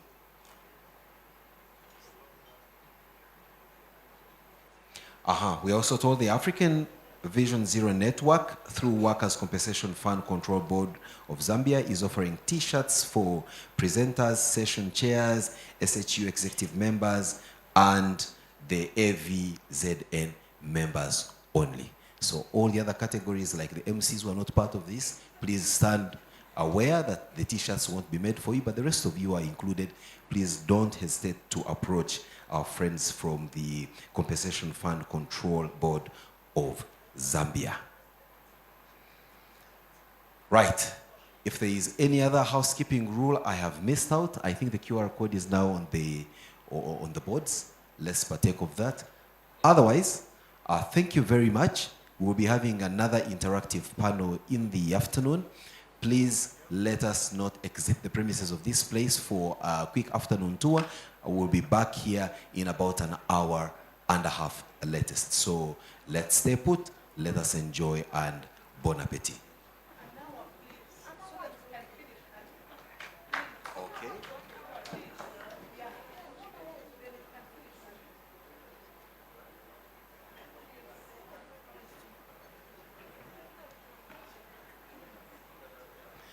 An appeal is being made that I think the lunch should be drunk and not eaten, so please, it's all up to us. Let's be back here in an hour after the following activity. Dr. Ehi, I have been asked to request that you step forward to superintend over the signing of the Memorandum of Understanding. Can we have that Memorandum of Understanding production take place? So I think Dr. A here is our resident judicial judge who swears in ambassadors, signs memorandum of understanding, anoints the sick, and protects those that are in trouble. Over to you, sir. Thank you so much. I have a new office in Uganda. So people should give me a home. Just send for my bags from Nigeria. They bring them here. I remain here for a very long time.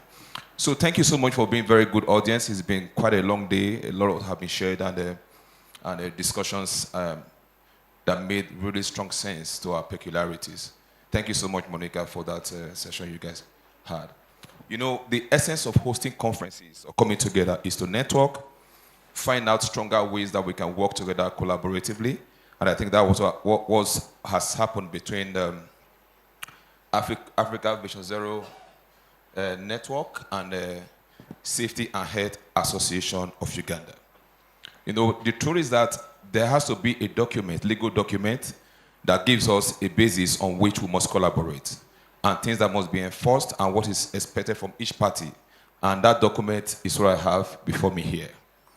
And I understand why you introduced me in that manner right now. So when people want to come into agreement, so I'm calling to help them put that process in motion. So at this point, I want to call in the leadership of both associations, the African Vision Zero Network and the Safety and Health Association of Uganda, to please let's sign up this document and make it a functional document. So Dr. Elizabeth Okumbula and your team and my dear brother and your team, please, you just come forth and we sign up this document.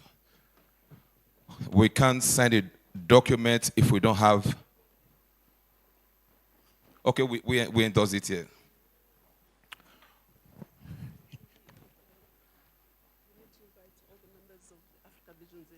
I just said so. All the members of African Vision Zero Network, please come and witness according to Dr. Elizabeth Nkumbola. And all the members of Safety and Health Association of Uganda, just come in and be a part of this August occasion.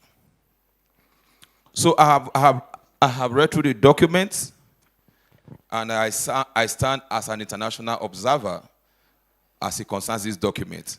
And I hope every content of this document will be implemented as it is here. Is that correct? It is a commitment. Okay. So on this day, 28 August 2025, we stand to witness the collaboration document being signed between SHAO and the Africa Vision Zero Network. And we hope this brings a stronger working relationship between both parties and able to work within the framework of Vision Zero, strengthening capacity and collaboration across the two countries, across Africa, and most importantly, within Uganda, where the document has been signed. So I'll leave you now, Dr. Elizabeth, to just give a few words. Then after that, he speaks, then we sign off. Okay. Thank you very much, Dr. A. First of all, I'd like to thank the Commissioner, Madam Eva, for giving us this opportunity and the platform for us to sign the Memorandum of Understanding between Africa Vision Zero Network and Safety and Health Association of Uganda.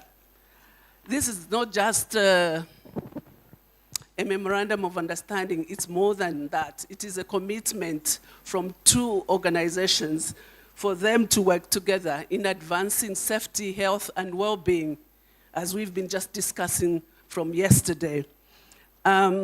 We have said to ourselves, we're going to build the culture of prevention.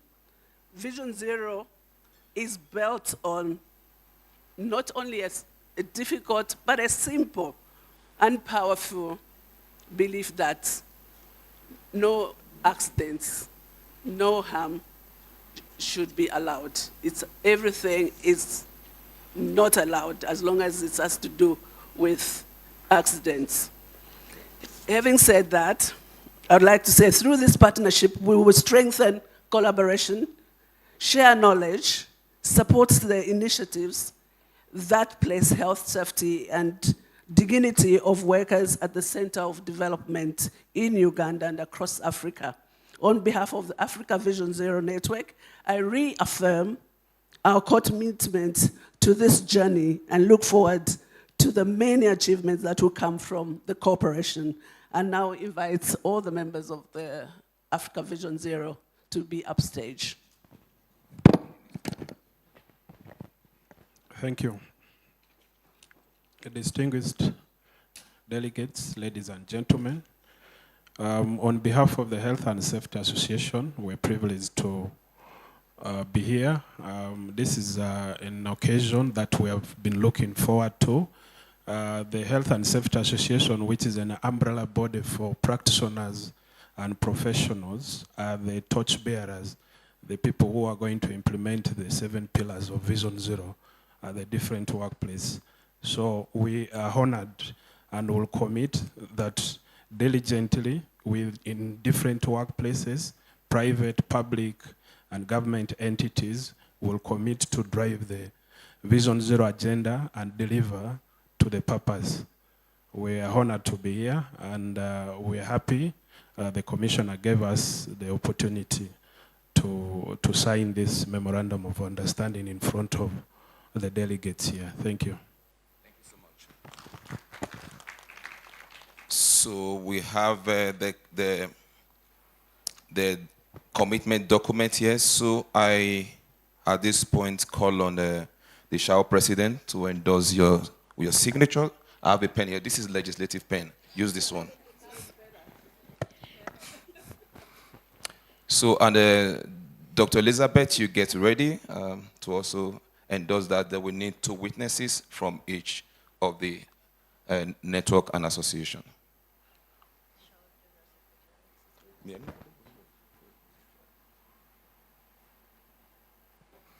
I just want to be sure that's your real signature, okay?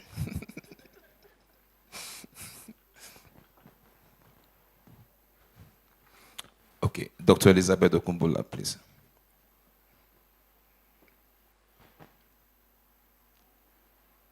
I think history is being made today, and every country and association should try and follow suit. I mean, what had just happened here this afternoon.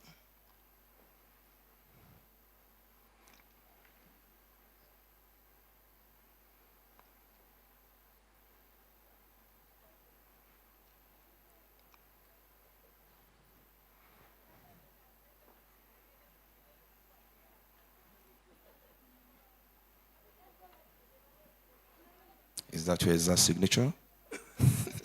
So I'll need 2 witnesses from SHAO. Your name and your designation and your signature and date. Or a witnesses each, actually.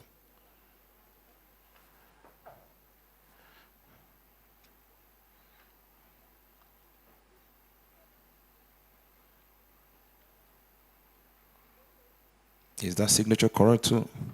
Thank you. All right. Thank you so much. And I need Alex, you should do this.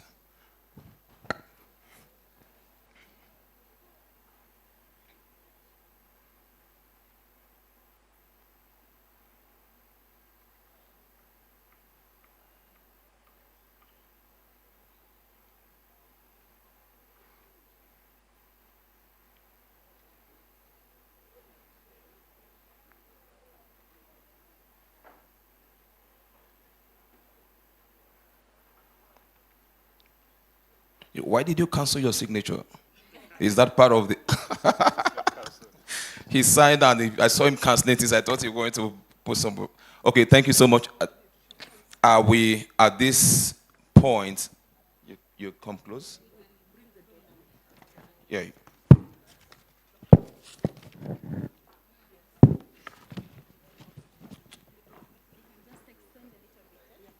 You comfort, so you comfort, join him. So before this great audience, I present to you both African Vision Zero Network and Safety and Health of Uganda, your collectively signed memorandum of commitment. Congratulations, I wish you all the best. Thank you so much. Thank you very much, Dr. A here and the team for taking us through this. May I request that you remain where you are as I make the following announcements. One, in this part of the country, Dr. Ahi, never be surprised at how someone makes their signature. The less sophisticated the signature is, the more amount of money they have in their bank account.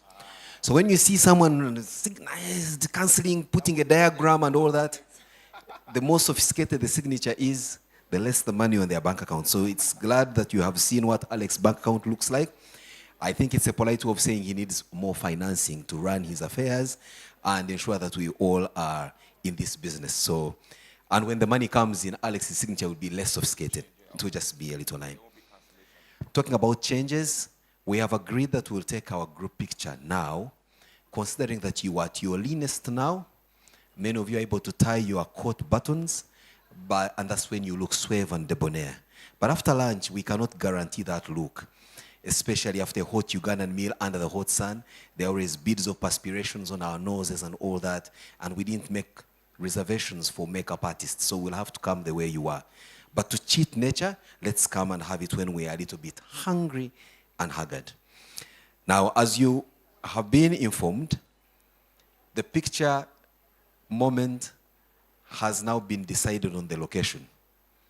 Considering your numbers and what may happen during the taking of the picture, we've agreed that it's going to be indoors. So we're going to invite all of you to come, and we have a formation around the stage. The camera crew is going to arrange us. We did it for two reasons. One, we can't guarantee the weather patterns outside. But number two, we've realized that not all of us may have the opportunity to step on the stage. So to give all of us an opportunity to be on the stage, we've agreed that at least we'll have the picture here. Because we're seeing some of you taking pictures on the stage, including behind the presenter's podium, when you're not presenting and posting on social media. Oh, I was at the Vision Zero and made this resounding, I had a dream kind of moment. So we don't want to dampen your party. Please come formally and join us for the group picture. So may I request that we make our way here. As you come, I will be saying a few ramblings here and there just to get us into the mood.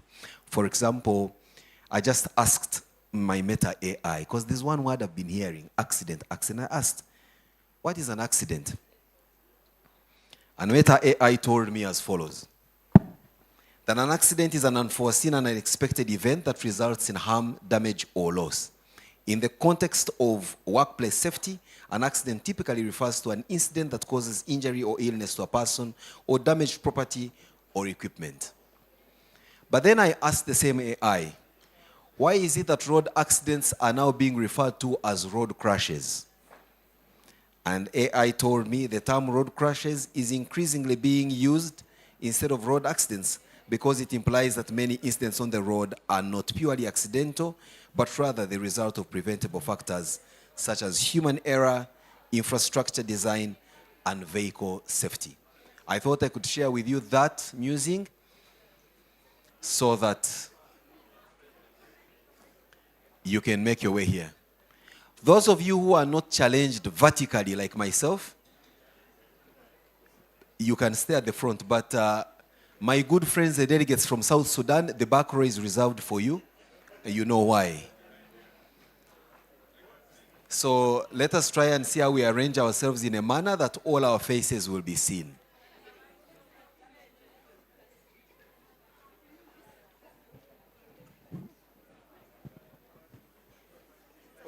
It's a terrible slide up here. You didn't realize that, I'm sorry. At the podium, yes. Let's see. Please, let's be careful with the ramp here. It's a little bit too steep. Mm-hmm.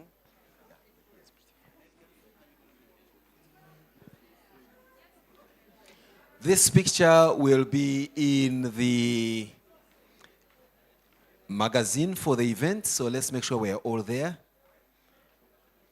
May I request the team that's handling my friend from Tanzania, Mr. Abdulaziz, to bring him to the front as well. I think we need him in this picture as well. This business of safety also comes with a tag of non-discrimination. So can someone please wheel my friend Abdulaziz to the picture here so that he is part of our arrangement.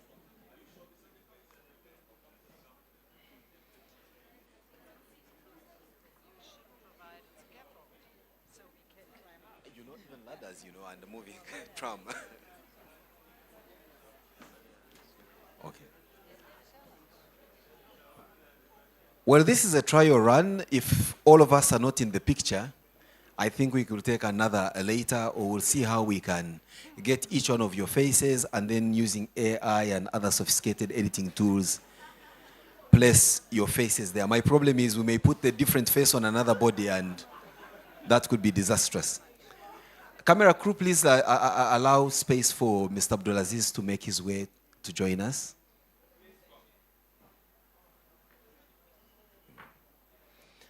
Please, the chairs that are being brought to the front are strictly for sitting on. Let's not stand on them.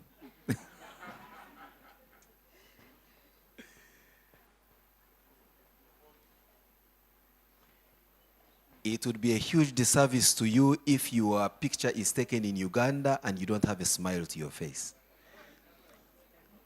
In fact, it's for your safety that you should wear a smile all the time. Our immigration teams normally look at the smile on your pictures, especially taken from conferences, to determine whether you have enjoyed and so you can exit, or you haven't enjoyed Uganda, you may wish to stay. And usually that's at your own cost and inconvenience. So let's smile.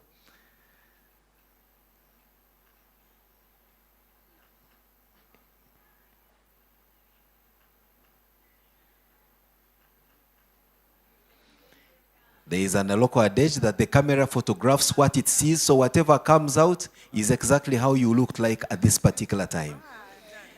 No filters, nothing. Yes. The symbol is this, for those of you flexible enough to make the curve. All right, thank you. I know some of you have not been breathing, so that the picture can take in your slim nature. Now you can relax. Bon appetit. Let's go and have our lunch. It's served at the same location it was served yesterday. Enjoy. We'll be back here at exactly 2:45. The plans. The T-shirts shall be shared. The day will have the plans. And at the The, end of the day, the T-shirts for the exhibit, for the presenters, the session chairs, are in the exhibition booth, the last store to your right. Thank you.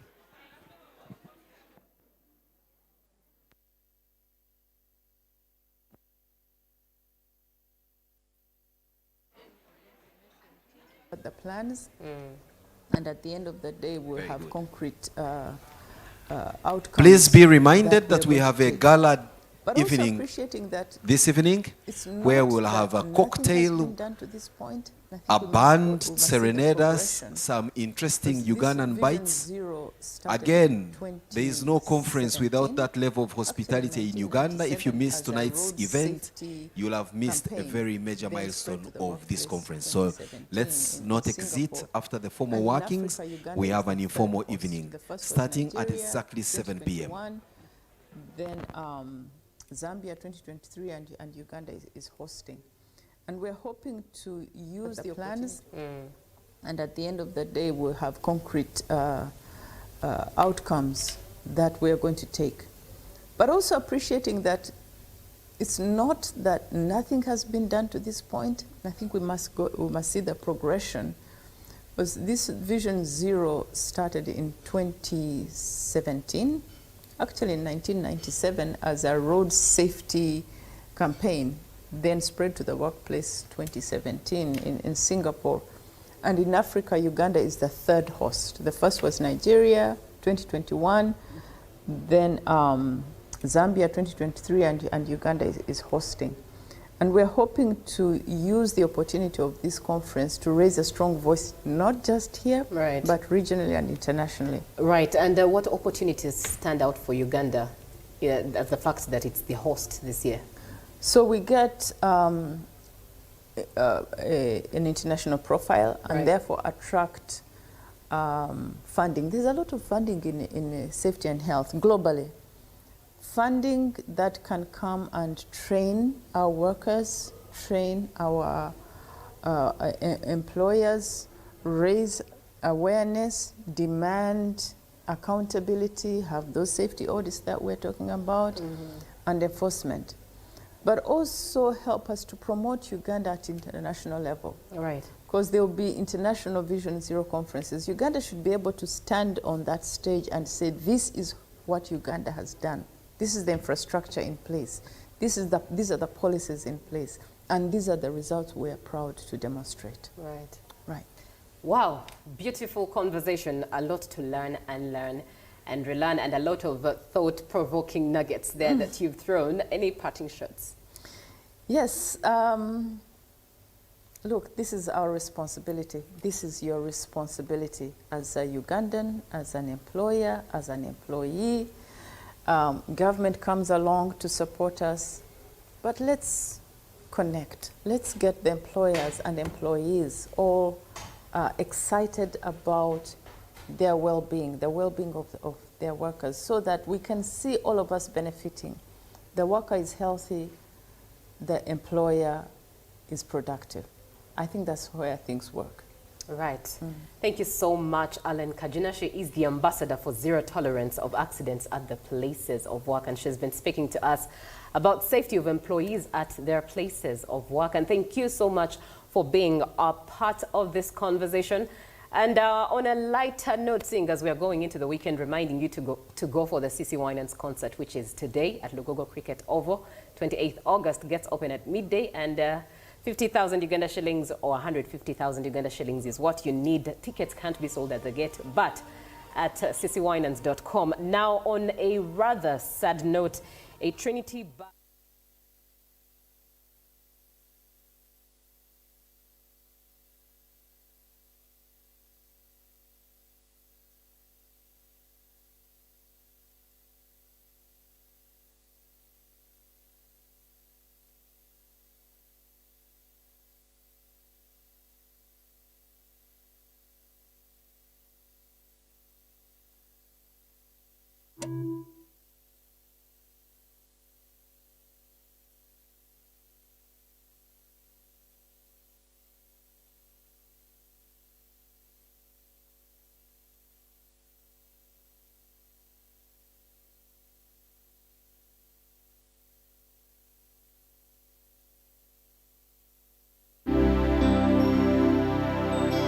As Workers' Conversation, we've launched the Vision Zero, believing that all accidents, diseases, and harm at work are preventable.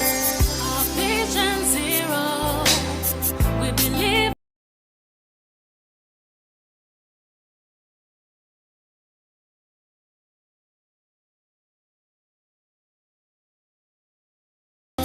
We believe all accidents and diseases are preventable, and they can come to zero.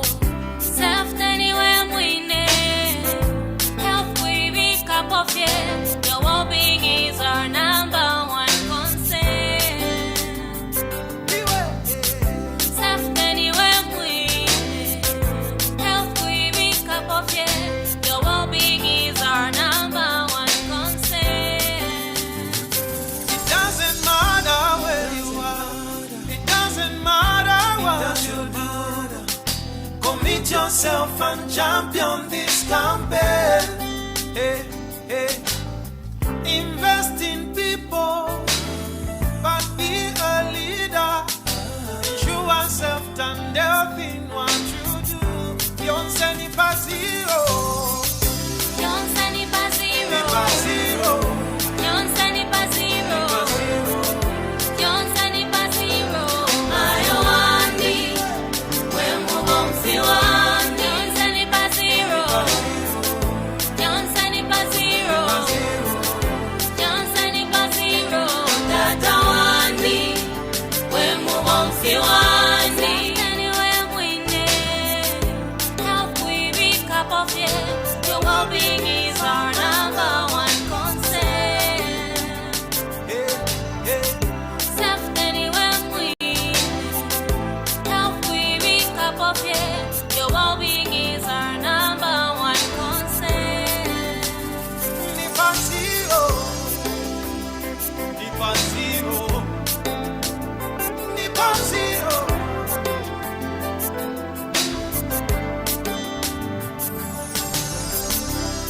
Vision Zero is based on the belief that all accidents, diseases, and harm at work are preventable.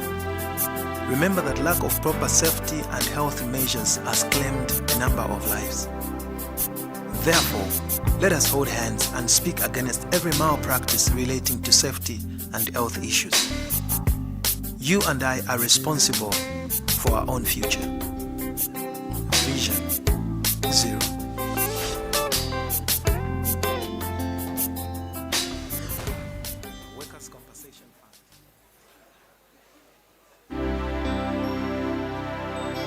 As workers' compensation, we've launched the Vision Zero, believing that all accidents, diseases, and harm at work are preventable.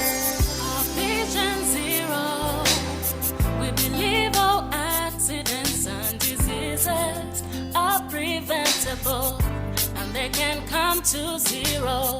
Our Vision Zero, we believe all accidents and diseases are preventable, and they can come to zero. Self anywhere we need, health we be cup of it. Your well-being is our number one concern. Self anywhere we need, health we be cup of it. Your well-being is our number one concern. It doesn't matter where you are. It doesn't matter what you do. Commit yourself and champion this campaign. Hey, hey. Invest in people, but be a leader. Ensure self and health in what you do. Yonse ni pa zero. Yonse ni pa zero. Ni pa zero. Yonse ni pa zero. Yonse ni pa zero. Ayo wandi, we mubomfi wandi. Yonse ni pa zero. Yonse ni pa zero. Yonse ni pa zero. Tata wandi, we mubomfi wandi. Anywhere we need, health we be cup of it. Your well-being is our number one concern. Self anywhere we need, health we be cup of it. Your well-being is our number one concern. Ni pa zero. Ni pa zero.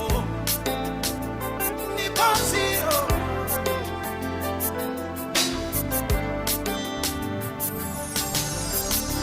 Our Vision Zero is based on the belief that all accidents, diseases, and harm at work are preventable. Remember that lack of proper safety and health measures has claimed a number of lives.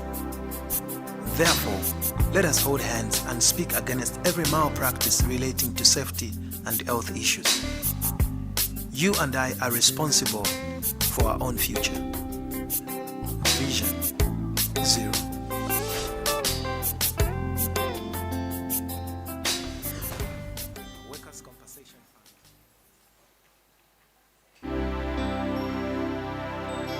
As workers' compensation, we've launched the Vision Zero, believing that all accidents, diseases, and harm at work are preventable.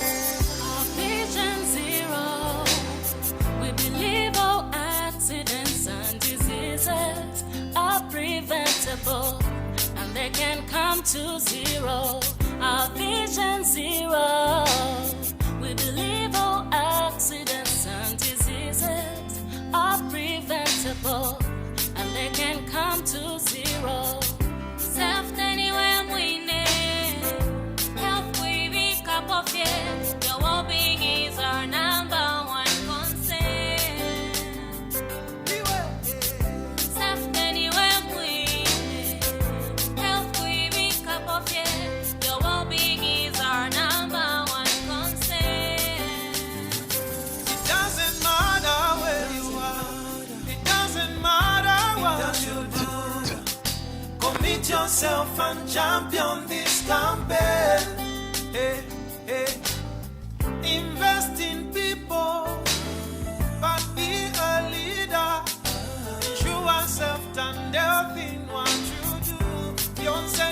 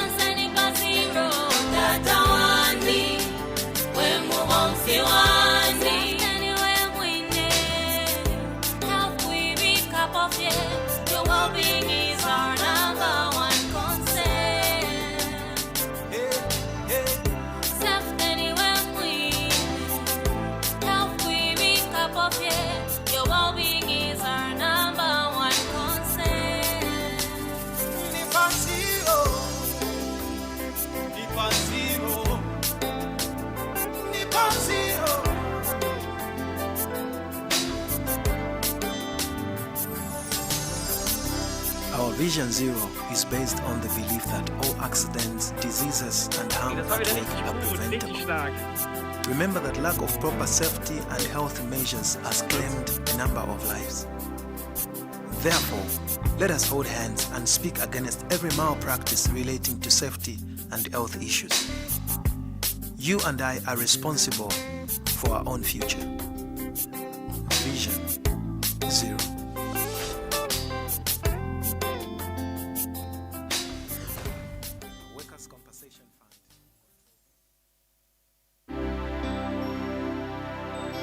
As workers' compensation, we've launched the Vision Zero, believing that all accidents, diseases, and harm at work are preventable.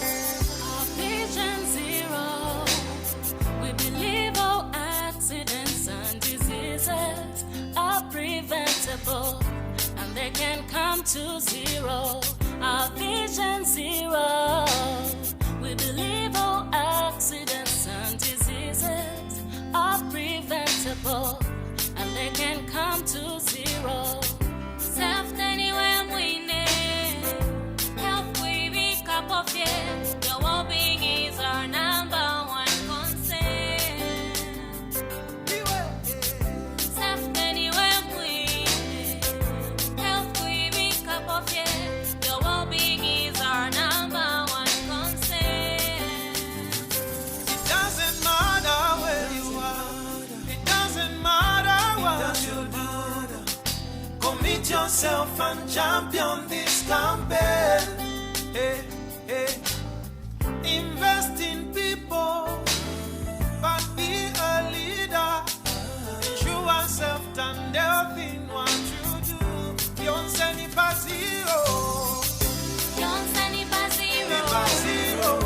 Yonse ni pa zero. Yonse ni pa zero. Ayo wandi, we mubonsi wandi. Yonse ni pa zero. Yonse ni pa zero. Yonse ni pa zero.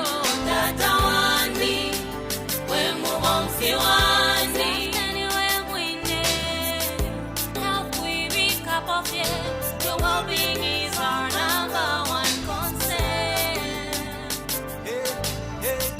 Safety anywhere we need, health we be cup of yes. Your well-being is our number one concern. Ni pa zero. Ni pa zero. Ni pa zero.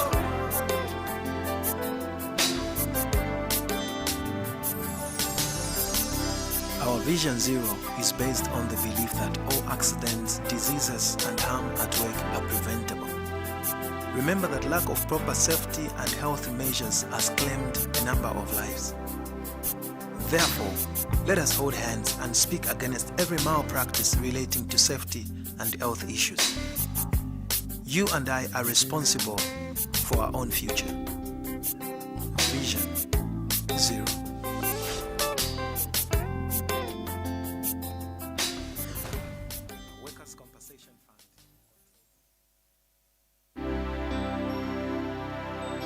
As workers' compensation, we've launched the Vision Zero, believing that all accidents, diseases, and harm at work are preventable. Vision Zero. We believe all accidents and diseases are preventable, and they can come to zero. Our Vision Zero. We believe all accidents and diseases are preventable, and they can come to zero. Safety anywhere we need. Health we be cup of yes. Your well-being is our number one concern. Safety anywhere we need. Health we be cup of yes. Your well-being is our number one concern. It doesn't matter where you are. It doesn't matter what you do. Commit yourself and champion this campaign. Hey, hey. Invest in people, but be a leader.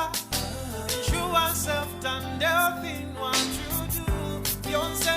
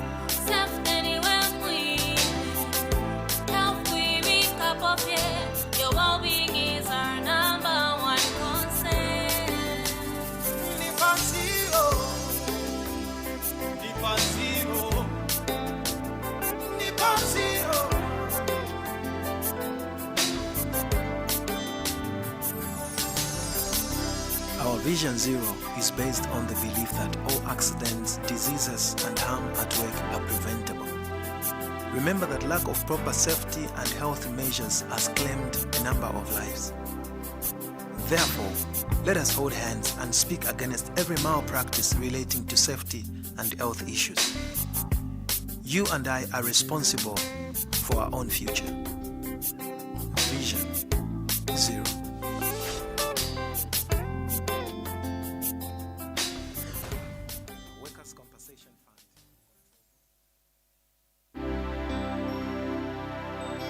As workers' compensation, we've launched the Vision Zero, believing that all accidents, diseases, and harm at work are preventable.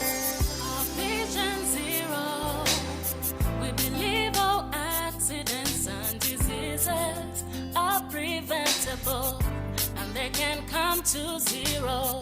Our Vision Zero, we believe all accidents and diseases are preventable, and they can come to zero.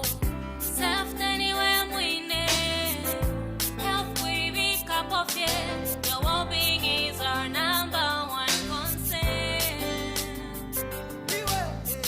Safe anywhere we need, health we be cup of it. Your well-being is our number one concern.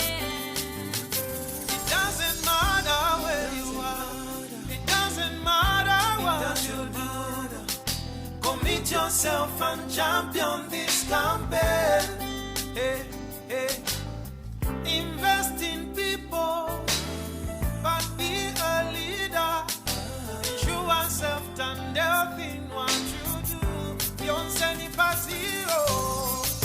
Yonse ni pa zero. Ni pa zero. Yonse ni pa zero. Yonse ni pa zero. Ayo wandi, we mubo msiwandi. Yonse ni pa zero. Yonse ni pa zero. Yonse ni pa zero. Tata wandi, we mubo msiwandi. Anywhere we need, health we be cup of it. Your well-being is our number one concern. Safe anywhere we need, health we be cup of it. Your well-being is our number one concern. Ni pa zero. Ni pa zero. Ni pa zero.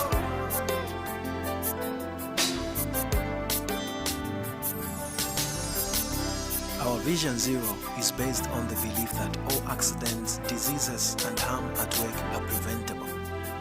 Remember that lack of proper safety and health measures has claimed a number of lives. Therefore, let us hold hands and speak against every malpractice relating to safety and health issues. You and I are responsible for our own future. Vision Zero.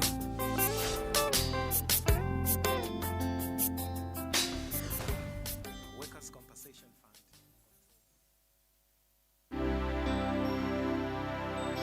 As workers' compensation, we've launched the Vision Zero, believing that all accidents, diseases, and harm at work are preventable.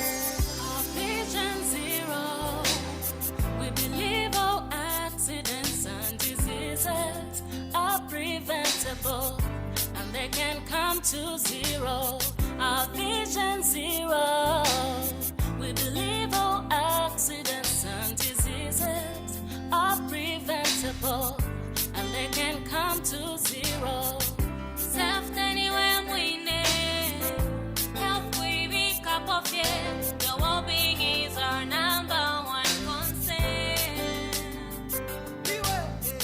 Safe anywhere we need, health we be cup of it. Your well-being is our number one concern. It doesn't matter where you are. It doesn't matter what you do. Commit yourself and champion this campaign. Hey, hey. Invest in people, but be a leader. Ensure self and health in what you do. Yonse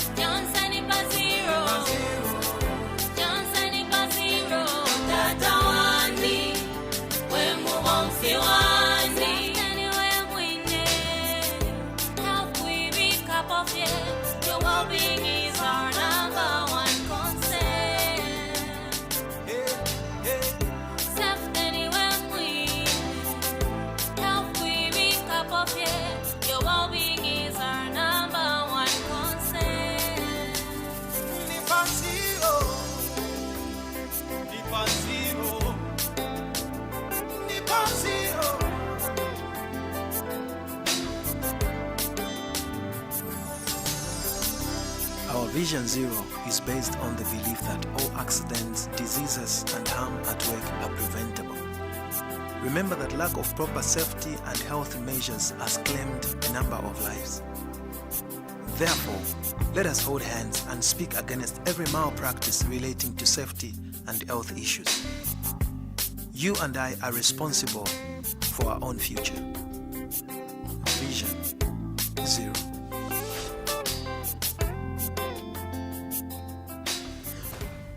Workers' Compensation Fund.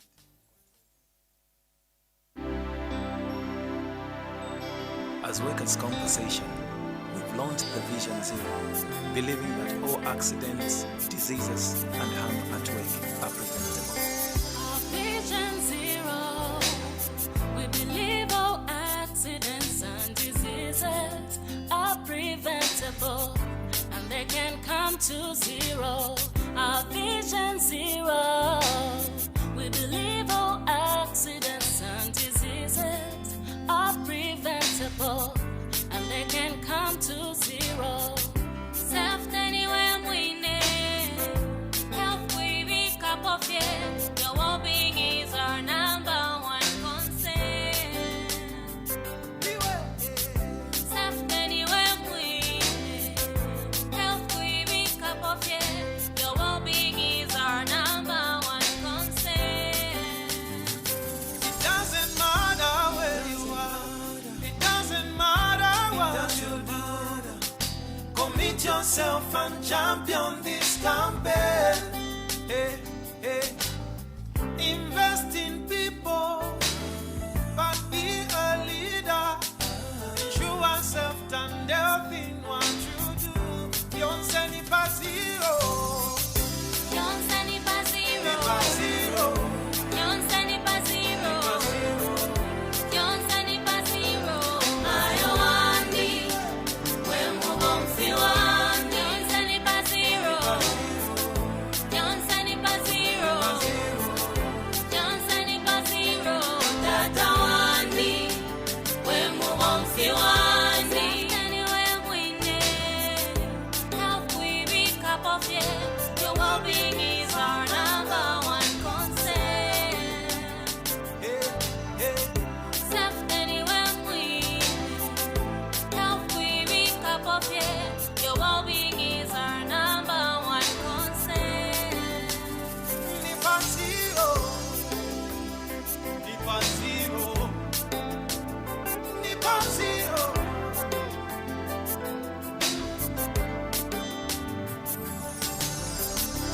Our Vision Zero is based on the belief that all accidents, diseases, and harm at work are preventable. Remember that lack of proper safety and health measures has claimed a number of lives. Therefore, let us hold hands and speak against every malpractice relating to safety and health issues. You and I are responsible for our own future. Vision Zero.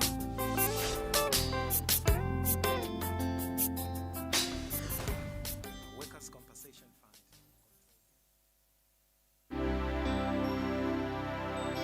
As workers' compensation, we've launched the Vision Zero, believing that all accidents, diseases, and harm at work are preventable.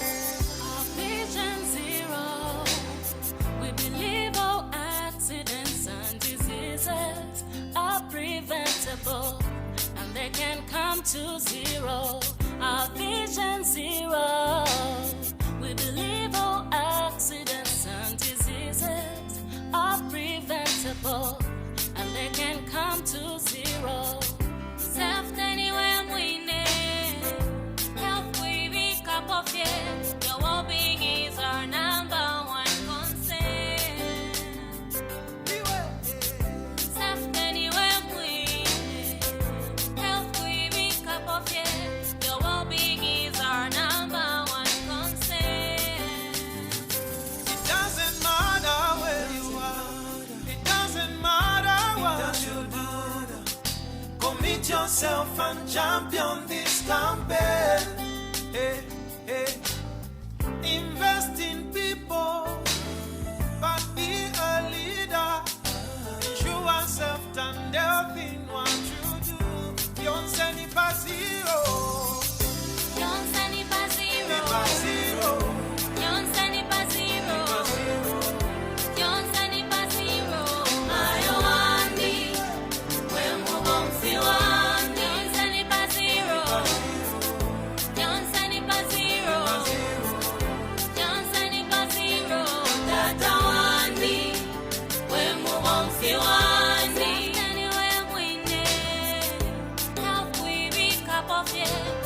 well-being is our number one concern.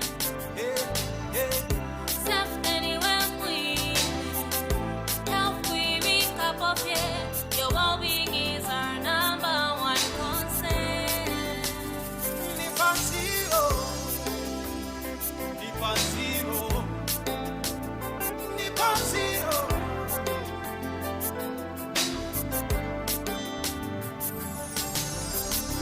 Our Vision Zero is based on the belief that all accidents, diseases, and harm at work are preventable.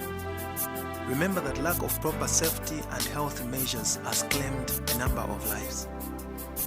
Therefore, let us hold hands and speak against every malpractice relating to safety and health issues. You and I are responsible for our own future. Vision Zero.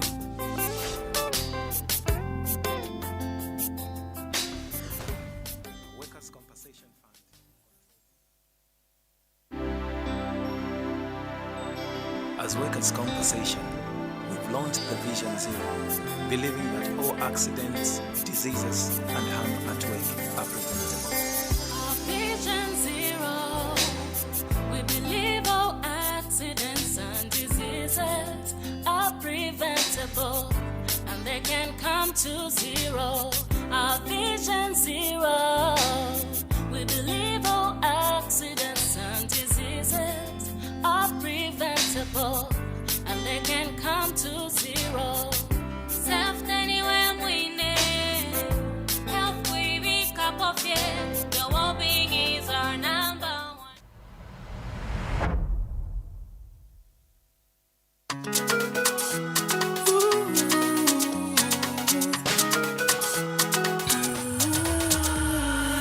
Construction safety is our priority. We believe once we hold our hands, we can do, we can achieve everything, everything we focus on. We can do it, we can bring all accidents to zero. We can do this, we can do this. Just tell everybody we follow all lay down rules. Our Vision Zero, let's champion this campaign. Construction safe, let's champion this campaign. Protect yourself, if you love yourself. I'll protect myself, 'cause I love myself better. Our Vision Zero, let's champion this campaign. Construction safe, let's champion this campaign. Protect yourself, if you love yourself. I'll protect myself, 'cause I love myself better. Injuries and accidents can be avoided if you work on heights. Ensure you are safe by having the right PPE. Your safetyness should be good. Ensure your scaffolds are strong. We can do this. Just do your part, and I will do my part. I know we can do it. Our Vision Zero, let's champion this campaign. Construction safe, let's champion this campaign. Protect yourself,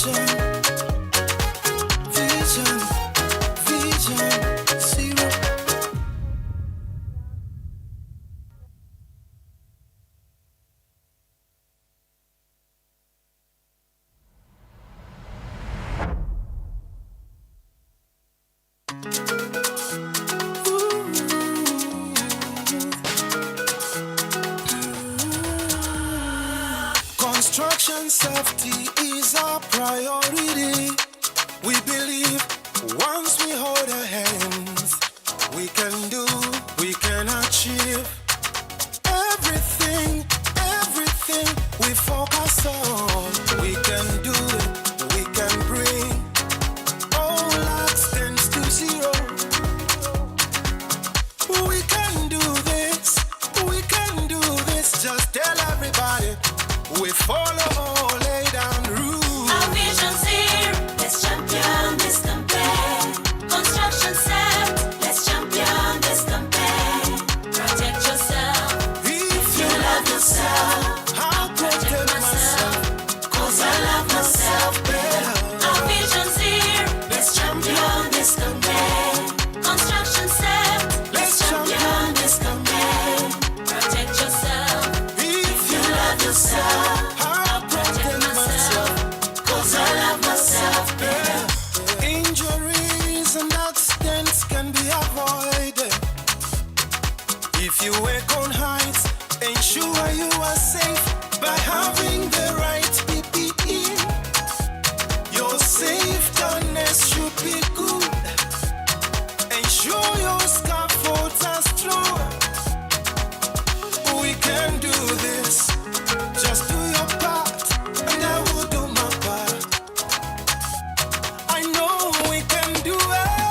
Our vision's here, let's champion this campaign. Construction set, let's champion this campaign. Protect yourself, if you love yourself. I'll protect myself, 'cause I love myself better. Our vision's here, let's champion this campaign. Construction set, let's champion this campaign. Protect yourself, if you love yourself. I'll protect myself, 'cause I love myself better. Vision, vision, zero. Vision, vision, zero. Protect yourself, if you love yourself. I'll protect myself, 'cause I love myself better. Vision, vision, zero. Vision, vision, zero. Protect yourself, if you love yourself. I'll protect myself, 'cause I love myself better. Vision, vision, zero. Vision, vision, zero. Protect yourself, if you love yourself. I'll protect myself, 'cause I love myself better. Vision, vision, vision, vision, zero.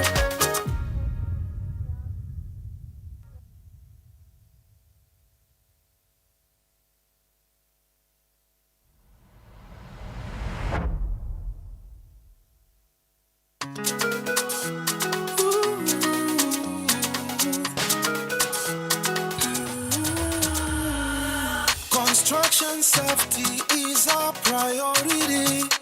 We believe once we hold our hands, we can do, we can achieve everything, everything we focus on. We can do it, we can bring all accidents to zero.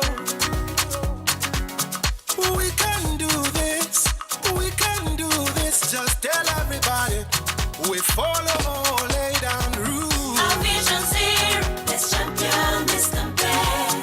Construction set, let's champion this campaign. Protect yourself, if you love yourself. I'll protect myself, 'cause I love myself better. Our vision's here, let's champion this campaign. Construction set, let's champion this campaign. Protect yourself, if you love yourself. I'll protect myself, 'cause I love myself better. Injuries and accidents can be avoided if you work on heights. Ensure you are safe by having the right PPE.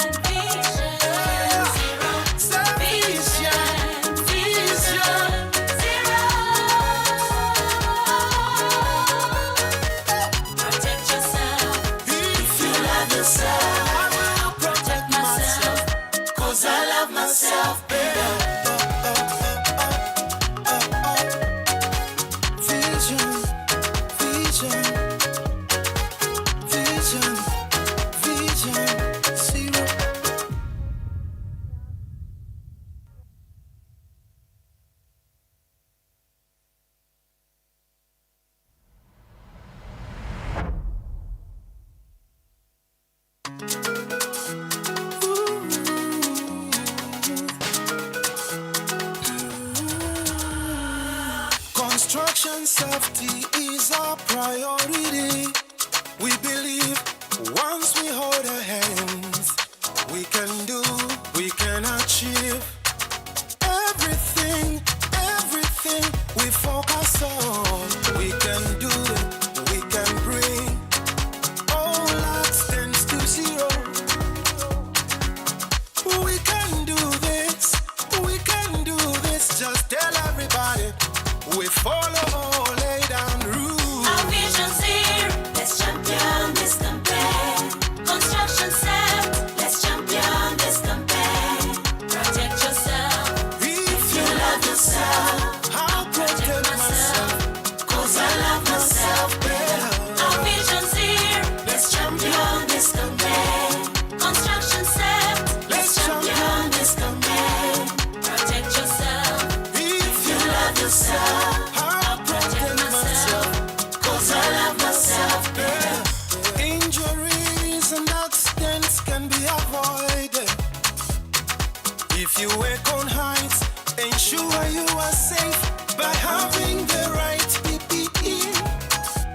Your safetyness should be good.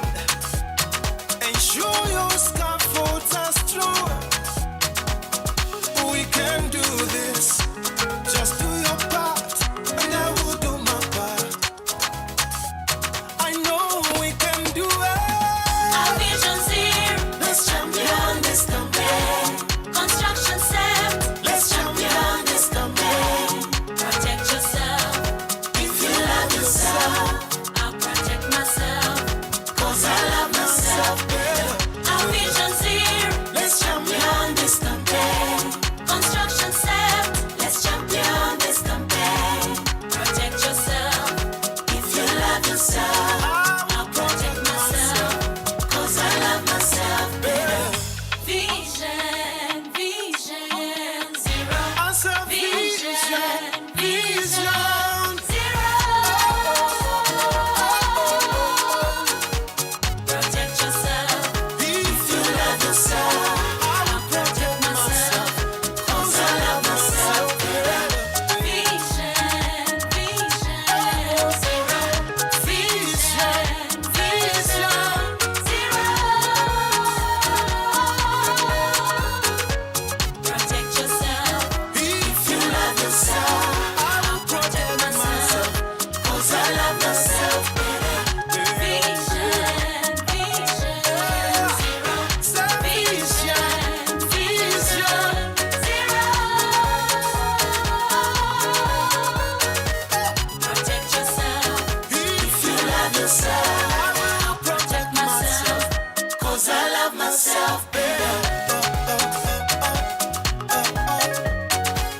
Vision, vision, vision, vision, zero.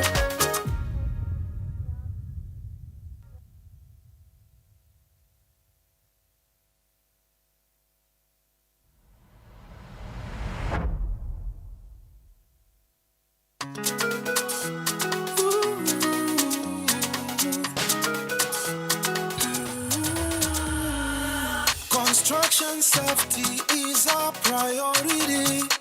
We believe once we hold our hands, we can do, we can achieve everything, everything we focus on. We can do it, we can bring all accidents to zero. We can do this, we can do this. Just tell everybody we follow, lay down rules. Our vision's here, let's champion this campaign.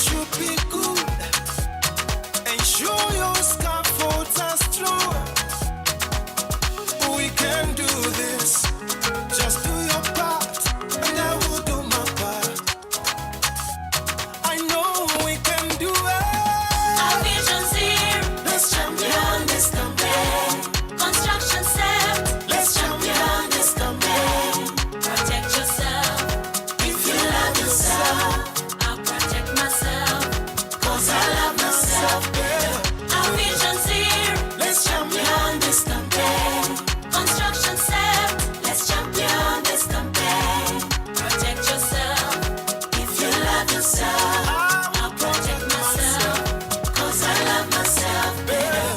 Vision, vision, zero. Vision, vision, zero. Protect yourself. If you love yourself, I'll protect myself, 'cause I love myself better. Vision, vision, zero. Vision, vision, zero. Protect yourself. If you love yourself, I will protect myself, 'cause I love myself better. Vision, vision, zero. Vision, vision, zero. Protect yourself. If you love yourself, I will protect myself, 'cause I love myself better. Vision, vision, vision, vision, zero.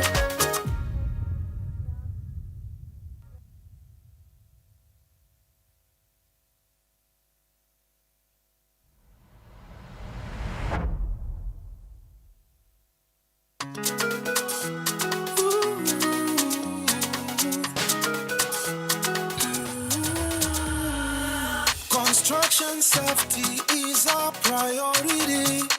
We believe once we hold our hands, we can do, we can achieve everything, everything we focus on.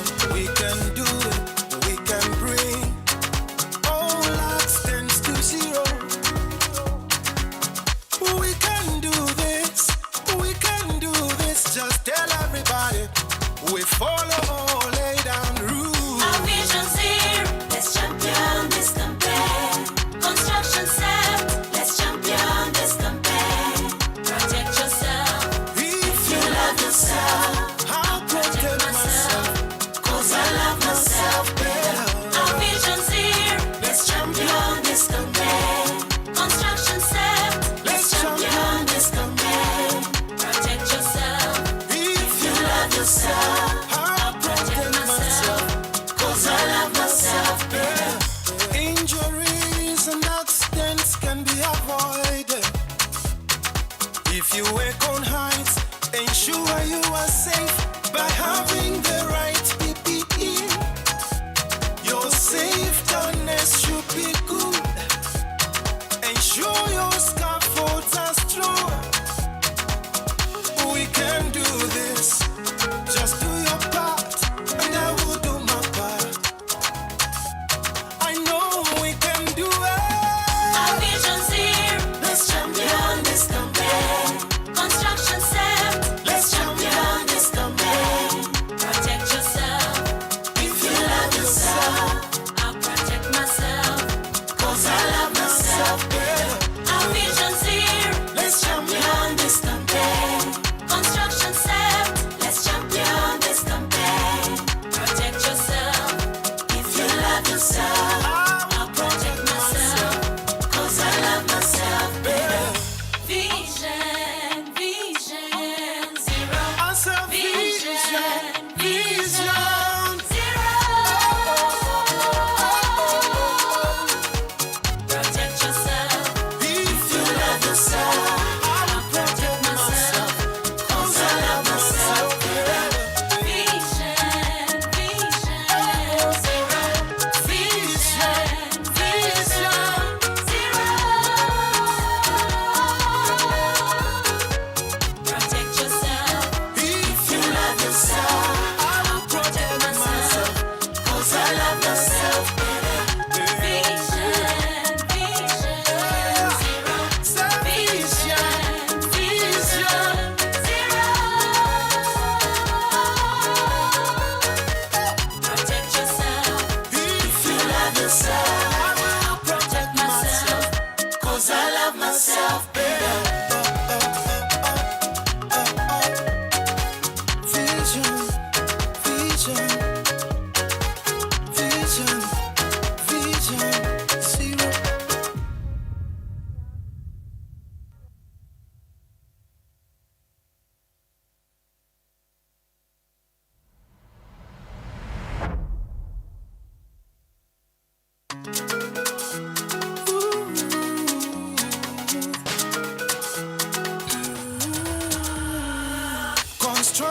safety is our priority.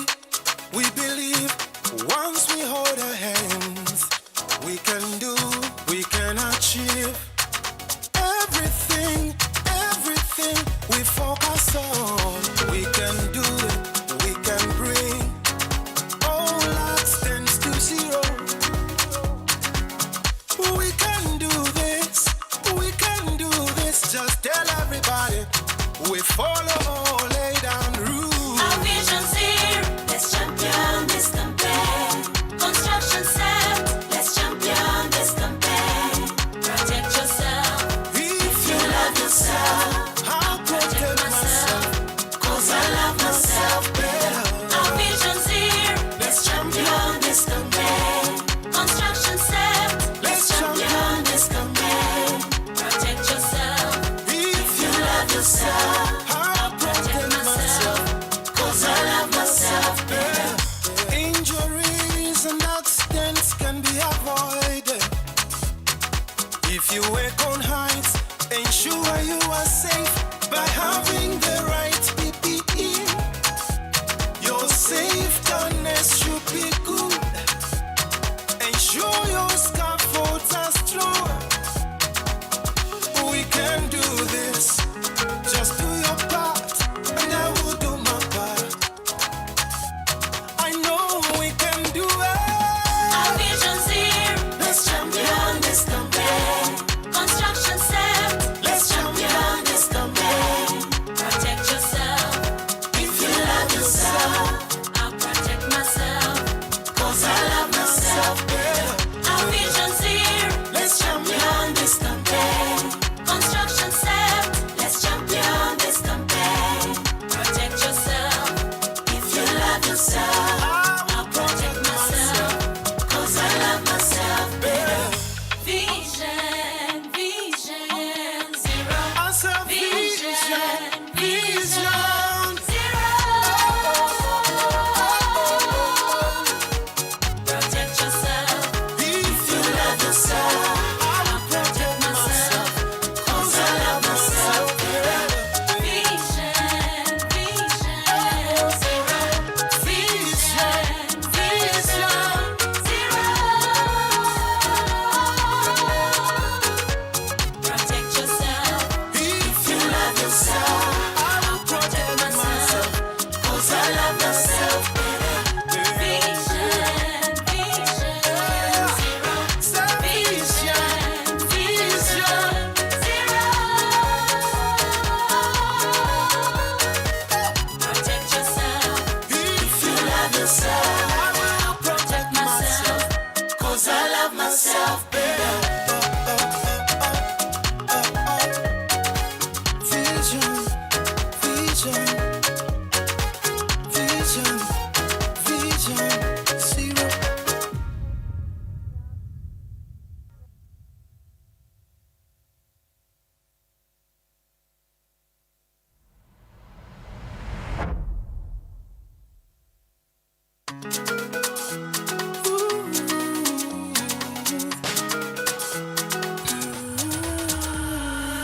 Construction safety is our priority. We believe once we hold our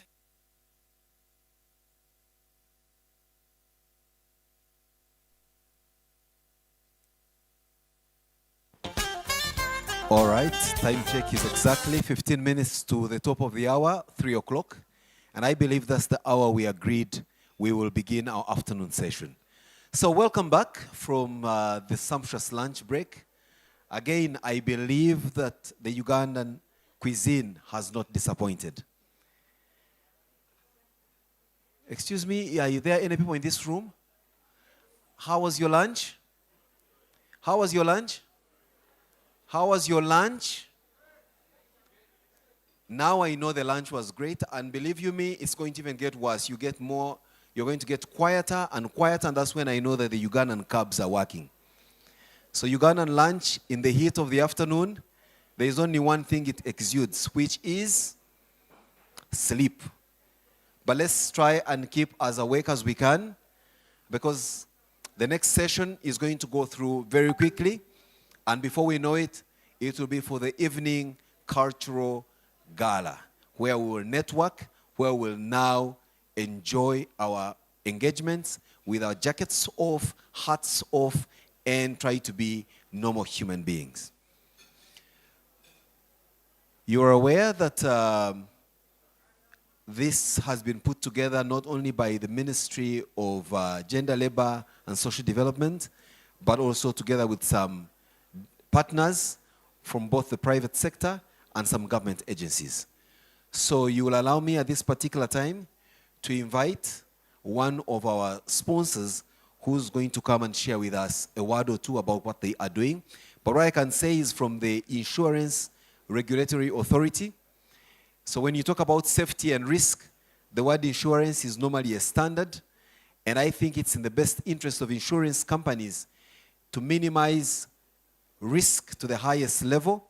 Although that doesn't work very well with minimizing on the premiums we pay to them, I think that's what keeps them in business. That we pay our premiums highly and we try as much as possible to minimize risk. So without further ado, Gilbert Emojong, he is the non-life technical officer at Insurance Regulatory Authority of Uganda. I have the pleasure to invite him.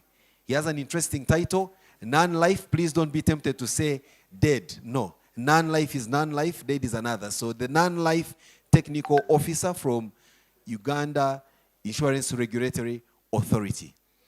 A hand clap for him, please.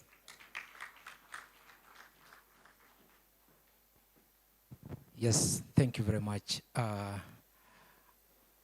Master of Ceremonies. Good afternoon, delegates.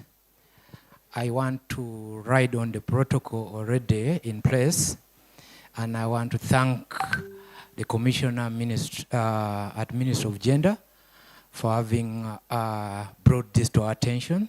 So we took it upon ourselves gladly to be part of Vision Zero. Uganda Insurance Association is the mother body of all insurance companies in Uganda. Mr. MC, let me put the record right. It's Uganda Insurance Association and not Insurance Regulatory Authority. I must put that right. So Uganda Insurance Association is the mother body of all licensed insurers in this country, Uganda. So for that reason, we enjoy 34 membership, of which 20 of them are non-life insurance companies, and 9 of them are life insurance companies, with the 4 reinsurers operating within this market, and 1 affiliate member who happens to be the member of Uganda Insurance Association. So when we talk about Vision Zero with insurance, as the MC had alluded to, we don't separate those two. We have been dealing with very many stakeholders in ensuring that we maximize safety, but because we have not been dealing with the ministry in charge of the commissioner in charge of safety, we were able to deal with other stakeholders like the one of industrial relations and labor, where we have been doing a lot of sensitization and awareness across the country in regards to workers' compensation. You know, it's one of the acts that is there that every person who employs or any employer must be in position to do what? To offer a workers' compensation policy for their employees, that in case they get injured coming to work or going back home, that the insurance company will be able to do what? To compensate. Above all, to bring other things that we have been doing with other stakeholders, I want to quote what Dr. Omar yesterday talked of from Tanzania, that in most cases, when we talk about Vision Zero, we are talking about injuries at workplaces. What about after work, when they are going home? What happens? So in that regard, we have been partnering with very many NGOs who have been advocating for road safety in that region, in Uganda here. So we have been partnering with them in the area of doing what? Of sensitization, awareness, and so on, when it comes to the area of the informal sector, We have tried to partner with border associations like the Safe Borders, for us in Uganda here, who are at least trying to organize those border riders. So we have been doing some engagement with them to make sure that they take a minimum insurance policy, they ride safely on the road so that they be able to do what? To be safe on the road and be able to live the next day.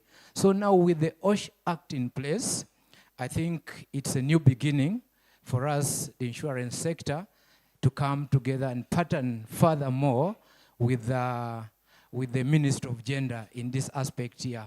So because, you know, without life, you cannot live this next day. And as an employer, one of the things you take care of is your profitability. So if you keep on paying premiums and then a whole claims eat up your premiums, the next time you want to get the same policy, we must up the rate so that you do what? You pay more premiums, hence affecting what?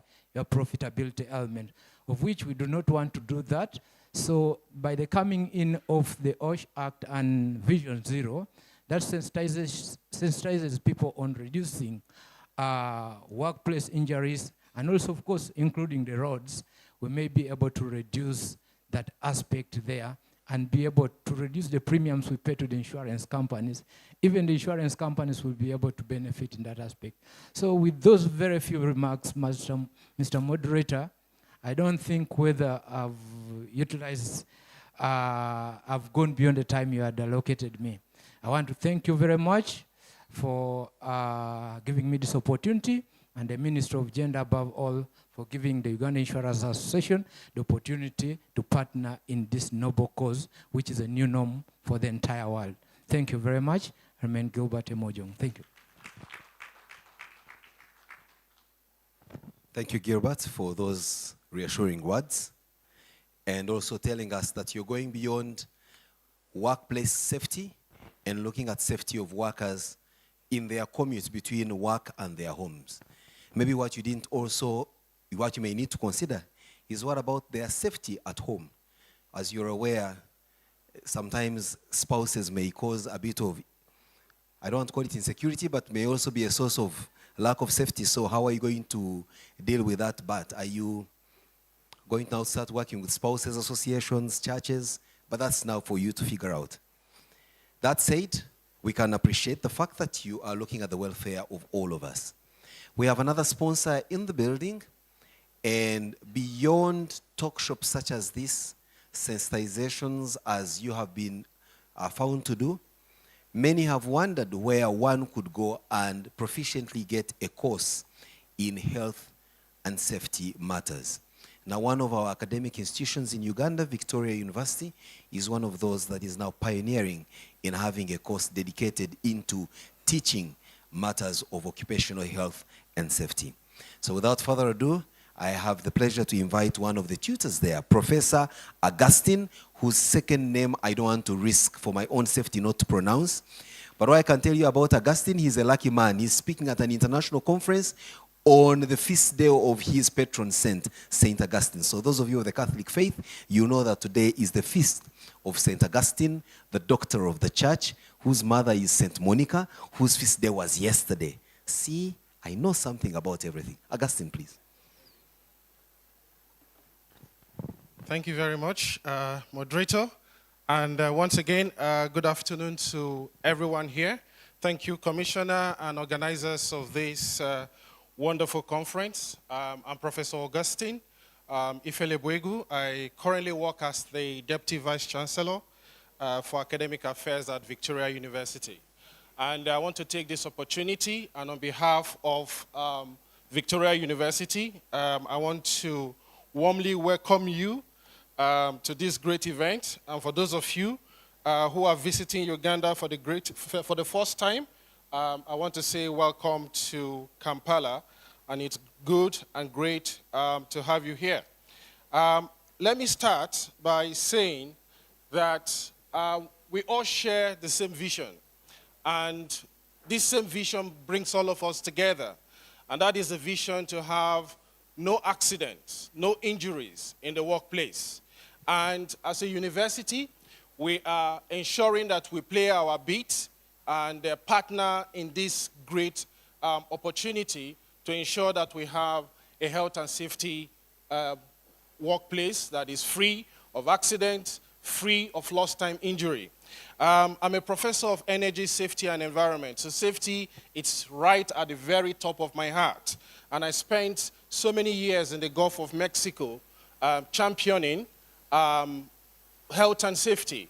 And also in the Gulf of Guinea, championing what we used to call health and safety in heart and mind, trying to change perception, trying to change behaviors, using every available tool that we had at the time. Safety is critical. And in universities around the world, no matter what you study, you must learn ICT. Because at a time, the university realized that ICT is mandatory if you must study, whether you're doing medicine, engineering, or whatever course you're doing. And in recent time, we have also seen a push by the climate change activists around the world that we integrate climate change into curriculum. And in my university, for example, it is mandatory that every undergraduate student must study a module called Business Responses to Climate Change. More recently, we have introduced a mandatory module for every program, regardless of what you study, whether health, engineering, business, social science. You must do Foundations of Artificial Intelligence and Introduction to Prompt Engineering. This is a challenge for us when it's health and safety going to become a compulsory module in every curriculum, whether you're doing medicine, whether you're doing engineering, whether you're doing social science. I think we have work to do. I think we have a lot to push. But let me say that we are one of those institutions that still offers a Master's of Science in Health, Safety, and Environment that is accredited by the UK Institute of Occupational Safety and Health. It is available face-to-face. It's also available online. Wherever you are in the world, you can study with us. We are a front-running university when it comes to technology and technology adaptation. So we invite you to come with us. And if you have people, staff members you want to train, please send them to us. And we have the facilities, we have the expertise, we have the manpower, as well as links with several industries where we can train your people, whether they are for short courses or they are for a master's program or for even a bachelor's program, we can support you. And I want to take this opportunity to thank the organizers of this conference, and I want to say we are happy that this is taking place, and we are willing to partner with you to see and ensure that we have an accident walk-free place at the end of the day. Once again, I want to say thank you very much, and if this is your first time in Kampala, welcome to Kampala.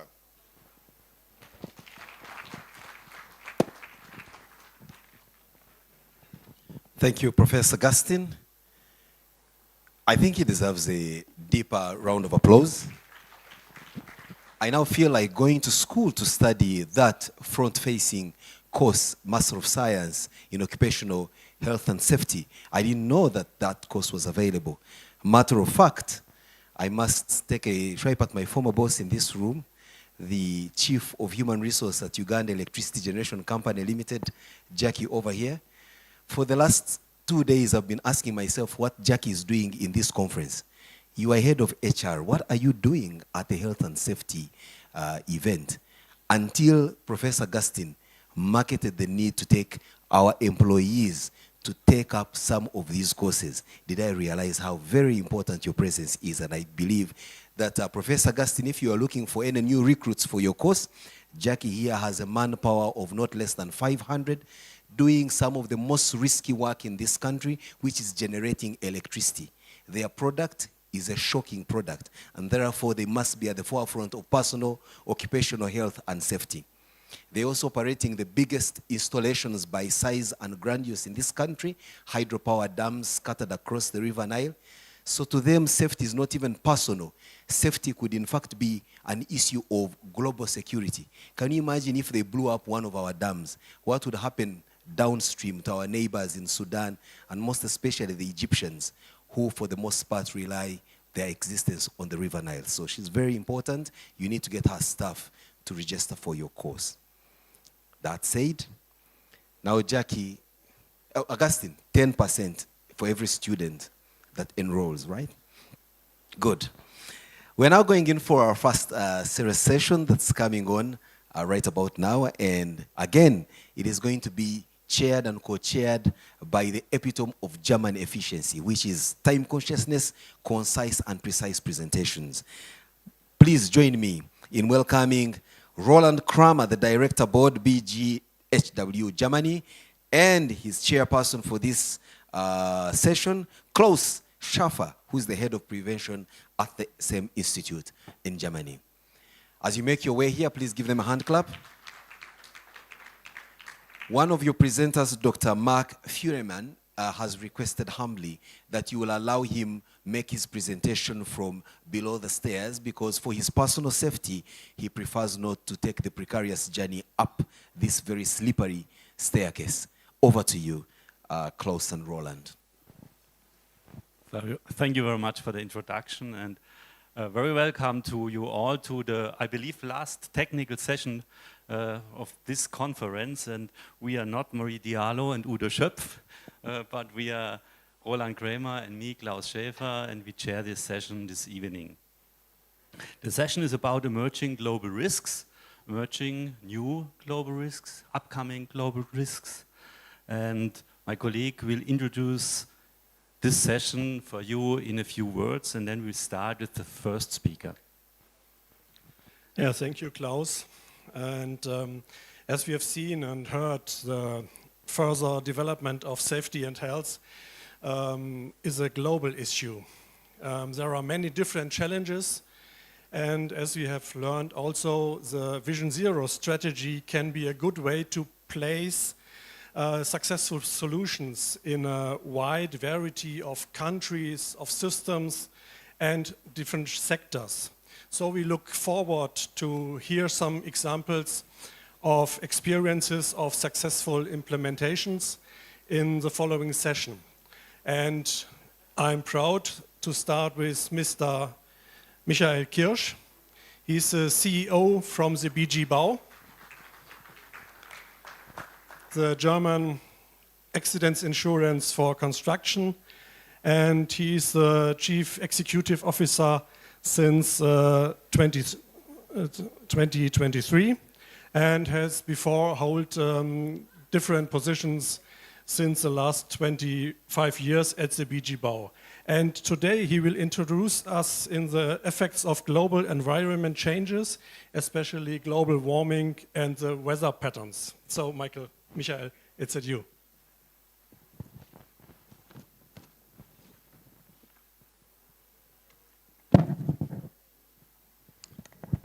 Thank you very much, Roland, Klaus. Ladies and gentlemen, good afternoon, Excellence, and dear good friends. I'm glad to be here. Thank you for your invitation to come to Kampala. Today, I'm here to discuss the potential effects of climate change on occupational safety and health. Human health is always affected by climate and also affected by weather. Climate change can gradually reduce resilience and harm long-term health. It poses the threat of life, health and well-being, and is a major issue of our time and a challenge for our future generations. Next slide. Climate change is happening now, not in the distant future. You can see it all in the world, also here in Uganda. Climate change increasingly affects society, organizations and workplaces, health and safety, and also climate-related occupational risks should be part of each company's risk management. Many lack the knowledge, readiness, or motivation to address climate-related risks. The German statutory accident insurance institutions such as BG Bau, BGRCE or BGHW is a holder under public law, and the system focuses on accident prevention, restoration of health and ability to work, payment of pensions and other forms of compensations.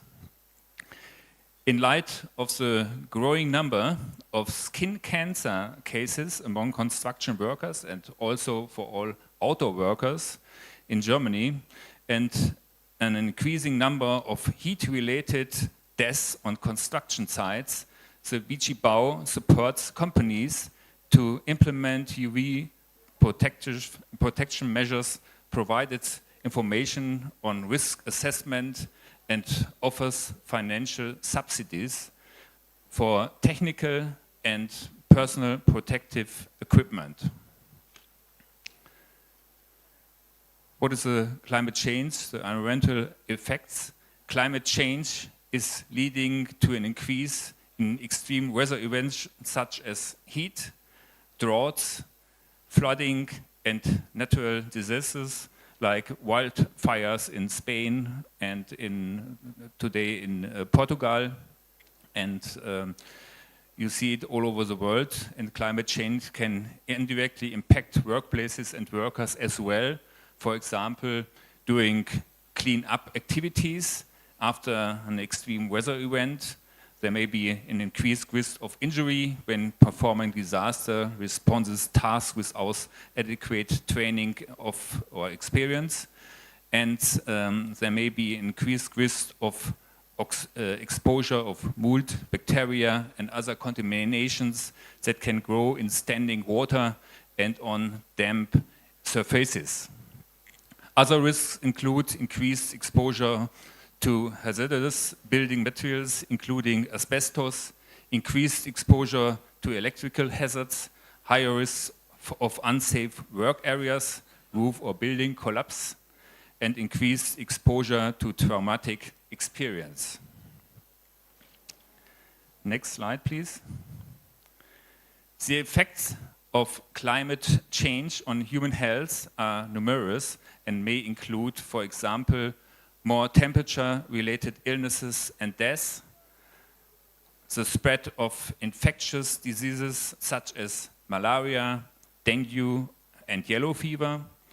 It declines in the quality and quantity of drinking water, and the psychological effects, for example, direct traumatic effects or indirect effects, or social and community effects include displacement, migration, climate-related conflicts, post-disaster adjustments, and reactions to disparities.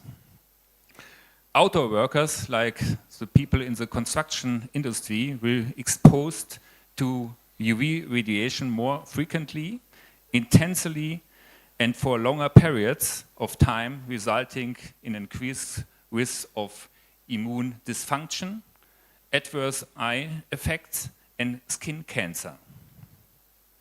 Next slide. What are the consequences of increased heat exposures?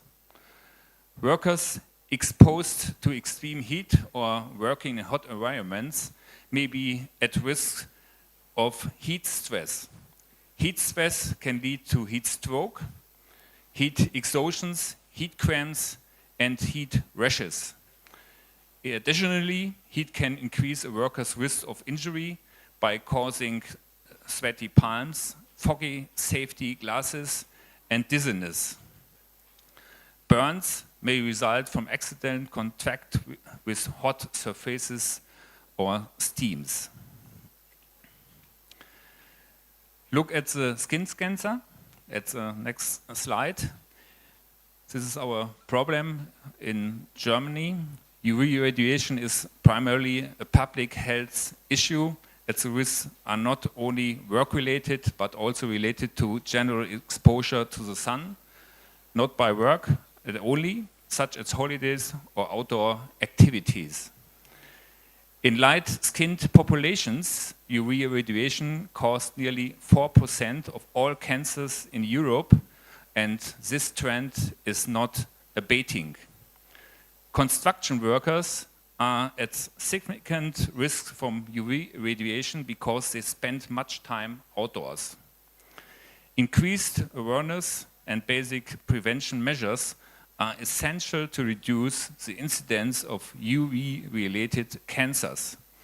The white cancer was introduced as an official recognized occupational disease in Germany since 2015, and since then it has become one of the most frequently reported occupational diseases within the construction industry. And now by the BG Bau we have more than 3,000 reported diseases, occupational diseases in Germany. Next slide, please. The intensity of the radiation is indicated by the UV index, which can be found in weather apps and reports. Skin should be protective from a UV index of 3 to prevent damage.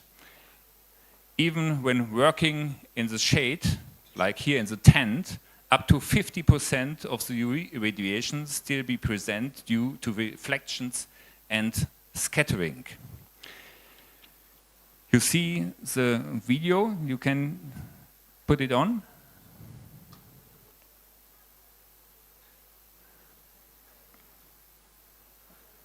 Please, we hear nothing.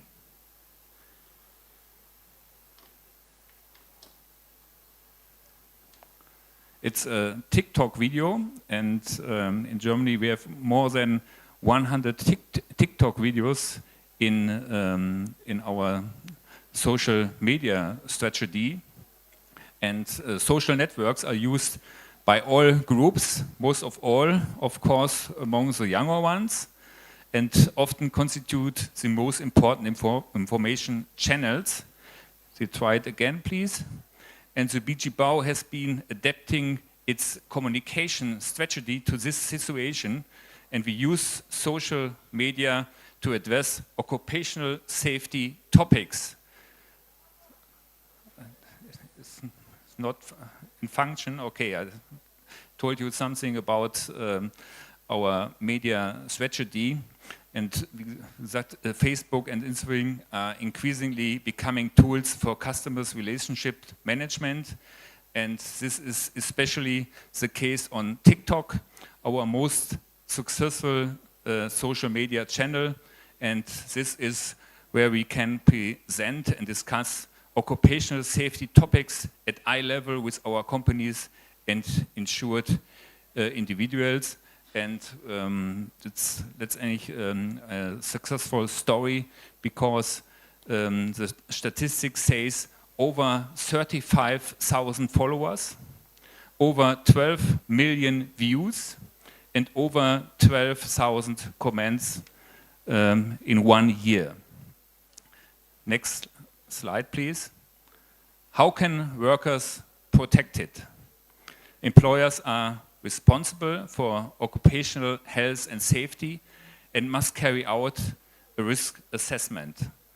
To protect employees from UV radiation and heat, measures should follow the top principle: technical, organizational, and personal. The technical measures include shedding, like here in the tent, options like sun sails to avoid direct solar radiation. Organizational measures involve adjusting working hours, job rotation, clear safety procedures, training, limited exposure time, and assigning safety responsibilities. Personal measures include wearing cooling, UV protective clothing, and applying sunscreen on uncovered skin areas like hands and face. The BG Bau supports companies by providing guidance, training, equipment, and subsidies to help implement these protective measures effectively. What are our services at the BG Bau? It's the next slide. We at the BG Bau actively support our member companies in implementing effective measures to protect employees from heat and UV radiation. We provide practical heat action plans tailored for both outdoor and indoor construction sites. And these plans help companies identify risks and apply targeted safety measures. In cooperation with our occupational medical services, they scan perhaps your skin, we offer preventive medical checkups, and these are especially important for employees regularly exposed to intense natural UV radiation. Through financial incentives called Arbeitsschutzprämien in Germany, we encourage companies to invest in protective equipment such as cooling clothing, shedding solutions, and ergonomic workstations. And we heard yesterday Helmut told about the return on prevention 2.2, and this is our strategy. Additionally, companies can order UV protective packages, you see it on the slide, from us for their workers. 600,000 packages in 2025 and 600,000 packages in 2026. And these packages included sunscreen, UV protective clothing, and accessories to ensure personal safety on site.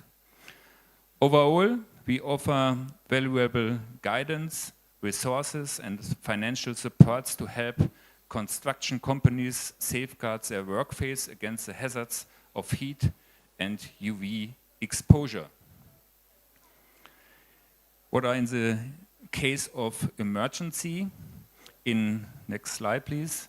In extreme cases, heat can lead to life-threatening heat stroke, and the number of heat-related deaths on construction sites is rising. In Germany, there have also been repeated heat-related deaths on construction sites in recent years. And in order to provide prompt assistance in an emergency, it is crucial to recognize the signs of heat-related illnesses in yourselves and your colleagues. There's another TikTok video, but it doesn't. You can try. Das war wieder richtig gut, richtig stark. Was denn jetzt? Jan, was ist denn los? Was machen wir denn jetzt? Keine Ahnung. Was tun bei Hitzschlag? In den Schatten bringen, Beine hochlegen, Rettungsdienst rufen, Tücher mit Wasser tränken und den Körper kühlen. Bleib gesund. Thank you. Short videos like TikTok, and the information are for the employees. Employers must ensure that they and their employees are prepared to provide first aid in an emergency. Overall, this is a matter of life and death. Next slide concludes. Climate change poses a significant challenge of occupational safety and health. Exposure to extreme weather conditions can have a negative impact on the well-being and productivity of outdoor workers. And one of the goals of the ISA International Section for Prevention in the Construction is Vision Zero, and that's why we are here. On our top priority is to prevent fatal and serious accidents and diseases, and this includes a new challenge such as climate change. By working together across borders, across countries, we can share our knowledge, develop unified safety standards, and invest in innovative solutions to protect workers worldwide in the face of a changing climate. I look forward to exchanging ideas and have further discussions. Thank you very much for your attention.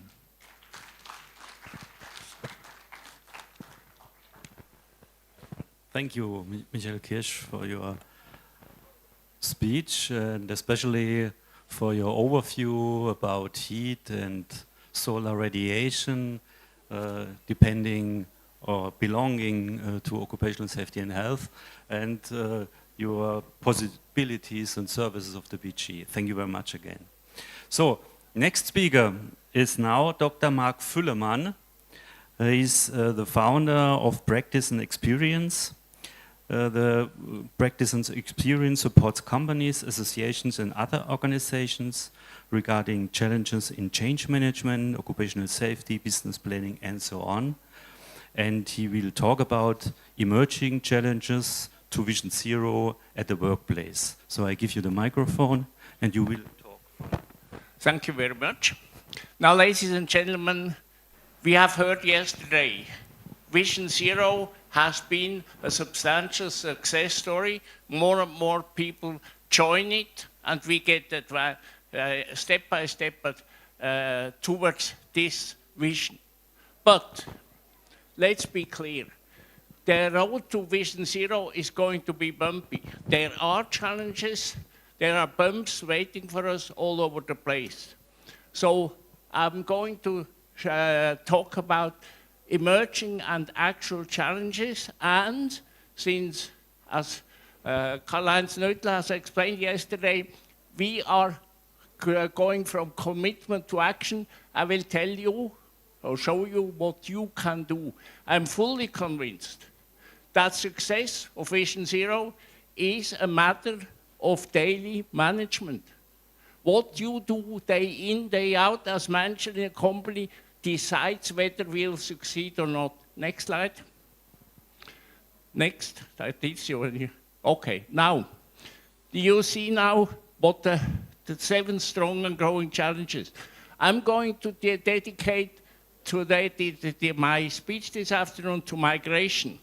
Migration, the challenges, diversity versus conformity. But before I come to it, let me mention 2 other ones. The role of management and role of governance. Now we have heard role of management. Sven talked to us today about the kind of tendency of top, senior and middle management to delegate the daily actions to the safety experts. Nothing could be more wrong. Whether you, in your company, you achieve safe workplaces, healthy workplaces, and well-being of all employees depends on line management. Because we all know what is important, the boss tells me. What is also important, the expert tells me. Every worker, every employee has a fine antenna to distinguish between very important and also important. Now, management. The daily action must be visible. It's not only that you all daily need to think about safety and take action. It must be visible action. And when I say visible, I mean, as managers, you shouldn't close your eyes. If you go to your facilities, you should have the eyes open. I state now that the management of this hotel has the eyes closed. This hotel is unsafe. Why do I say so? When I arrived yesterday morning, I was led to the building, you know, the convention building. And when I arrived there, I said, however can I get up there? There are flights of stairs without 0 handrail. 0. We all know that there must be handrails, and the word says why? Because one of your hands must be on the rail. Otherwise, you're not safe going up or down. Actually, I'm talking from my personal experience.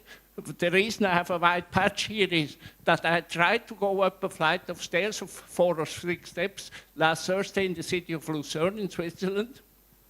And unfortunately, there was no handrail. So I fell. Luckily, I missed the bad wall by about 2 centimeters, so I just scraped it and it did break my head. So, and the management, furthermore, why do I say close their eyes? My bathroom here has a shower that's not a shower, it's a bathtub. It's a bathtub that has a high elevated wall to get in. Those of you who have not noticed, how do you get safely in and out? When it's so high, there is not a single handle, so those rooms are basically unsafe. Additionally, my so-called shower has no curtain, so the water splashes out everywhere and then it could get out and it's slippery on the floor. So it's a typical example of management that doesn't walk around and has the eyes closed. Role of government. I took up what Helmut told us yesterday. The role of government, and that's a real challenge, is too much enforcement, is too much writing laws, and not enough helping companies. The best ambassadors in the world are the labor inspectors, because they see every day not only something wrong, but they see a lot of good examples. And they should be the carrier of good examples from A to B. So let's get back to migration. Next. Reasons. Next. Now, migration creates a lot of diversity. Usually, managers are told that diversity is very good. Yes, there are different languages, different cultures, different value systems, as we had heard yesterday with this Tom example. We have different skills, different work experience, and different life experience. Next. However, Vision Zero requires exactly the contrary. It requires a lot of conformity, conform understanding of hazards, full compliance with SOPs, procedures, and shared values. Now, why is that all important? Think, what do you need to go through to be safe? You, everybody in here, you need to go through 4 steps. First, you have to know something. Second, you have to understand it, meaning how to apply that know-how to your practical case, where you sit, where you work. Third, you have to accept that the rules are better than what you did before. And finally, you actually have to do it. Because the proof of the pudding is in the eating and not in the theory before. Now, why is that not given? Think about it. To know, not all safety rules or hazards are self-explaining or intuitive. How many of you have known or do know the oxygen level in confined space? Actually, I had to look it up this morning again because I didn't remember. It's 23.5%. So it's not intuitive. You have to be taught, understanding. You have probably all learned about how to erect the scaffold once in your life. When I walk around Switzerland, about 20% of the scaffolds are unsafe. Not for the person working on it, but for the person working beneath it. A tool could fall on their heads. Third, acceptance. All of us have had this experience. For example, safety glasses. After a certain time, it becomes a nuisance because they're not fit like our reading glasses. They're just given their standard. They hurt you behind the ear or whatever. So you say, yeah, maybe this time I don't need safety glasses. And finally, to do, well, you should have the time to do it. Next. Now, what is management job? Managers must be teachers to know. Managers must be coaches to understand. Managers must be the motivators for the acceptance.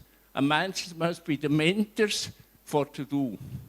Now, let's see the migration challenge. Step 1, to know. Big question is, how do you actually teach when in a multi-language environment? If I go to a job site, a construction site in Switzerland, I see a team of 7 people working. There are at least 5 languages, and none of them is German or Swiss German. How does the foreman actually teach his crew when nobody speaks his language and among themselves they cannot communicate properly? So how do you explain risks if for the culture those people come from? Risk perception is entirely different. What is no risk for a 25-year-old? Jumping up this flight, these 4 steps, for me is a risk because my right knee is not behaving properly. So what are the possible solutions? Use pictures, use videos, use cartoons. Let me remind you, Helmut Ehners has shown you yesterday the full toolbox. There are a lot of small movies with so-called humans, they're not human, talking some strange language, and everybody understands that strange language. Just look on the internet, you can download it. Enlarge the daily safety moment. A daily safety moment is not always 3 minutes talking. Maybe you have to enlarge it to 15 minutes and show and tell.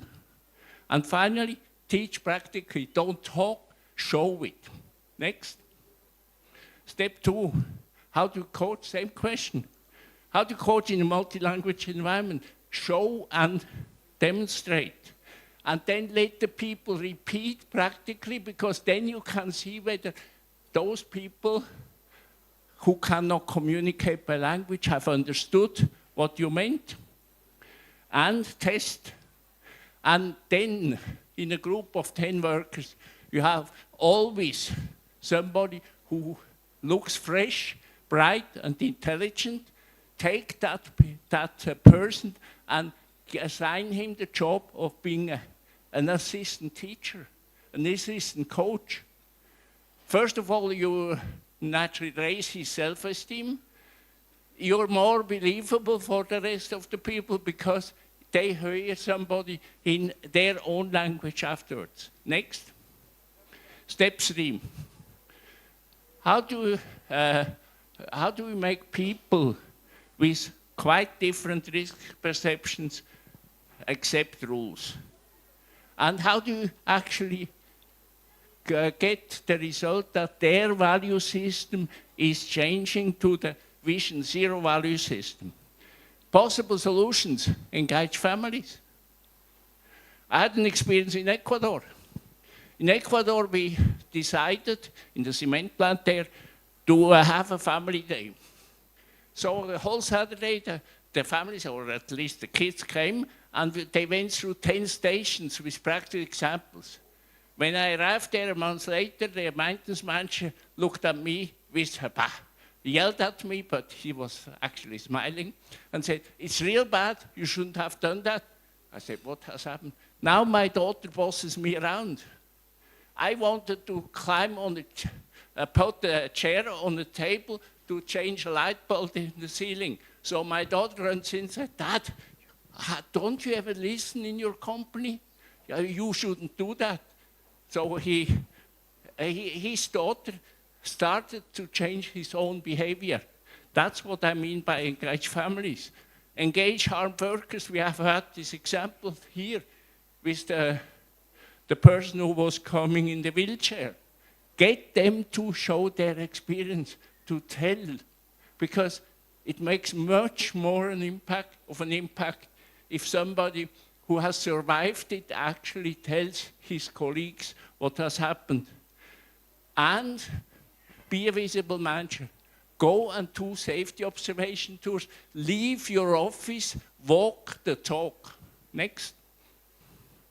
Now step 4. What stops people from doing what should be done? First question is, do they actually earn enough with one shift? Time and again we had contractors in the most cement plants of the world. I realized that some of people were dead tired. And you all know when you're tired, your reaction slows down. Why? Because to make ends meet, they worked a shift and a half. they did moonlight work in a restaurant, whatever. So ask yourself, do workers earn enough? Are they given the time to work safely? I remember a case of a colleague from primary school. His name is Felix. When we were 60 some years ago, we had a big dinner, get together. He sat across from me. He had learned the trade of roofmaker, as I said. And I asked him, Felix, what do you do to work safely on the roofs? Boy, I was surprised. Within 3 minutes, he nearly gave all the rules that existed. So I just want to congratulate him. Then came his last sentence. But don't you believe that we ever use those rules? Because doing so, we would slow ourselves so much that we would never finish a roof in the offered time. So ask yourself, are they given the time? And naturally, are they given the right equipment? Next. Now, I've talked about the easy part, that's safety. Health at work, as we all know, is much more difficult because hazards are seldom visible. You don't see asbestos fibers. Harms slowly. It's not like an accident. You're hitting something like my knee in Munich 4 years ago, and then 10 seconds later the kneecap is broken. So cause effect is immediate. Health, that takes a long time to harm you. Sometimes. Third point, health from work, negative impact from work, cohabits with negative impact in your private life. Think of all the smokers. Is their lung now in bad shape because of fumes at work, or is it because of private life or from other activities? And harm is sometimes hard to detect. Next. Now, harm is hard to detect, I said. We all know in safety, the accident happens or something breaks when the amount of force hitting you, whatever part of your body, is greater than your body can absorb. Do we have those limits of coping in health? With very few guidelines exist. Next. Now, migration adds 2 points to this health challenge. First point is baseline. I mean, what we want to do, because it's slow development, slow deterioration of health. We want to measure the delta between when the worker started and today's situation. But there we need the starting point. Now, migration, the problem is the in and out. If you have all those migrant workers, for example, in India, we heard yesterday about 50% or 60% of those 530 million, if I remember it correctly, are migrant workers. They come in, work a week and go. And maybe 2 months later they come back to the same construction site, whatever. How do we know their starting condition health-wise? High turnover, missing baseline. Now, the solution there, I'm sorry, I cannot offer the easy solution, because here we have an additional conflict which is not on the slide. Privacy laws. Are you as an employer actually authorized to test the health situation of a worker who will work in your plant for 3 weeks? In many countries, the law says more or less you are not allowed to ask certain questions.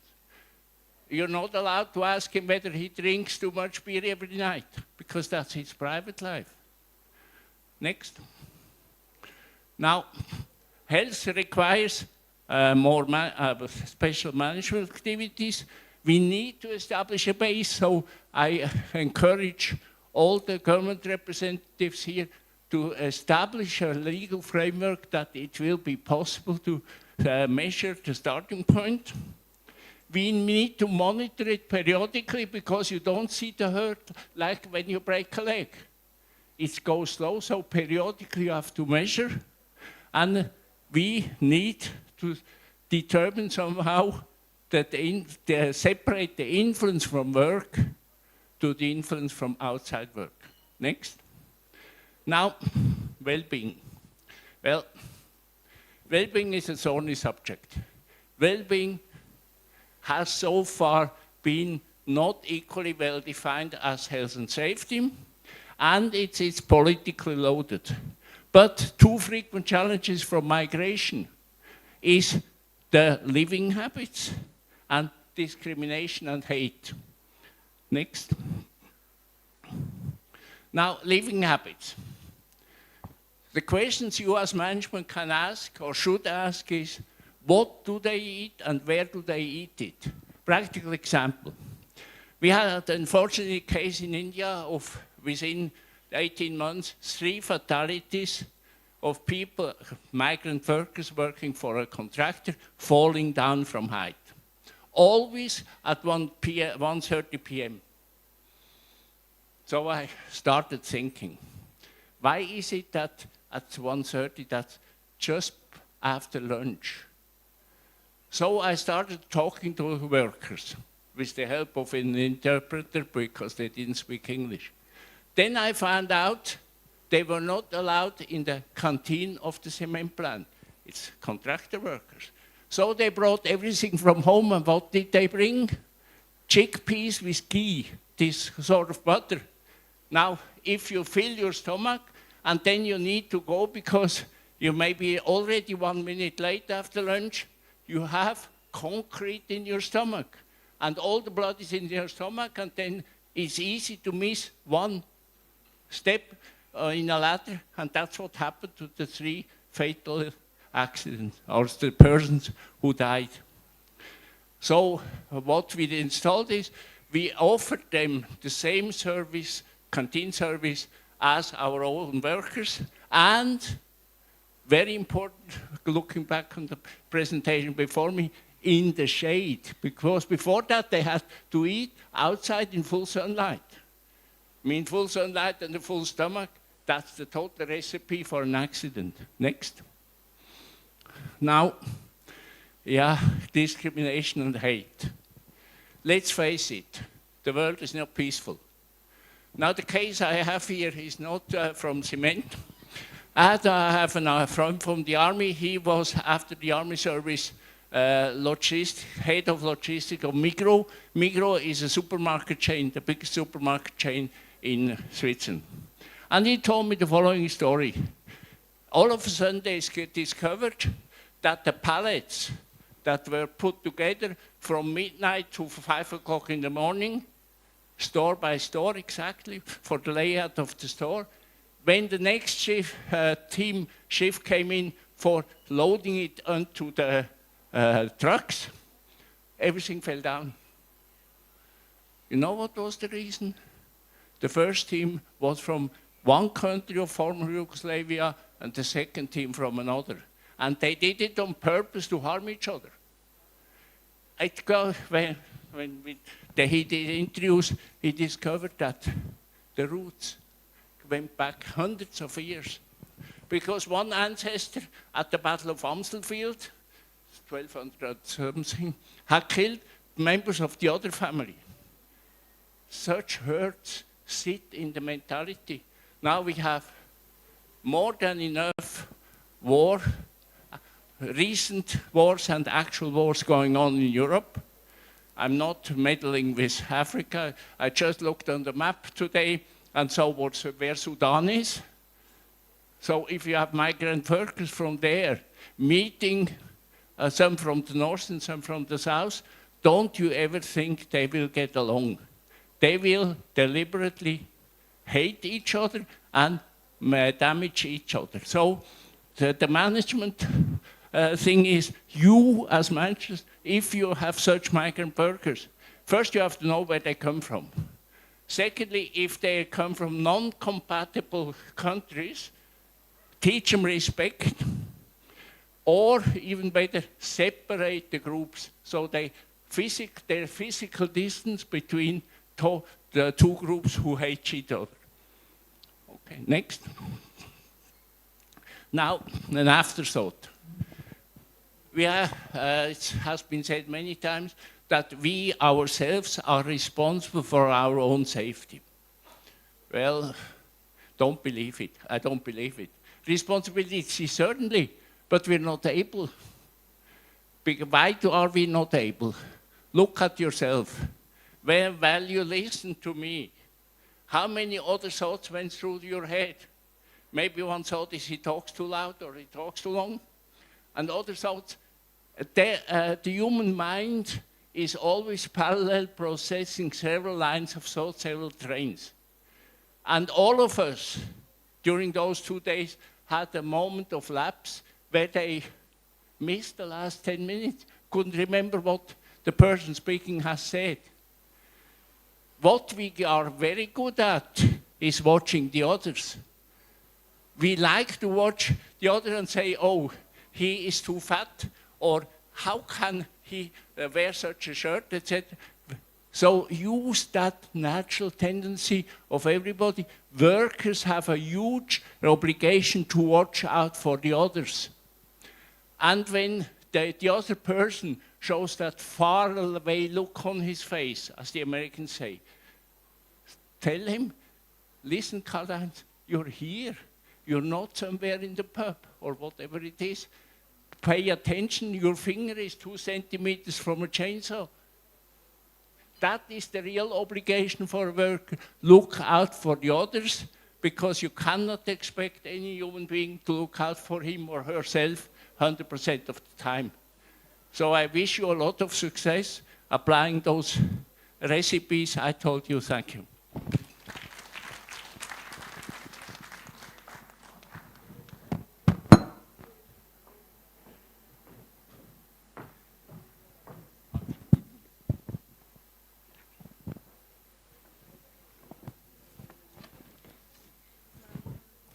Thank you, Mr. Fullerman. Thank you for sharing your experiences of the growing or the strong challenges threaten the progress of Vision Zero. I think there's much to do for companies, for the society, and for the whole world. And for me, it was again a very impressive speech.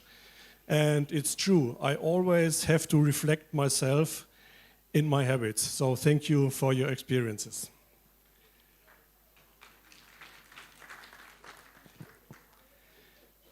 At next, addressing challenges and harnessing opportunities presented by Vision Zero for Uganda's construction sector. And I'd like to announce Sibella Namirembe. I hope she's in the room. Ah, nice. So she's a petroleum engineer with a distinguished career, and beyond her academic achievements, she has demonstrated a strong commitment for SHE, and that's what I like very much. So she's now the head of operation and at Epsilon Uganda Limited, well known here in Uganda. A multidisciplinary company with for gas, for oil, for health and manufacturing, and at last she's also serving the board of directors of Uganda's National Association for Builders, Suppliers and Construction. And I'm glad to have you here, so it's yours. Thank you, thank you. Good afternoon, ladies and gentlemen. Good afternoon. We had lunch, right? Good lunch. Okay, thank you so much for this opportunity. My name is Sibella Namirembe, as I was introduced, and I'm here to speak on behalf of UNAPSEC, which I will introduce along the way. I will speak more towards the construction sector, which we represent. We all understand that the construction sector is a critical driver of Uganda's socio-economic development. In Uganda, actually, it's the second biggest employer after agriculture, contributing over 12% of our GDP. The World Bank alone projected a GDP growth of 6.2%, of which this is mostly attributed to infrastructure and the oil and gas projects that are coming up. Despite its economic contribution, the sector is amongst the highest risk industries in terms of occupational safety and health. Vital to note that many of these construction businesses operate in an informal setting, creating a challenge in monitoring them. I understand we have talked about the informal sector in plenty, and we can honestly understand how much informality is in the construction sector. Studies alone in Kampala City reveal that 32.4% of building construction workers experience occupational injuries, with nearly 70% of them happening during night shifts when supervision and lighting is really low. The Vision Zero campaign, launched by the International Social Security Association, advocates for a transformative approach to OSH based on the belief that all accidents and occupational diseases are preventable if risks are proactively managed. Allow me to give you a brief about UNAPSEC, which is an acronym for the Uganda National Association of Builders, Suppliers, and Engineering Contractors. It is a 32-year-old non-profit, non-political, member-driven association that unites reputable contractors, suppliers, manufacturers, and other players in the Ugandan construction contracting sector. Our core purpose is a commitment to improving performance in the construction industry by championing better regulation and enhancing operational integrity. Our mission as UNAPSEC is to promote and protect the shared interests of our members and the wider construction industry, and advise the government and development partners on policy reforms and regulations through advocacy, networking events such as these, and good industrial practices and innovative service provision. With over 470 member companies, UNAPSEC has made great strides in improving performance in the construction sector and Africa by inspiring suitable incubation, championing better regulation, promoting compliance amongst our members, and enhancing operational integrity within the construction industry. We are proud to say that OSH is going to be even a stronger thing that we are pushing for in our mandate, starting now and going forward. As an association, thank you, please. A hand, yes. Because we push agendas in the ministry, so we want to believe that we should push even more when it comes to OSH, to put up policies that encourage our members to be compliant in what they do. As an association, we commend the Ministry of Gender, Labor and Social Development for organizing this event. As UNAPSEC, we upload such initiatives that promote safer and healthier workplaces across the continent. UNAPSEC has a pivotal role to play in championing the adoption of Vision Zero principles within its members and across Uganda's construction sector. For Uganda, embracing Vision Zero presents both challenges and opportunities, which I seek to explore a little more. What some of the key challenges that we envision in this is the lack of safety awareness amongst most of our members. Many contractors, especially SMEs, have low awareness of safety standards. Occupational safety is often seen as a compliance burden, a cost burden, as opposed to an investment. Despite having occupational safety and health policies and the Occupational Safety and Health Act of 2006, which was recently amended, enforcement remains weak due to limited resources by the ministry and fragmented regulatory oversight of the entire construction sector. As we are all aware, right now, UNRA has just merged, so we are now back into Ministry of Works, so regulation has been quite fragmented, but hopefully now things should probably be better.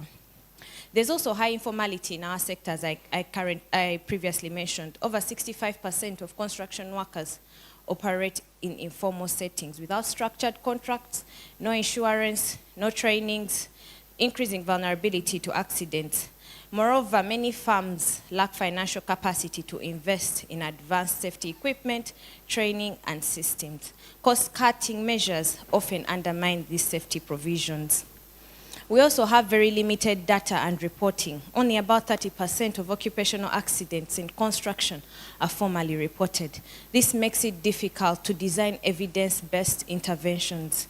Workers sometimes prioritize productivity over safety. A lack of empowerment to report unsafe practices further compounds risks. As contractors, we all understand that our major concerns usually in our projects are time, quality, and cost. Perhaps we should look into having safety amongst those key elements. Some of the opportunities that we do find despite all these many challenges is through this Vision Zero, we still get a chance to strengthen our safety culture. Vision Zero provides a framework to build awareness and instill a safety-first mindset across management, workers, and stakeholders. UNAPSEC pledges to spearhead campaigns to sensitize its members on the 7 golden rules of Vision Zero. Furthermore, the campaign offers an opportunity to align national OSH policies with global best practices, strengthening Uganda's regulatory framework.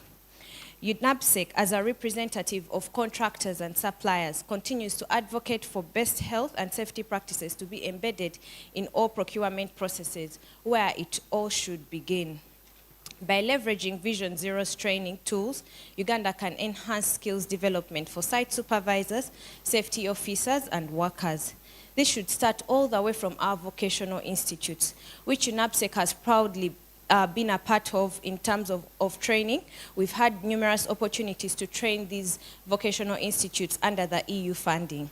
So through engagements such as these, Vision Zero encourages collaboration between government agencies, private associations like ours, the Safety and Health Association of Uganda, and other development partners to harmonize efforts towards a safer workspace.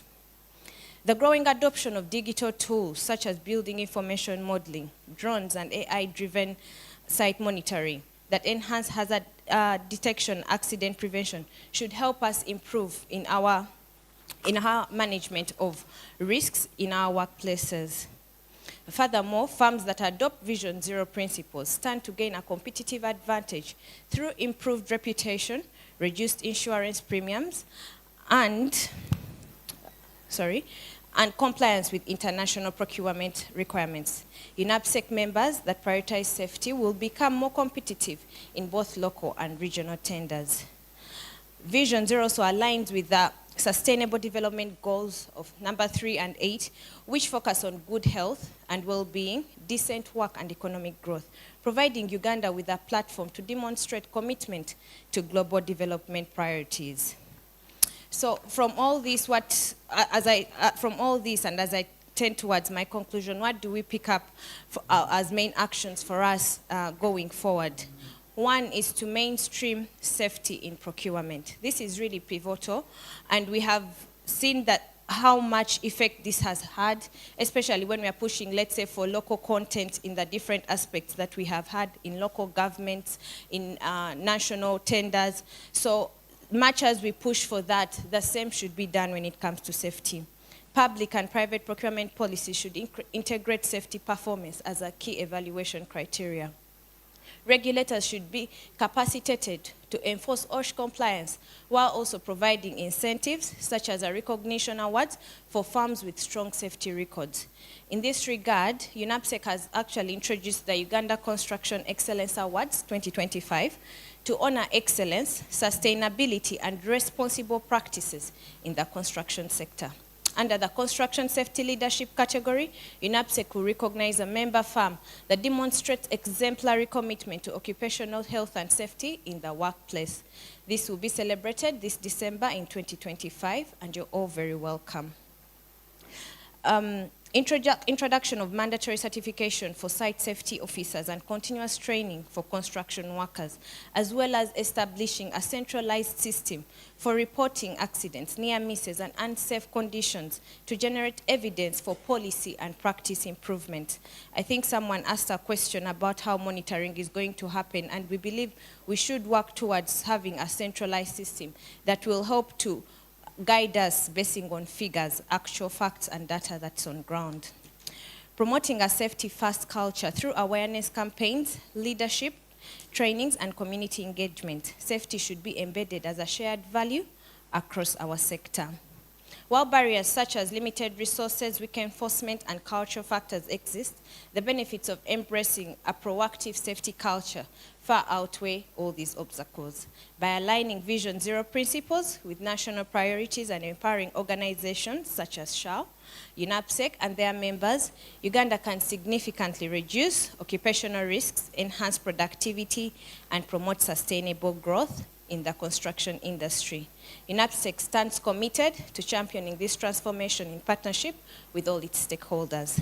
I thank you very much.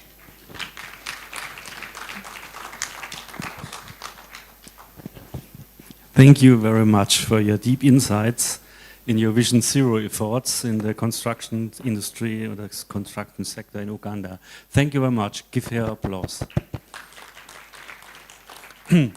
So we come to the next speaker, Mr. Joydeep Mukherjee. Please come to the stage. Mr. Mukherjee is a technical secretary from the ISA section Electricity from Germany again, and he will talk about, I have to look here. Oh, stop.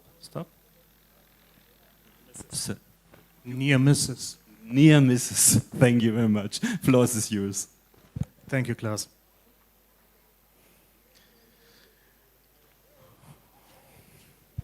Well, good day to you all. Hope you're all doing well. Thanks a lot to the people who are responsible for the organization of this conference here. It is a great pleasure for me. It's the very first time I'm in Africa, and directly here, the Pearl of Africa. This is great. And there were great lectures, especially today. It was very emotional. It was very shocking, especially the lecture of Professor Spo. And yeah, that was a very interesting thing for me to hear. Well, given that it has been an very interesting day, but also a long day so far, I'll try to keep my presentation as compact as possible. And I'm waiting for my presentation. I'm talking about near misses. It's something different, but if we compare that with the things we have discussed until now, we were discussing about Vision Zero to prevent accidents, that is to say, work-related accidents, occupational diseases, commuting accidents, and I'm talking about situations when no accident happened. We had that before lunch over there. That was a near miss, when the speaker fell on the table, but nobody was hurt, and that was good. And there it is, my presentation. And I'd like to start with a quote from Steve McQueen. Some of the older ones may know him. That was an American actor. And in his film, The Magnificent Seven, he was talking about, or there was a quite good quotation, just one click. And then 4 clicks. 4. A guy falls from the roof of this building here, and he thinks to himself as he passes each floor, so far everything has gone well. Okay, at last, click number 5, he will hit the floor at some point, but that's not the thing. The thing is, everything has gone well so far. And this is a thing that we observe all over the world, each and every day, millions of times. And regularly, this happens, and it is not even addressed or spoken. And if you are honest, 1 click please, you all know these situations, of course, as well, namely that we all do things that simply worked well in this very situation, this particular situation, whether it's that we are driving too fast or that we are continuing to act dangerously or even recklessly. And that is the common thread that we regularly observe in near misses. Click, please. Thus, I'd like to give you an overview of how we at the ISSA electricity section came across with this topic, what prompted us to take a closer look at this issue, and what conclusions we have reached. You may remember April 26, 1986. You know this? This is a photo of Unit 4 reactor of Chernobyl nuclear power plant after it exploded on that day. And there were multiple causes that we saw there. No click, please. There was a defect in the reactor design. We have roles and decisions taken by the plant leaders that were wrong. The workers that were on duty on that night of the catastrophe had not been trained in the task they were asked to perform. There was a lack of communication between the day shift and the night shift workers that played a part in the disaster. And thanks to my colleague Helmut Enes, I have no idea whether he's here, we know the Vision Zero prevention strategy, yes, and we see here on the screen that displays 5 of the 7 golden rules, which apparently were not followed in this order. And the impact was two workers died immediately, more workers died in the course of the week, and in the couple of next years, hundreds and thousands of workers died because of acute radiation syndrome. And why I'm telling you all of this? This is a very severe accident, and we learn from that. And the question is, what is the approach when we have just narrowly avoided an accident? To explain our approach, a brief digression. Basically and essentially, we should not only look at reactive parameters such as accident statistics, but also include proactive indicators in our occupational safety and health strategy. Our colleague from Denmark talked about that yesterday. Please click. And the good news is that more and more companies are focusing on that proactive indicators. My colleague Sigrid Roth talked about this morning. In 2020, the Vision Zero Proactive Leading Indicators Guide was published, and the project was carried out on behalf of the ISSA by Gerard Swetslot from the Netherlands and his research team. One click, please. Based on the 7 golden rules of the Vision Zero, Professor Swetslot and his team developed a set of 14 leading indicators with fact sheets, 2 in relation to each of the 7 golden rules. That is, indicators related to pre-work briefings or initial trainings. Click, please. And I would like to address in more detail indicator 2.2, namely learning from unplanned events, which substantiates golden rule number 2, namely to identify hazards and control risks. You know that. And the information provided in the leading indicators guide served as a starting point for a working group of the ISSA electricity section that I'm coming from, and I was also a member of this working group. We looked more deeply into the matter of learning from unplanned events, specifically when then addressed, we then addressed how to deal with near misses. And the main issue I'm today focusing on and dealing with the questions, how can we encourage employees to report and to document near misses? How can you get your employees to even address near misses? Before I go into that, here's a short clip. I remember these scenes very well from my childhood, and I think you know them as well. And the common thread is, thankfully, everything turned out well in the end. So please start the film.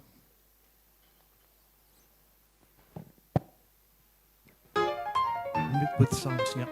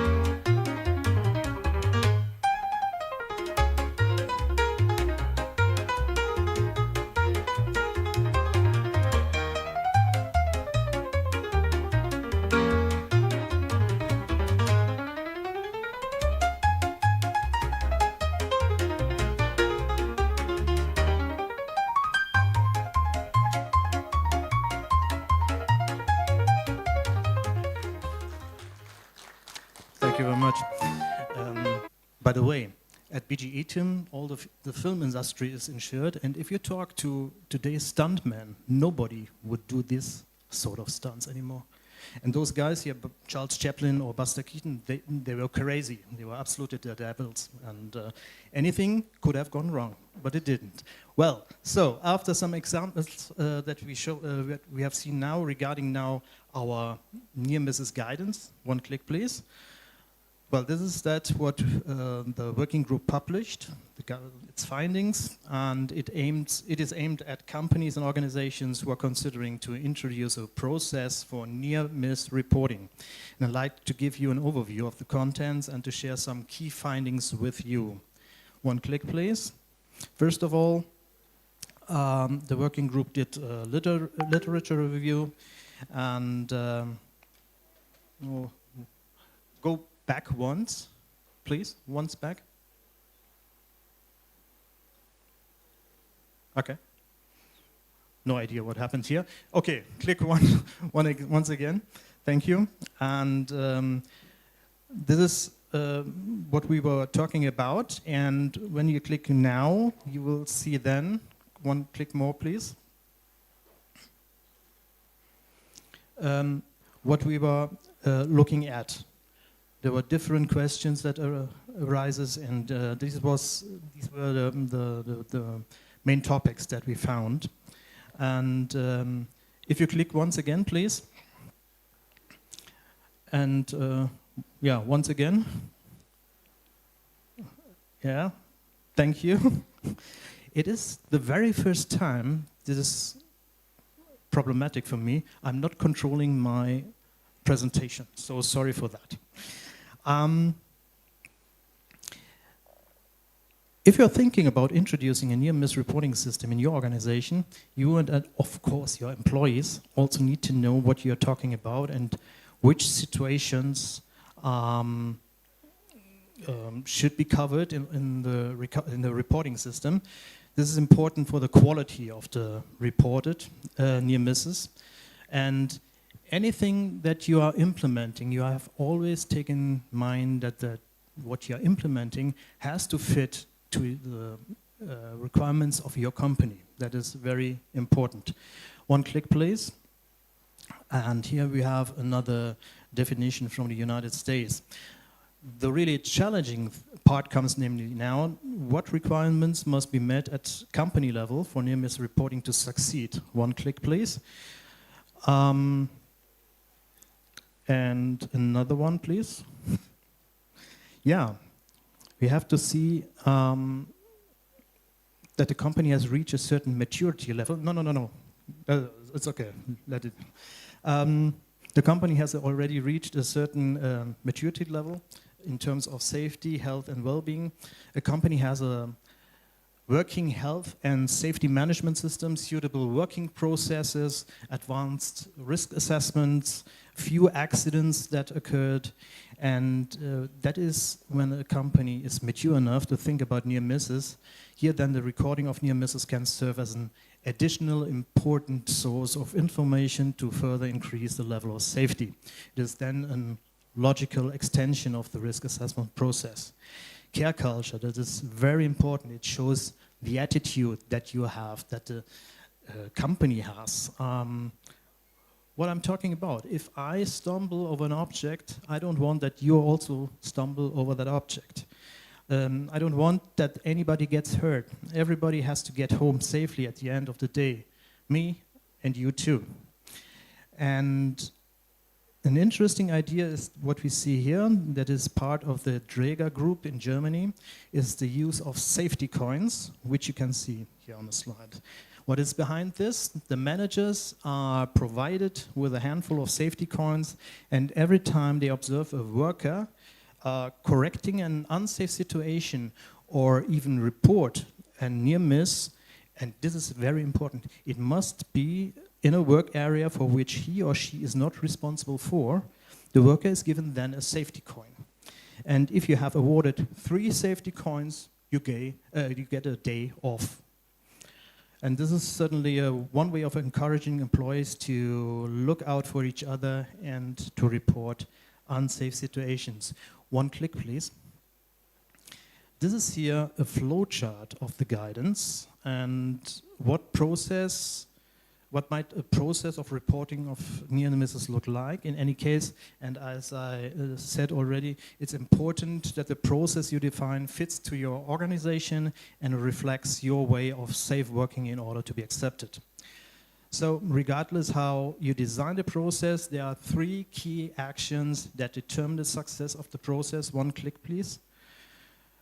Depending on how near misses are reported, it is important to give a priority to them. Known categories include, for example, the potential for damage, whether the near miss occurs frequently or rarely, and how much effort, if any, is required to eliminate the cause. Another click. When employees... No. Back, please. Oh, you have clicked to... Okay. The third thing is... thank you. When employees report near misses, remedial action should be taken promptly. To this end, personal resources must be provided and responsibilities defined. And the third thing, and this is the most important thing, is the persons who reported any near miss must receive feedback on what has become of the report and what measures have been taken. And to exploit the full potential of learning cases can be derived from the reports and shared throughout the company. As, for example, by talking about measures derived in form of action days, team events, whatever. So communication is crucial to the success of the system. You can use posters to encourage reporting of near misses, train your employees and partners, partner companies in the system, and ask your employees for feedback to improve the given system. And the beauty of reporting near misses is that everybody can take a stake in it, not only we as OSH professionals. So it's an opportunity to involve the whole workforce. Next click, please. Yeah. Depending on the size of the company, there does not necessarily have to be a standardized process. It can also be anecdotal, everyday conversations, letterbox, specific office hours. This would be a first step towards care culture. And it's a specific German thing, always having in mind the data protection and the mobile phone reception. Next click, please. I would like to share with you one example of a German company that has really a successful tool for its near-miss reporting. This is an health, safety, and environment application, an HSE tool, an app. You have an input mask, need, of course, GPS location, that's clear, and you need to describe the near-miss. You have the possibility to upload photos, and if in the system it's actually also possible to select the following options. These are in German. I saw an unsafe situation, I heard about an unsafe situation or a near miss, and I was involved in an unsafe situation. Finally, you can send everything anonymously. The last step then is the confirmation of all the data that has been recorded. What are the success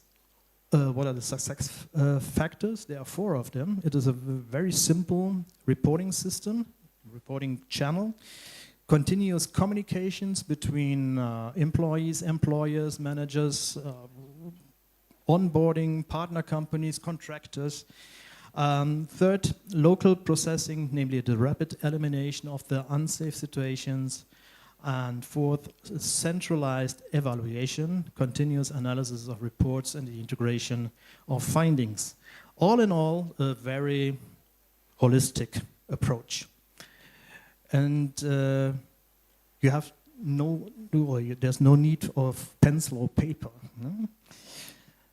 The next step would be, we see it here, that is the use of artificial intelligence used at Siemens company, input of information via speech-to-text recognition, entering information in multi-languages for migrant workers, for example.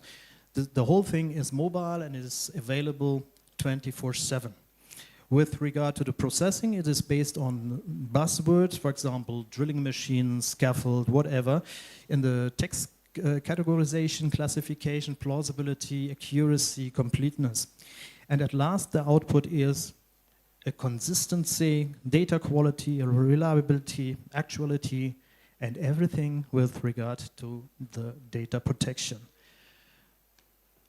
So, near misses are gems that give us an insight into our organization's OSH maturity, an important source of information for further improving safety levels, logical extension to the current safety and health management.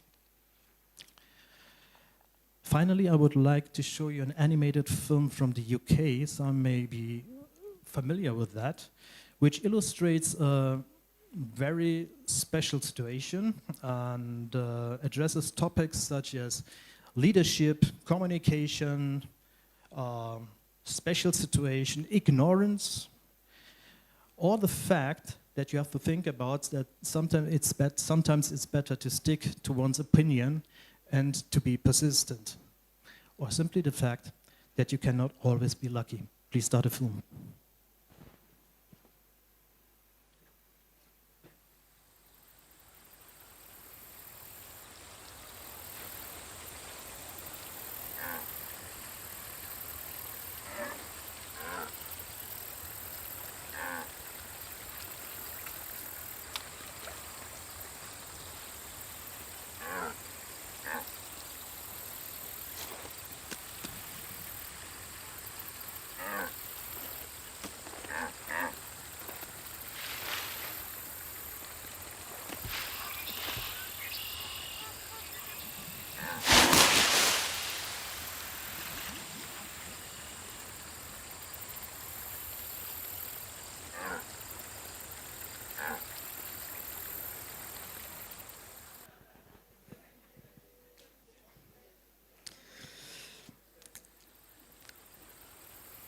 Next slide, please. If you would like to have a printed copy in addition to this online version of the guidance, please come and see me at the table over there. I have some copies with me. Sven, maybe you can raise your hand so that we know which table. Yeah, there you can find it. And another thing I would like to recommend is the recording of the first edition of the web talk series organized by the Special Commission on Prevention of the ISSA with two OSH experts, namely Kirsten Kunz from Westfalen Shareholding Company. It's a petroleum company in Germany. And my colleague Mike Leppert from the Energy Networks Association from the UK and also a member of the working group, who sadly passed away last year after a short, serious illness. So stay healthy, take care, and always pay attention to your safety. Bye-bye.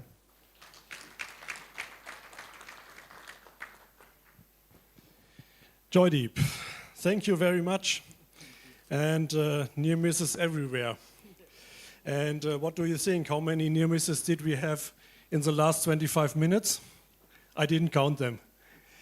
But I think it's true, we always talk far too little about near misses, and as you have shown us, it's a good indicator for prevention measures. Thank you very much, and thank you for the surprising films.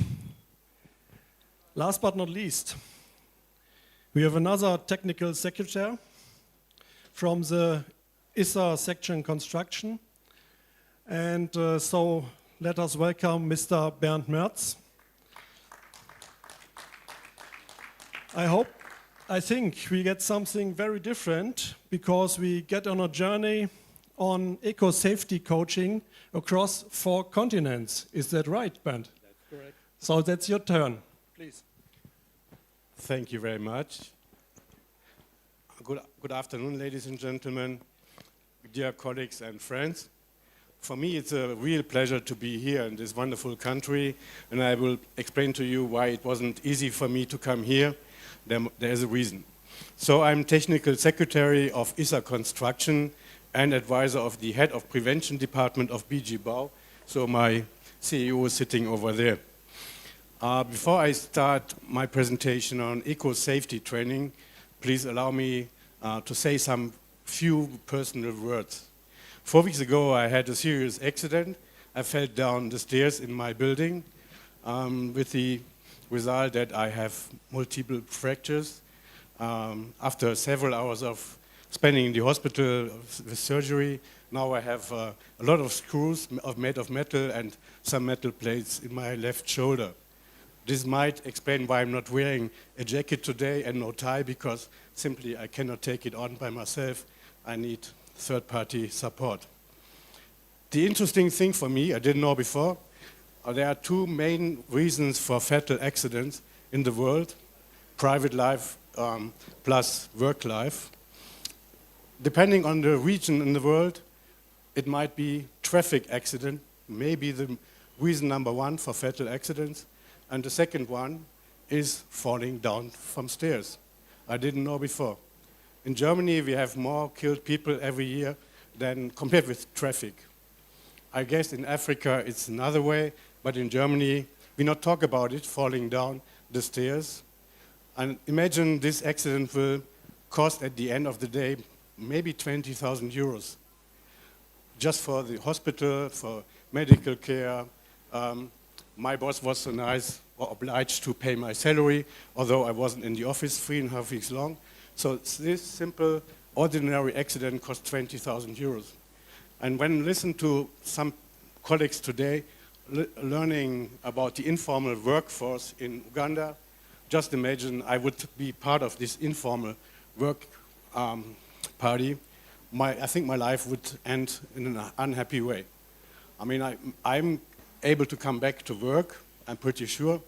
Maybe I would still have some suffering from this accident, but I'm not depending on my family. Because as a blue-collar worker, I think my career would be at the end now. To work with this shoulder, like as a carpenter, I think it's impossible for the next half year up to 1 year. So we have to keep in mind that traffic accidents as well as falling down the stairs are the two main reasons for fatal accidents all over the world. As a prevention expert, I like to talk about falling down from the roof or from the ladder, but honestly, I have learned the main causes for fatal accidents are different. Driving in traffic is a high-risk situation, and just imagine working on a construction site every day. As a prevention expert, like to talk about the hazards and the risk on a construction site is nothing compared with going to the workplace and going back home. I think not everybody is aware of this fact, but traffic is a nightmare. And the same with my accident. For me, as well as for my employer, it doesn't matter if I have the accident in private life or during my job time. For me, the pain is the same. In my case, fee insurer have to pay for the hospital and so on.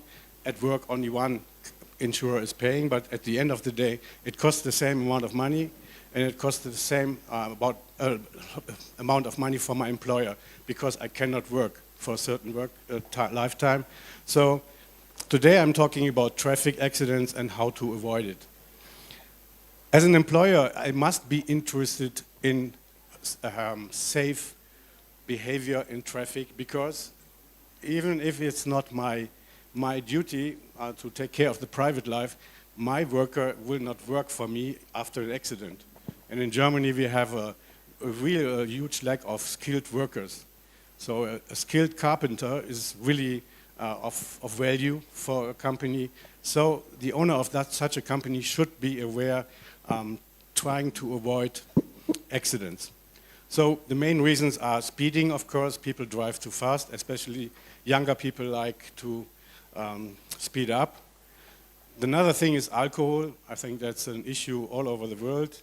In Germany, due to the police checks, the number of alcohol-related accidents is going down. But anyway, I know some people like to have some beers before driving home with the car. For me, it's nothing I can accept. Distraction, of course, and in some countries, people not like to use the seat belt.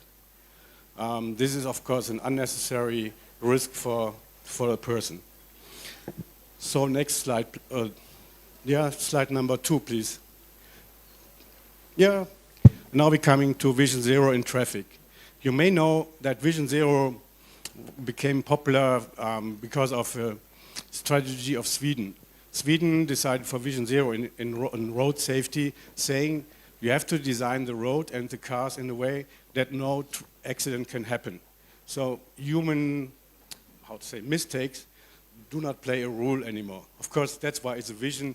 You cannot make cars and roads safe 100%. There's always a human factor, but this is a good idea, I think. You have to start to think about make the workplace safe and make the technique safe. Then there might be no risk anymore for human beings.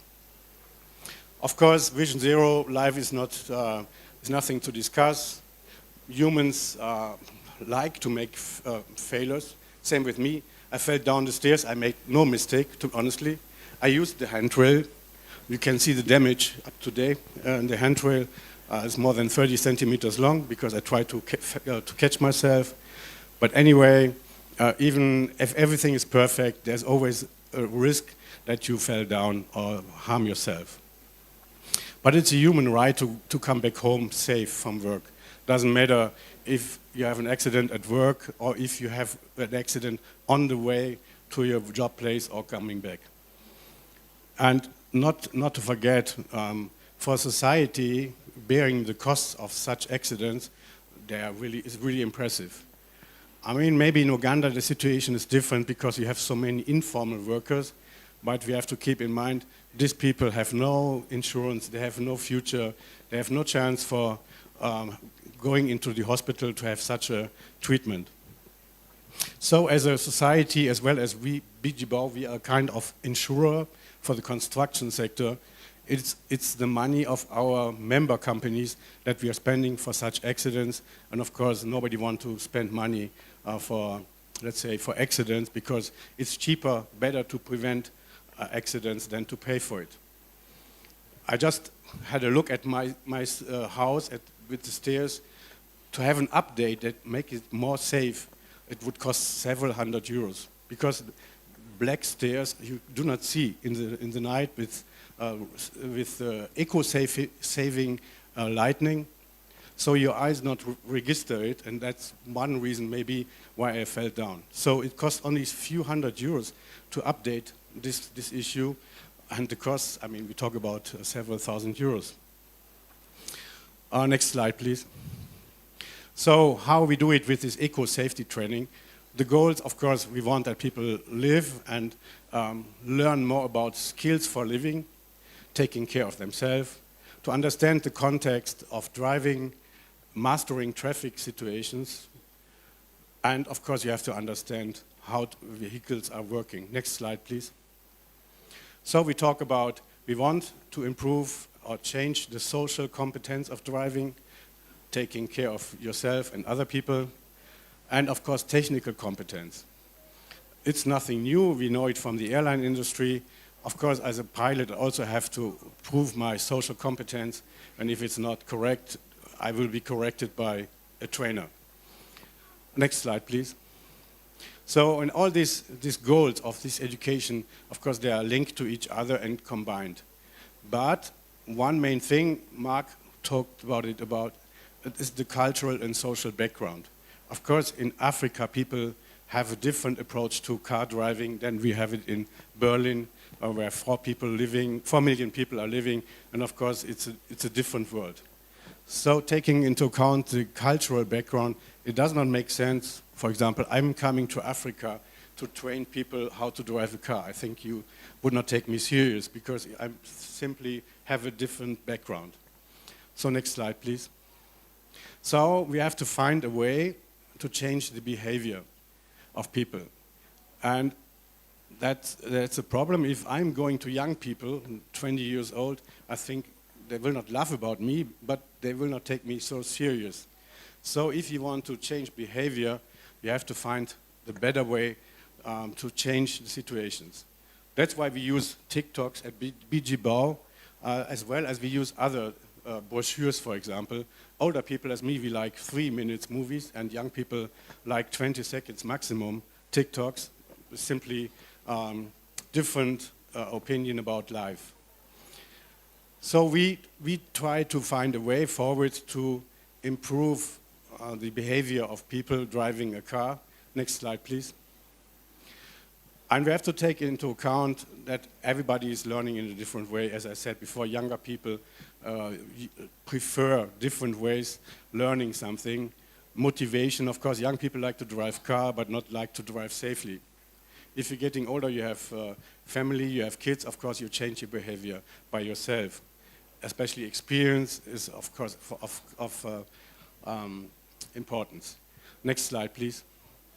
And there is one way to be used to do it in a simple way, and as a training provider, I have to say cheap way. Coaching is nothing new. It's much better than I'm standing in front of you as and preach the subject.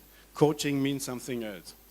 Coaching means to have a look of what people are doing. Afterwards, you have a kind of talking about what I have noticed. And then a second round, and again talk about what I have noticed as a teacher. Next slide, please. There you can see the coaching concept. The first ride is just observation. I'm sitting beside the driver, writing down what I see. Then we talk about it. And then the second ride, and again we talk about it. And this coaching concept just takes 1 hour for one driver. It's not so much, I think. We had been lucky to try it out with regard to normal health and safety training. We had a pilot project at Bijibau together with a colleague. I developed it. You can imagine in 5 hours' time, we had been able to train 150 young people in a training center. Just let them do scaffold work. They just showed us how they do it. Then we talked about it, that's wrong. Then we presented them the best solution, and afterwards they tried it again. There you can see that coaching is nothing really new or ineffective. It's a possible way to improve the situation very fast. And for me, as an experienced trainer with regard to prevention, I was surprised because we asked them to evaluate our coaching day. And for the first time in my life, we got 150 times 10 of 10 points. So it's not only that we had the feeling that it's a good idea, this coaching concept, also the people taking part in our training courses have been happy. And they have been surprised that such an old institution like Bijibau is able to provide such a new approach. Of course, it's not enough. Of course, we have to do more. But coaching with regard to driving is the only way for me to improve the situation. Next slide, please. And there was a long-term evaluation done by my colleagues. There you can see that within a very short time, the percentage of really expensive insurance damages and third-party damages decreased. So it's working. And that's not only with driving, but today we are talking about road safety and travel. There you can see this coaching concept, 1 hour for one person is really a good approach to reduce the number of accidents in traffic. Next slide, please. There you can see the green line is, of course, the success story. And you can see after a while, the success is decreasing again. So this means they have to repeat it after 1 year. And I'm also commercial airline pilot. It's the same. Once in a half year, I have to go to such a coaching process in a simulator, or a colleague is sitting behind me. He's not criticizing me. We just talked about what I did wrong or what I could improve. So it's definitely a well-known approach to increase safety. And with regard to traffic, road safety, it's an international approach, and it's proven in many countries that it's working. So that's maybe a tip from my side to Uganda or to other African countries. Try it out. Just sit beside a driver and just observe what he's doing and talk about with him or her afterwards about his way of driving. don't need to be a coach, professional one. You just have to give short remarks and let him think by himself, especially not using the belt. I mean, that's a simple thing to stop. Next slide, please. There you can see it was tested out in many countries in Europe, up to Cyprus, Turkey, Spain, Finland, of course Germany. Next slide, please. There you can see also in the United States and China it was tested, and every time there was a proven positive result. And just to remind you, 1 hour time for teaching, to coach someone in the car to improve the situation is not so much. So I guess it's definitely a good approach. For us as a prevention department, of course, I'm thinking about to improve the situation with training courses, also using this coaching method for other things like scaffold work. It's dangerous work, and it's simply not so cost effective as other training methods. Next slide, please. Just to sum it up, it's easy to explain. Eco safety training, the name is explaining what we want, that people follow the flow of the traffic and not doing a Formula One race on the street. You save a lot of fuel if you drive in a different way, plus you drive much more safe. And of course, we as an insurer have to say that we insure the way to the job site as well as the way back home. Of course, we are interested in not having traffic accidents that we have to pay for. And what also Mark Fulleman said before, keep in mind the cultural background. I know in African countries you have a lot of migrant workers coming and going. Of course, they have different approaches.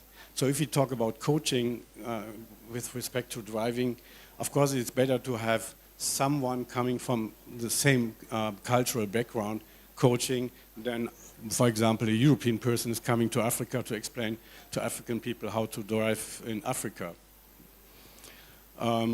That's why it's the last line is saying it adapted training design together with locals and not coming there and preaching people how to drive a car or to drive a excavator loader. Of course, I can explain the technique to you, but my mentality is a little different. Next slide, please. So that's the responsible coordinator for this program. So if you have any special question with regard to this eco-safety training, he's of course the right person to explain it to you and provide more information. And that's one of my favorite things to say, because I've heard many times that in Africa you don't have enough statistical data with regard to accidents. Believe me, the statistical data with regard to construction or to transport is available all over the world. And the main reasons are the same. It doesn't matter if it's in India or if it's in Uganda. So if you need statistical data to carry out prevention work in Uganda, of course you can ask me, because I am, let's say, since 20 years I'm working on evaluate statistical data all over the world. I was even advisor to the Chinese government. So I have all the data, and there's no change in it in the last 5 years. So it's always the same: falling down, falling objects on the construction site. Electricity is an issue. So if you need input, simply ask me or my colleagues, and we will support you with data from Germany, from Europe, from the rest of the world. That's not an issue. So thank you for listening, and believe me, it's really a pleasure for me to be here in Uganda.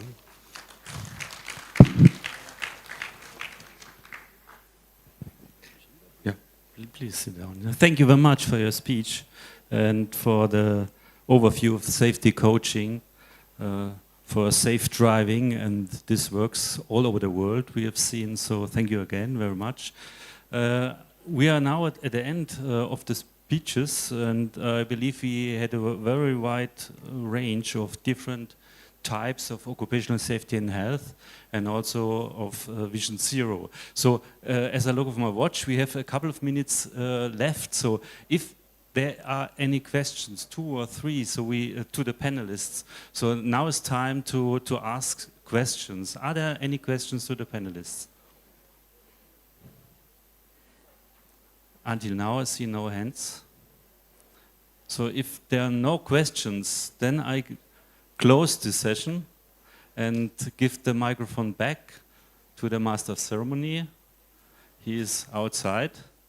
And thank you again for coming, for staying, and for hearing, and have a nice day.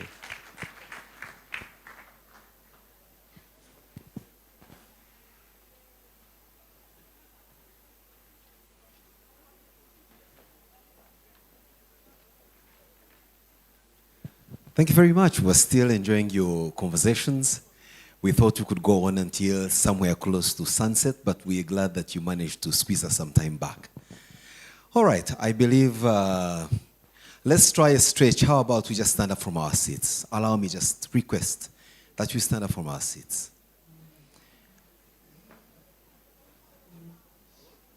Yeah, I don't even need to tell you what to do when you stand. Just stretch in the best way you know how. Because from my material science, I can see some of you are already elastic enough. Others are already at your plastic point. Others are almost at the brittle point where you can break a bone or two. So I don't take responsibility for what happens to you after. But I am glad we're all standing and stretching in the best way we know how. All right, how about we take our seats? I'll tell you what. The most exciting part of these engagements is about to show up. And I can see it from the position of the sun. As soon as it gets a little less bright as now, the party begins. So, it's now time for a bit of democratic engagement. Do we proceed technically, or do we proceed in a fun way? What's your choice? Fun way. Clearly, you can't be tired after day two. No. This is a technical conversation. Eh? All right. We continue to recognize those that came through with their sponsorship. I do not know whether I have a representative in the house from the Uganda National Oil Company, UNOC. Do we have anyone from UNOC? In all honesty, they are the richest people in the room if they are here. Don't ask me how, but what's for sure is they are. And if I don't allow them an opportunity to just show us the Benjamins or show us the dollar signs, they may get offended. But if they're not in here, I am going to request that Commissioner Eva does step forward to the dais so that she can be the one to look you in your face and inform you of what next before I come back. Or did she exit the room earlier than her guests? I can see her there at the back with Mr. Chidri. So we'll invite Madame Eva, who will come to do a quick recap. I think it will be as quick as what she did in the morning. Remember, she recapped the whole of yesterday's 10 hours into 3 minutes. So I believe now she's going to make it shorter, and then we can come through for the final announcements of what happens starting from today to tomorrow. Madame Eva. That's the part where the DJ plays a bit of, church hymns and all that. Just give her motivation, some safety songs,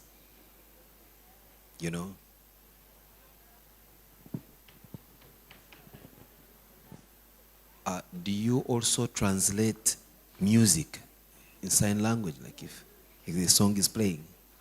Okay. Hurry, please. We need to do this translation of music into sign language.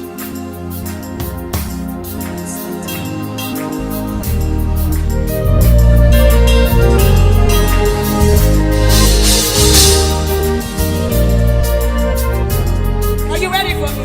Go. Oh, oh, oh, oh, oh, oh, oh. Yeah. Oh, oh, oh, oh, oh. Yeah. Oh, oh, oh, oh, oh, oh. Yeah. Oh, oh. Say. Oh, Mary Mama, oh, Mary Mama, oh, Mary Mama.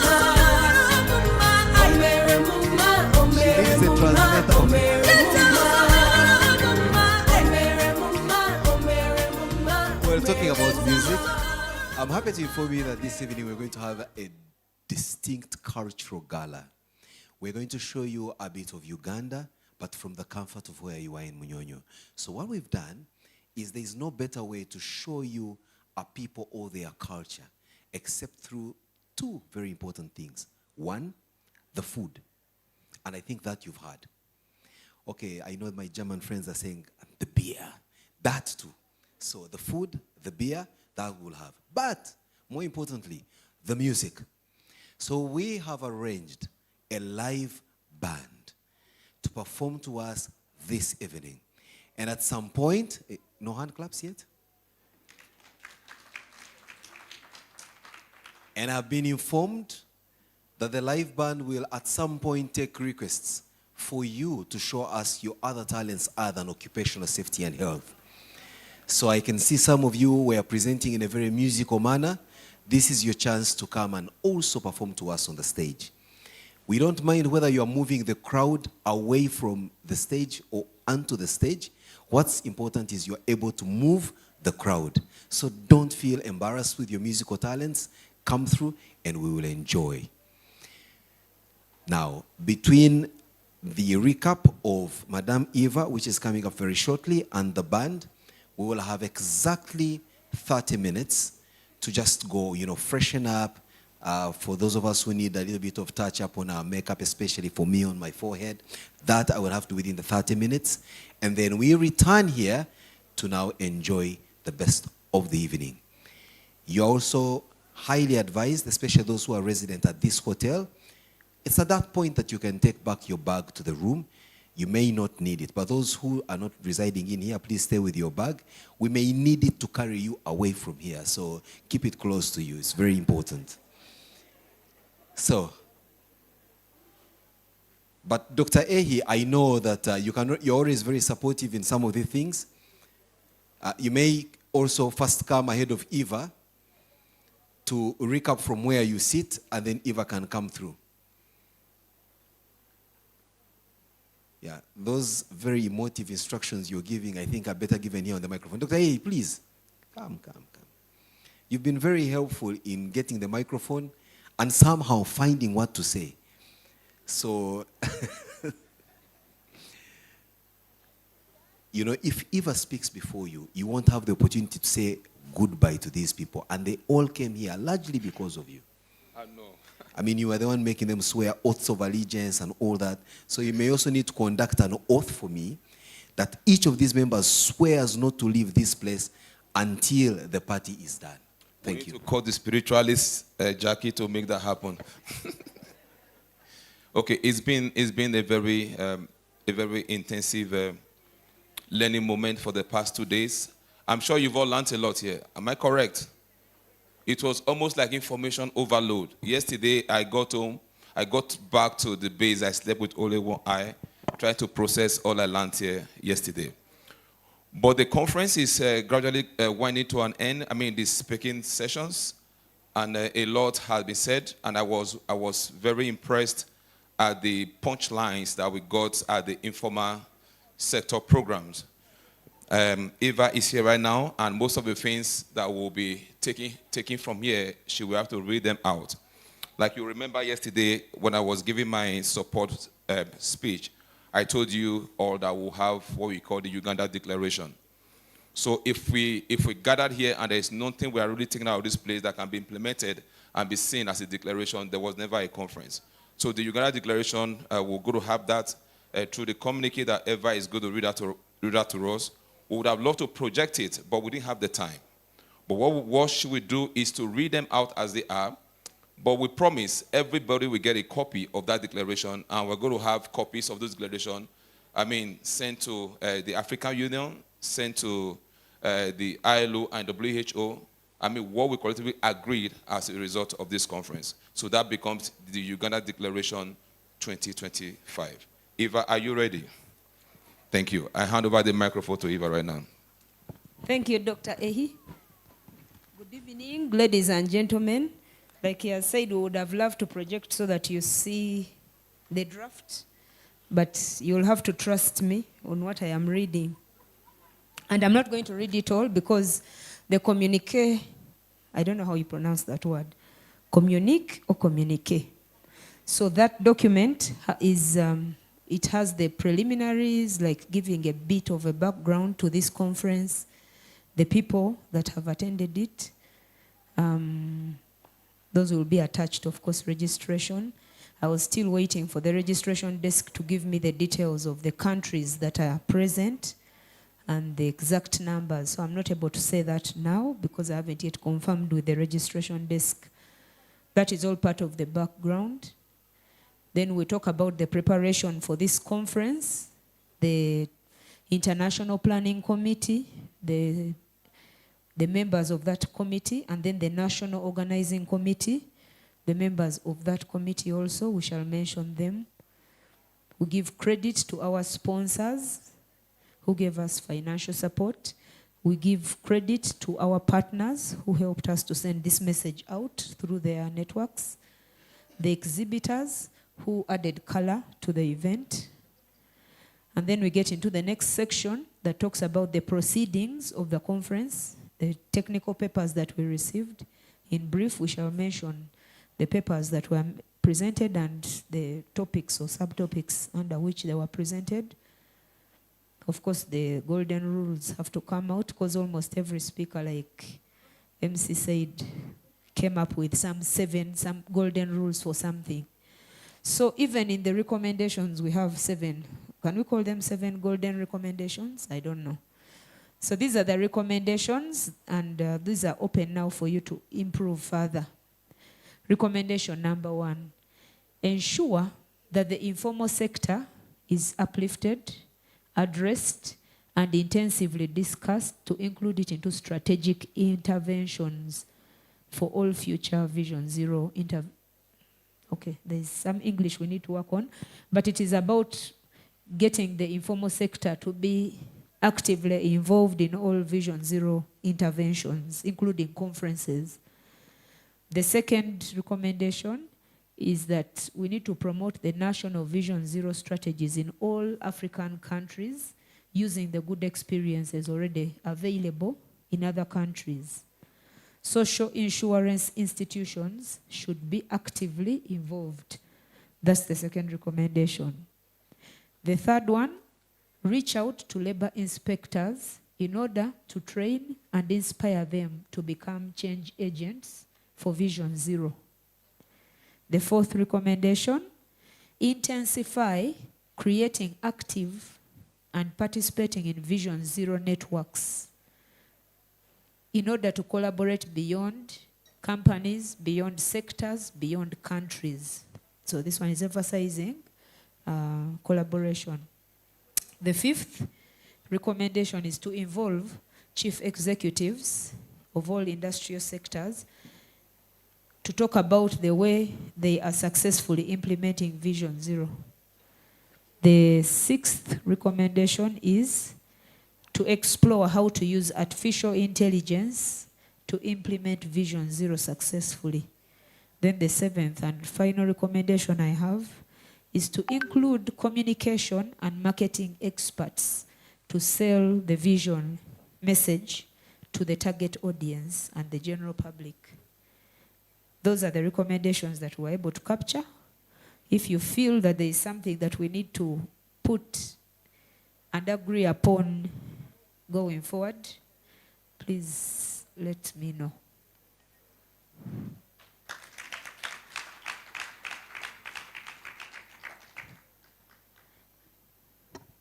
I hope that hand clap means that you're in total agreement. All right. So I'll first wait to hear from my colleague, Mr. Kakuku, on next steps. A round of applause to Madame Eva Katusabe.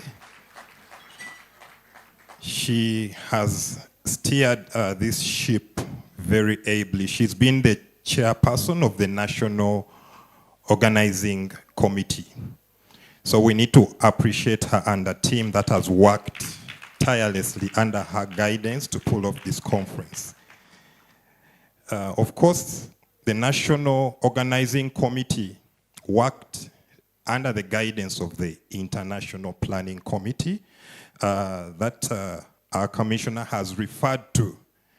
In that communique, the members of both committees will be indicated, but we have them in the room over here. We have the president of ISA Construction. We have the president of ISA Mining. We have the OSH Africa president. We have the president of the Africa Vision Zero Network. We have Dr. Monica, who has been a very formidable resource in ensuring that this conference comes up successfully. And we have a very wonderful coordinator from Germany, Ilkna. I don't know if I pronounced that name quite well. She's done a formidable job for us to pull off this conference. So I just want to, as we come to the closing remarks, and we also have one of the members from OSH Africa, Dr. Tutula from South Africa. Yes, she has been part of the advisory team on the International Planning Committee. So I just want to give a vote of thanks to those two teams that have ensured that we pull off such a conference. And as we draw towards the closing remarks, I just want to highlight a few things by way of a way forward, besides what our commissioner has already raised. Building on what our Vision Zero Uganda ambassador committed to yesterday, we believe that this is a new beginning for us in Uganda to drive the Vision Zero strategy to the next level. There are lots of commitments, and there is actually a roadmap, a 2-year roadmap, which will articulate the activities that we will be doing in Uganda in as far as Vision Zero is concerned. And to make sure that we do not deviate from the wonderful theme that we had, from commitment to action, realizing Vision Zero in Africa. You remember yesterday when the Honorable Minister made the point that you can come up with wonderful presentations and yet fail to walk the talk. The roadmap that has been developed with the leadership of the ambassador is going to help us to actually reach out. In the discussions we had, a lot has come through to do with the informal sector. And because this country, as Uganda, from statistics, it is responsible for over 80% of the GDP. So we cannot undermine. We need to focus and ensure that that sector, they are brought on board, we engage them, and there is a significant level of inclusivity. We had an opportunity to share a QR code and want to interest every one of you to sign up to become a Vision Zero member. Whether you're coming in as an individual or as a corporate entity, please register such that you have an opportunity to benefit from the advantages that are available to the network members. And one other commitment that I can communicate about the roadmap is that we intend to do mini launches about Vision Zero. And this will be sector specific. For example, the manufacturing industry or sector, agriculture, mining, oil and gas. So please look out for this, as we'll be reaching out to the chief executives, to the different players to ensure that there is inclusivity and we come up with very, very successful tailor-made launches for Vision Zero in our different sectors. Last but not least, let us harness the power of collaboration.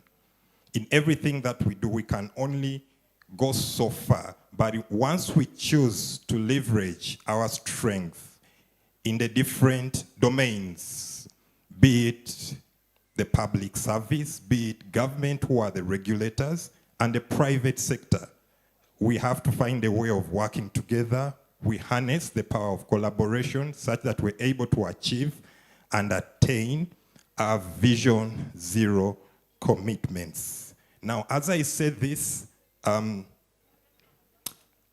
usually when we have such conferences, it is important for us to get to know who the next host of this conference will be. And as our team from Pacific is getting ready, I would like to invite the members of the IPC to join me forward. Dr. Ehi, Dr. Nkumbula, Professor Carl from ISA. If we have Mr. Helmut as well in the room. And on the side of the ministry or Uganda, we do have our commissioner right here. And it's right about time that we get to know where we'll be convening. Who would like to guess? Do you have any idea where you think the next Vision Zero Africa Conference will be holding in the next 2 years?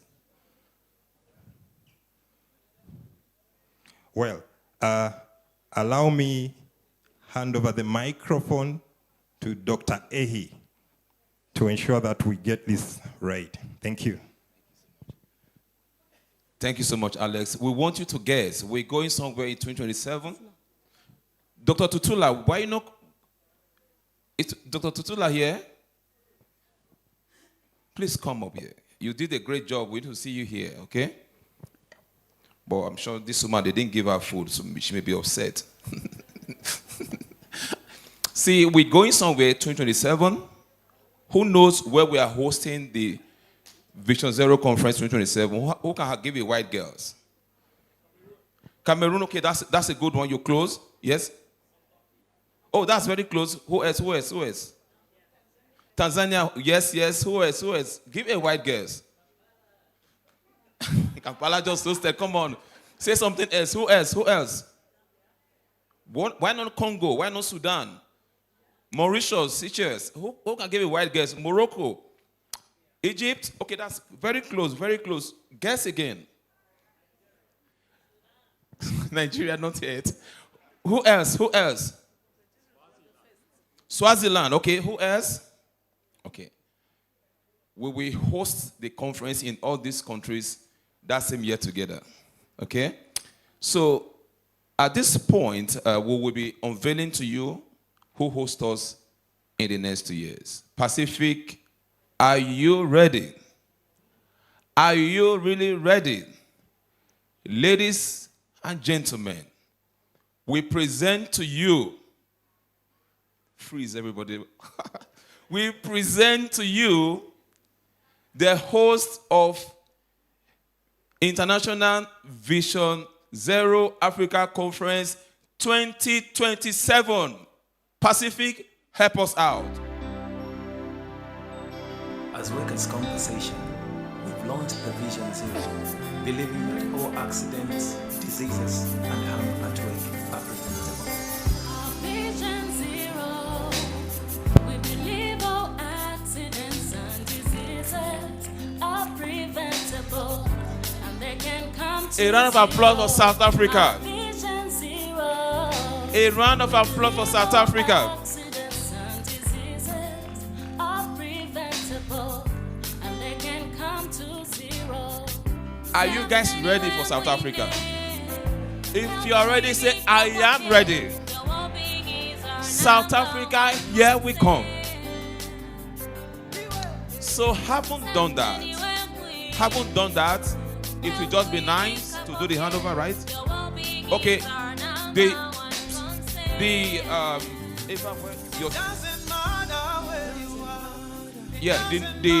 national Commit yourself and champion this campaign. National Organizing Committee, Uganda, please come forth. Invest in We need members of the National Organizing Committee to join us here. We need to do the handover ceremony right now. If you have not booked your ticket for South Africa, go and book it tonight. Don't waste any further time, okay? Yes. Please come forth. These are the men that were men and women behind the scene. Please come. Jerusalem,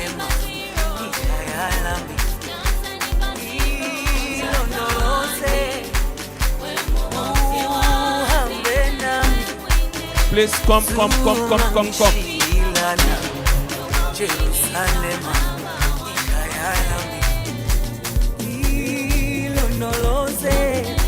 These are the men and women that work tirelessly behind the scene. Having said that, we have our brothers and sisters that will put up the next big show. Our brothers and sisters from South Africa, please, we welcome you here to take a baton from us. So, Dr. Spo and your team, we need you up here, please. Professor Spo and your team, we need you all here, please, so that we can hand over to you and do the handover ceremony, so that we can book our tickets. South Africa, here we come. Let us hold hands and speak against So the every hashtag for this malpractice relating evening to safety is South and health Africa, issues. here we come.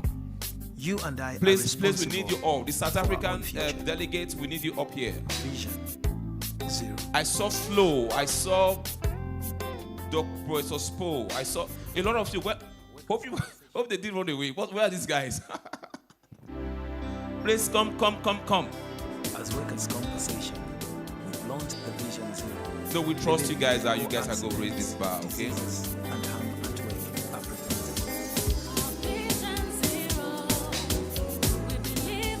So,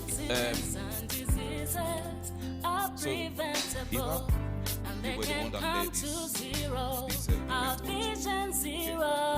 you have your colleagues from South Africa that you're handing over to. So you need to support you're the lead.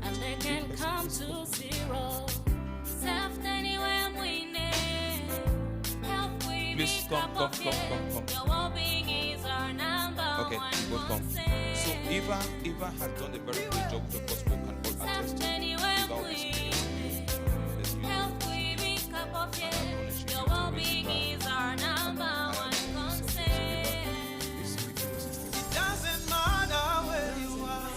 Doctor, thank you so much. I am not usually saying many words, but I Commit yourself and champion this campaign. such a privilege and an honor Invest for the in support that you people, rendered for us to be able to but be a leader. True and self and helping one truth. I will not mention names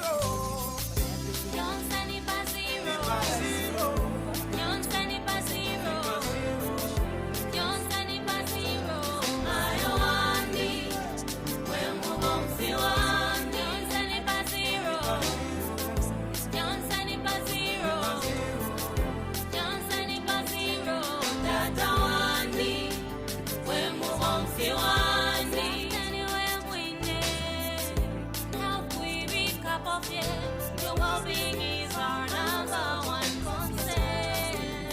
so feel free to reach out to us. Self anywhere we help we recap of it. Your well-being is our number one concern.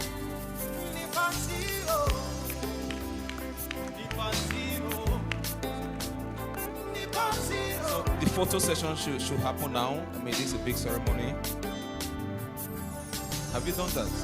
Our Vision Okay, Zero is based on the belief that all accidents, diseases, and harm at work are preventable. Remember that lack of proper safety and health measures has claimed a number of So, lives. Professor Spo, you have Therefore, let us hold hands and speak against every what we look malpractice forward to relating to safety receiving in and South health Africa. issues. Thank you so much. You and I are responsible for our own future. Vision Zero. I will only lay the foundation for my senior here to speak. Ladies and gentlemen, As workers' compensation, we've launched the Vision Zero, believing that all accidents, diseases, and harm at work are preventable.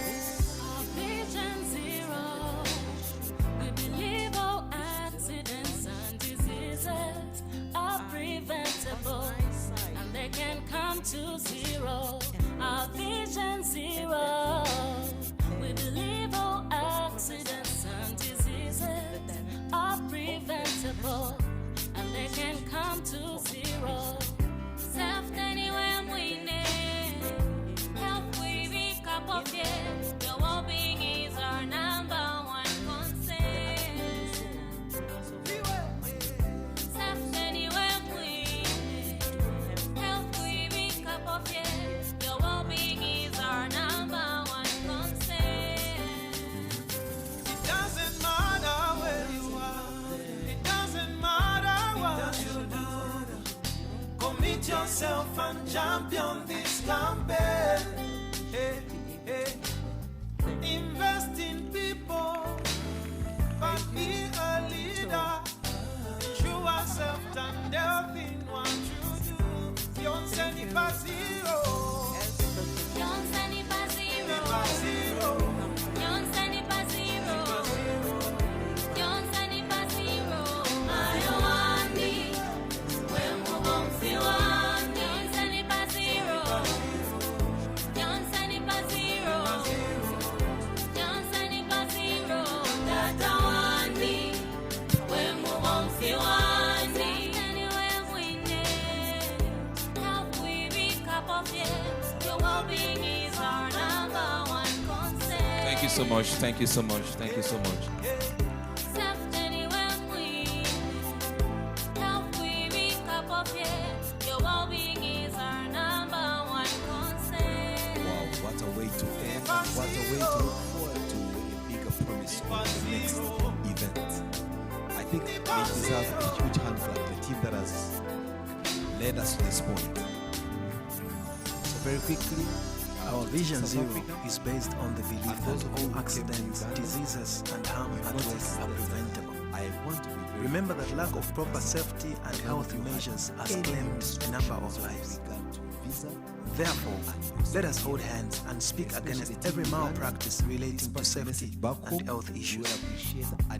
You and I are responsible for our own future. It would be very sad for us to miss out because of visa restrictions, but most importantly, we are looking forward to the hospitality of South Africa, which you have always had. So everyone is looking forward to that. Talking about hospitality, As workers' conversations, may I we've request launched the Vision Zero, believing that all accidents, diseases, so that you and don't harm steal at my work shine are from the preventable. city. About to make my Vision Zero. In fact, here I'm going Believe to all ask the translator accidents to and sign language for this diseases so that are preventable, and they can come to zero. Our Vision Zero. At this juncture, I would like to call the co-host, Mr. Samuel Achidri, Mr. Sunday Achidri, the president for the Safety and Health Association of Uganda, that has worked in collaboration with the ministry to come and give the final remarks and take the honor to close this conference officially and then usher us into the next. Thank you. Doesn't matter where you are. It doesn't matter what you do. Commit yourself and champion this campaign. Hey, hey. Invest in people, but be a leader. Ensure self-and health in what you do. Yonse ni pa zero. Yonse ni pa zero. Pa zero. Yonse ni pa zero. Yonse ni pa zero. Ayo wani, we mubomfi wani. Yonse ni pa zero.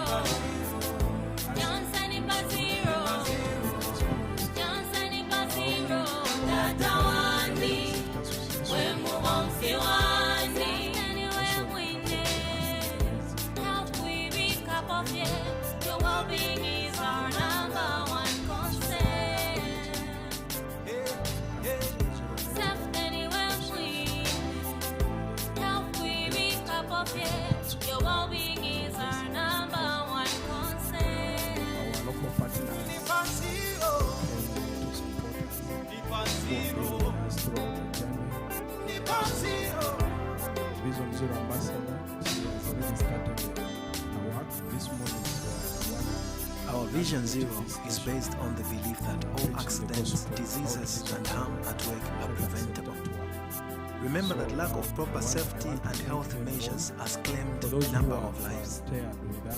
Therefore, let us hold hands and speak against every malpractice relating to safety and health issues. You and I are responsible for our own future. Vision. Most importantly, you need to pick the message. It's part of learning, and it's an opportunity for the South African team to probably make it better next time. As workers' compensation, launch the Vision Zero, believing that all accidents, diseases, and harm at work are preventable. To the service providers who are preventable, and they can come to zero.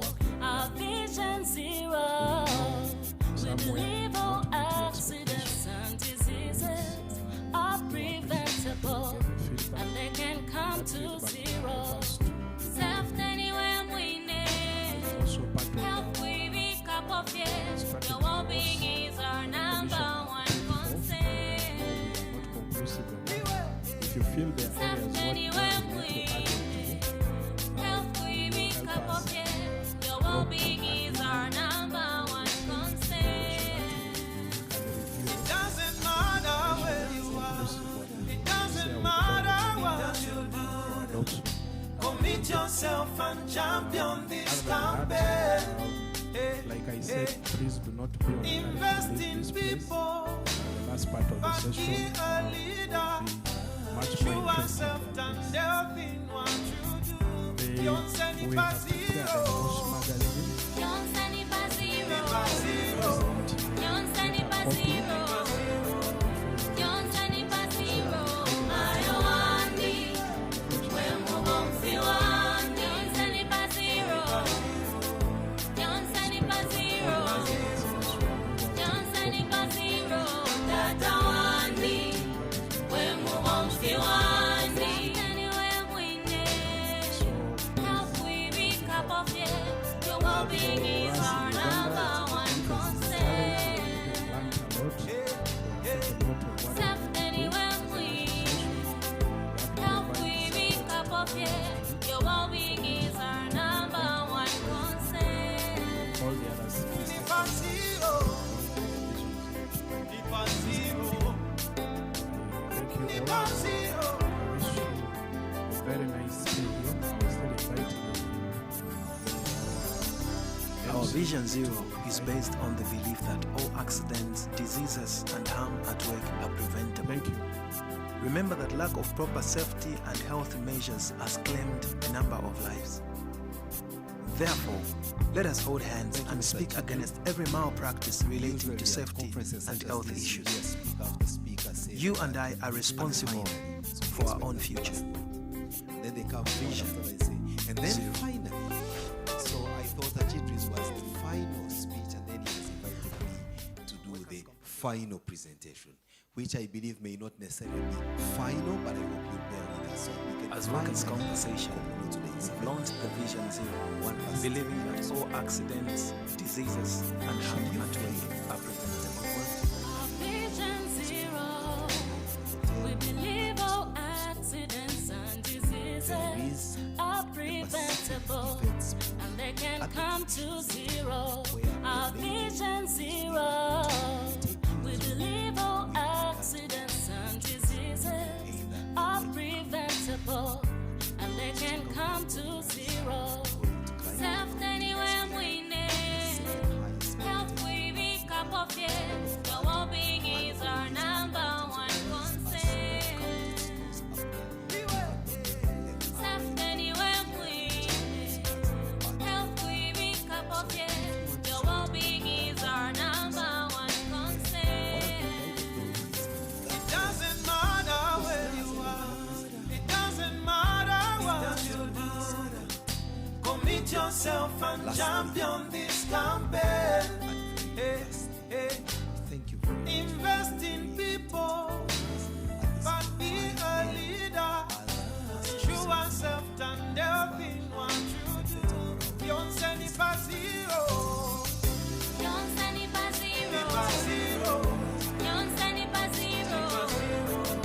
Don't send it for zero. I want it. When we won't feel one. Don't send it for zero.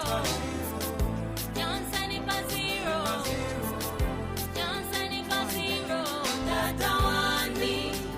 When we won't feel one. Anywhere we need. Help we pick up of it. Your well-being is our number one concern. Self anywhere we help we pick up of it. Your well-being is our number one concern.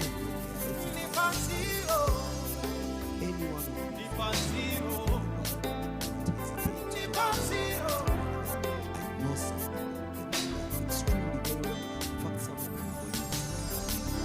Our Vision Zero is based on the belief that all accidents, diseases, and harm at work are preventable. Remember that lack of proper safety and health measures has claimed a number of lives. Therefore, let us hold hands and speak against every malpractice relating to safety And and really, health really, issues. finally, anyway, this is about You and I are responsible for our own future.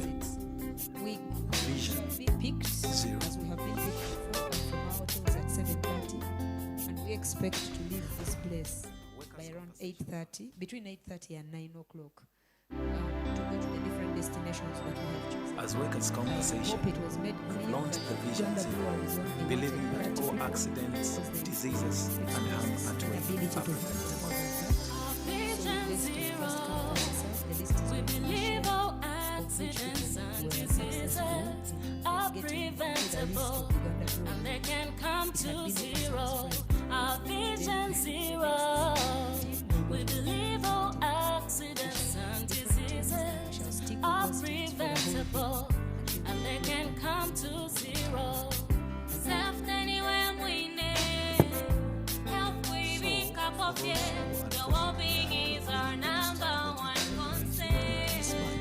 Uganda Breweries has already arrived. Self anywhere we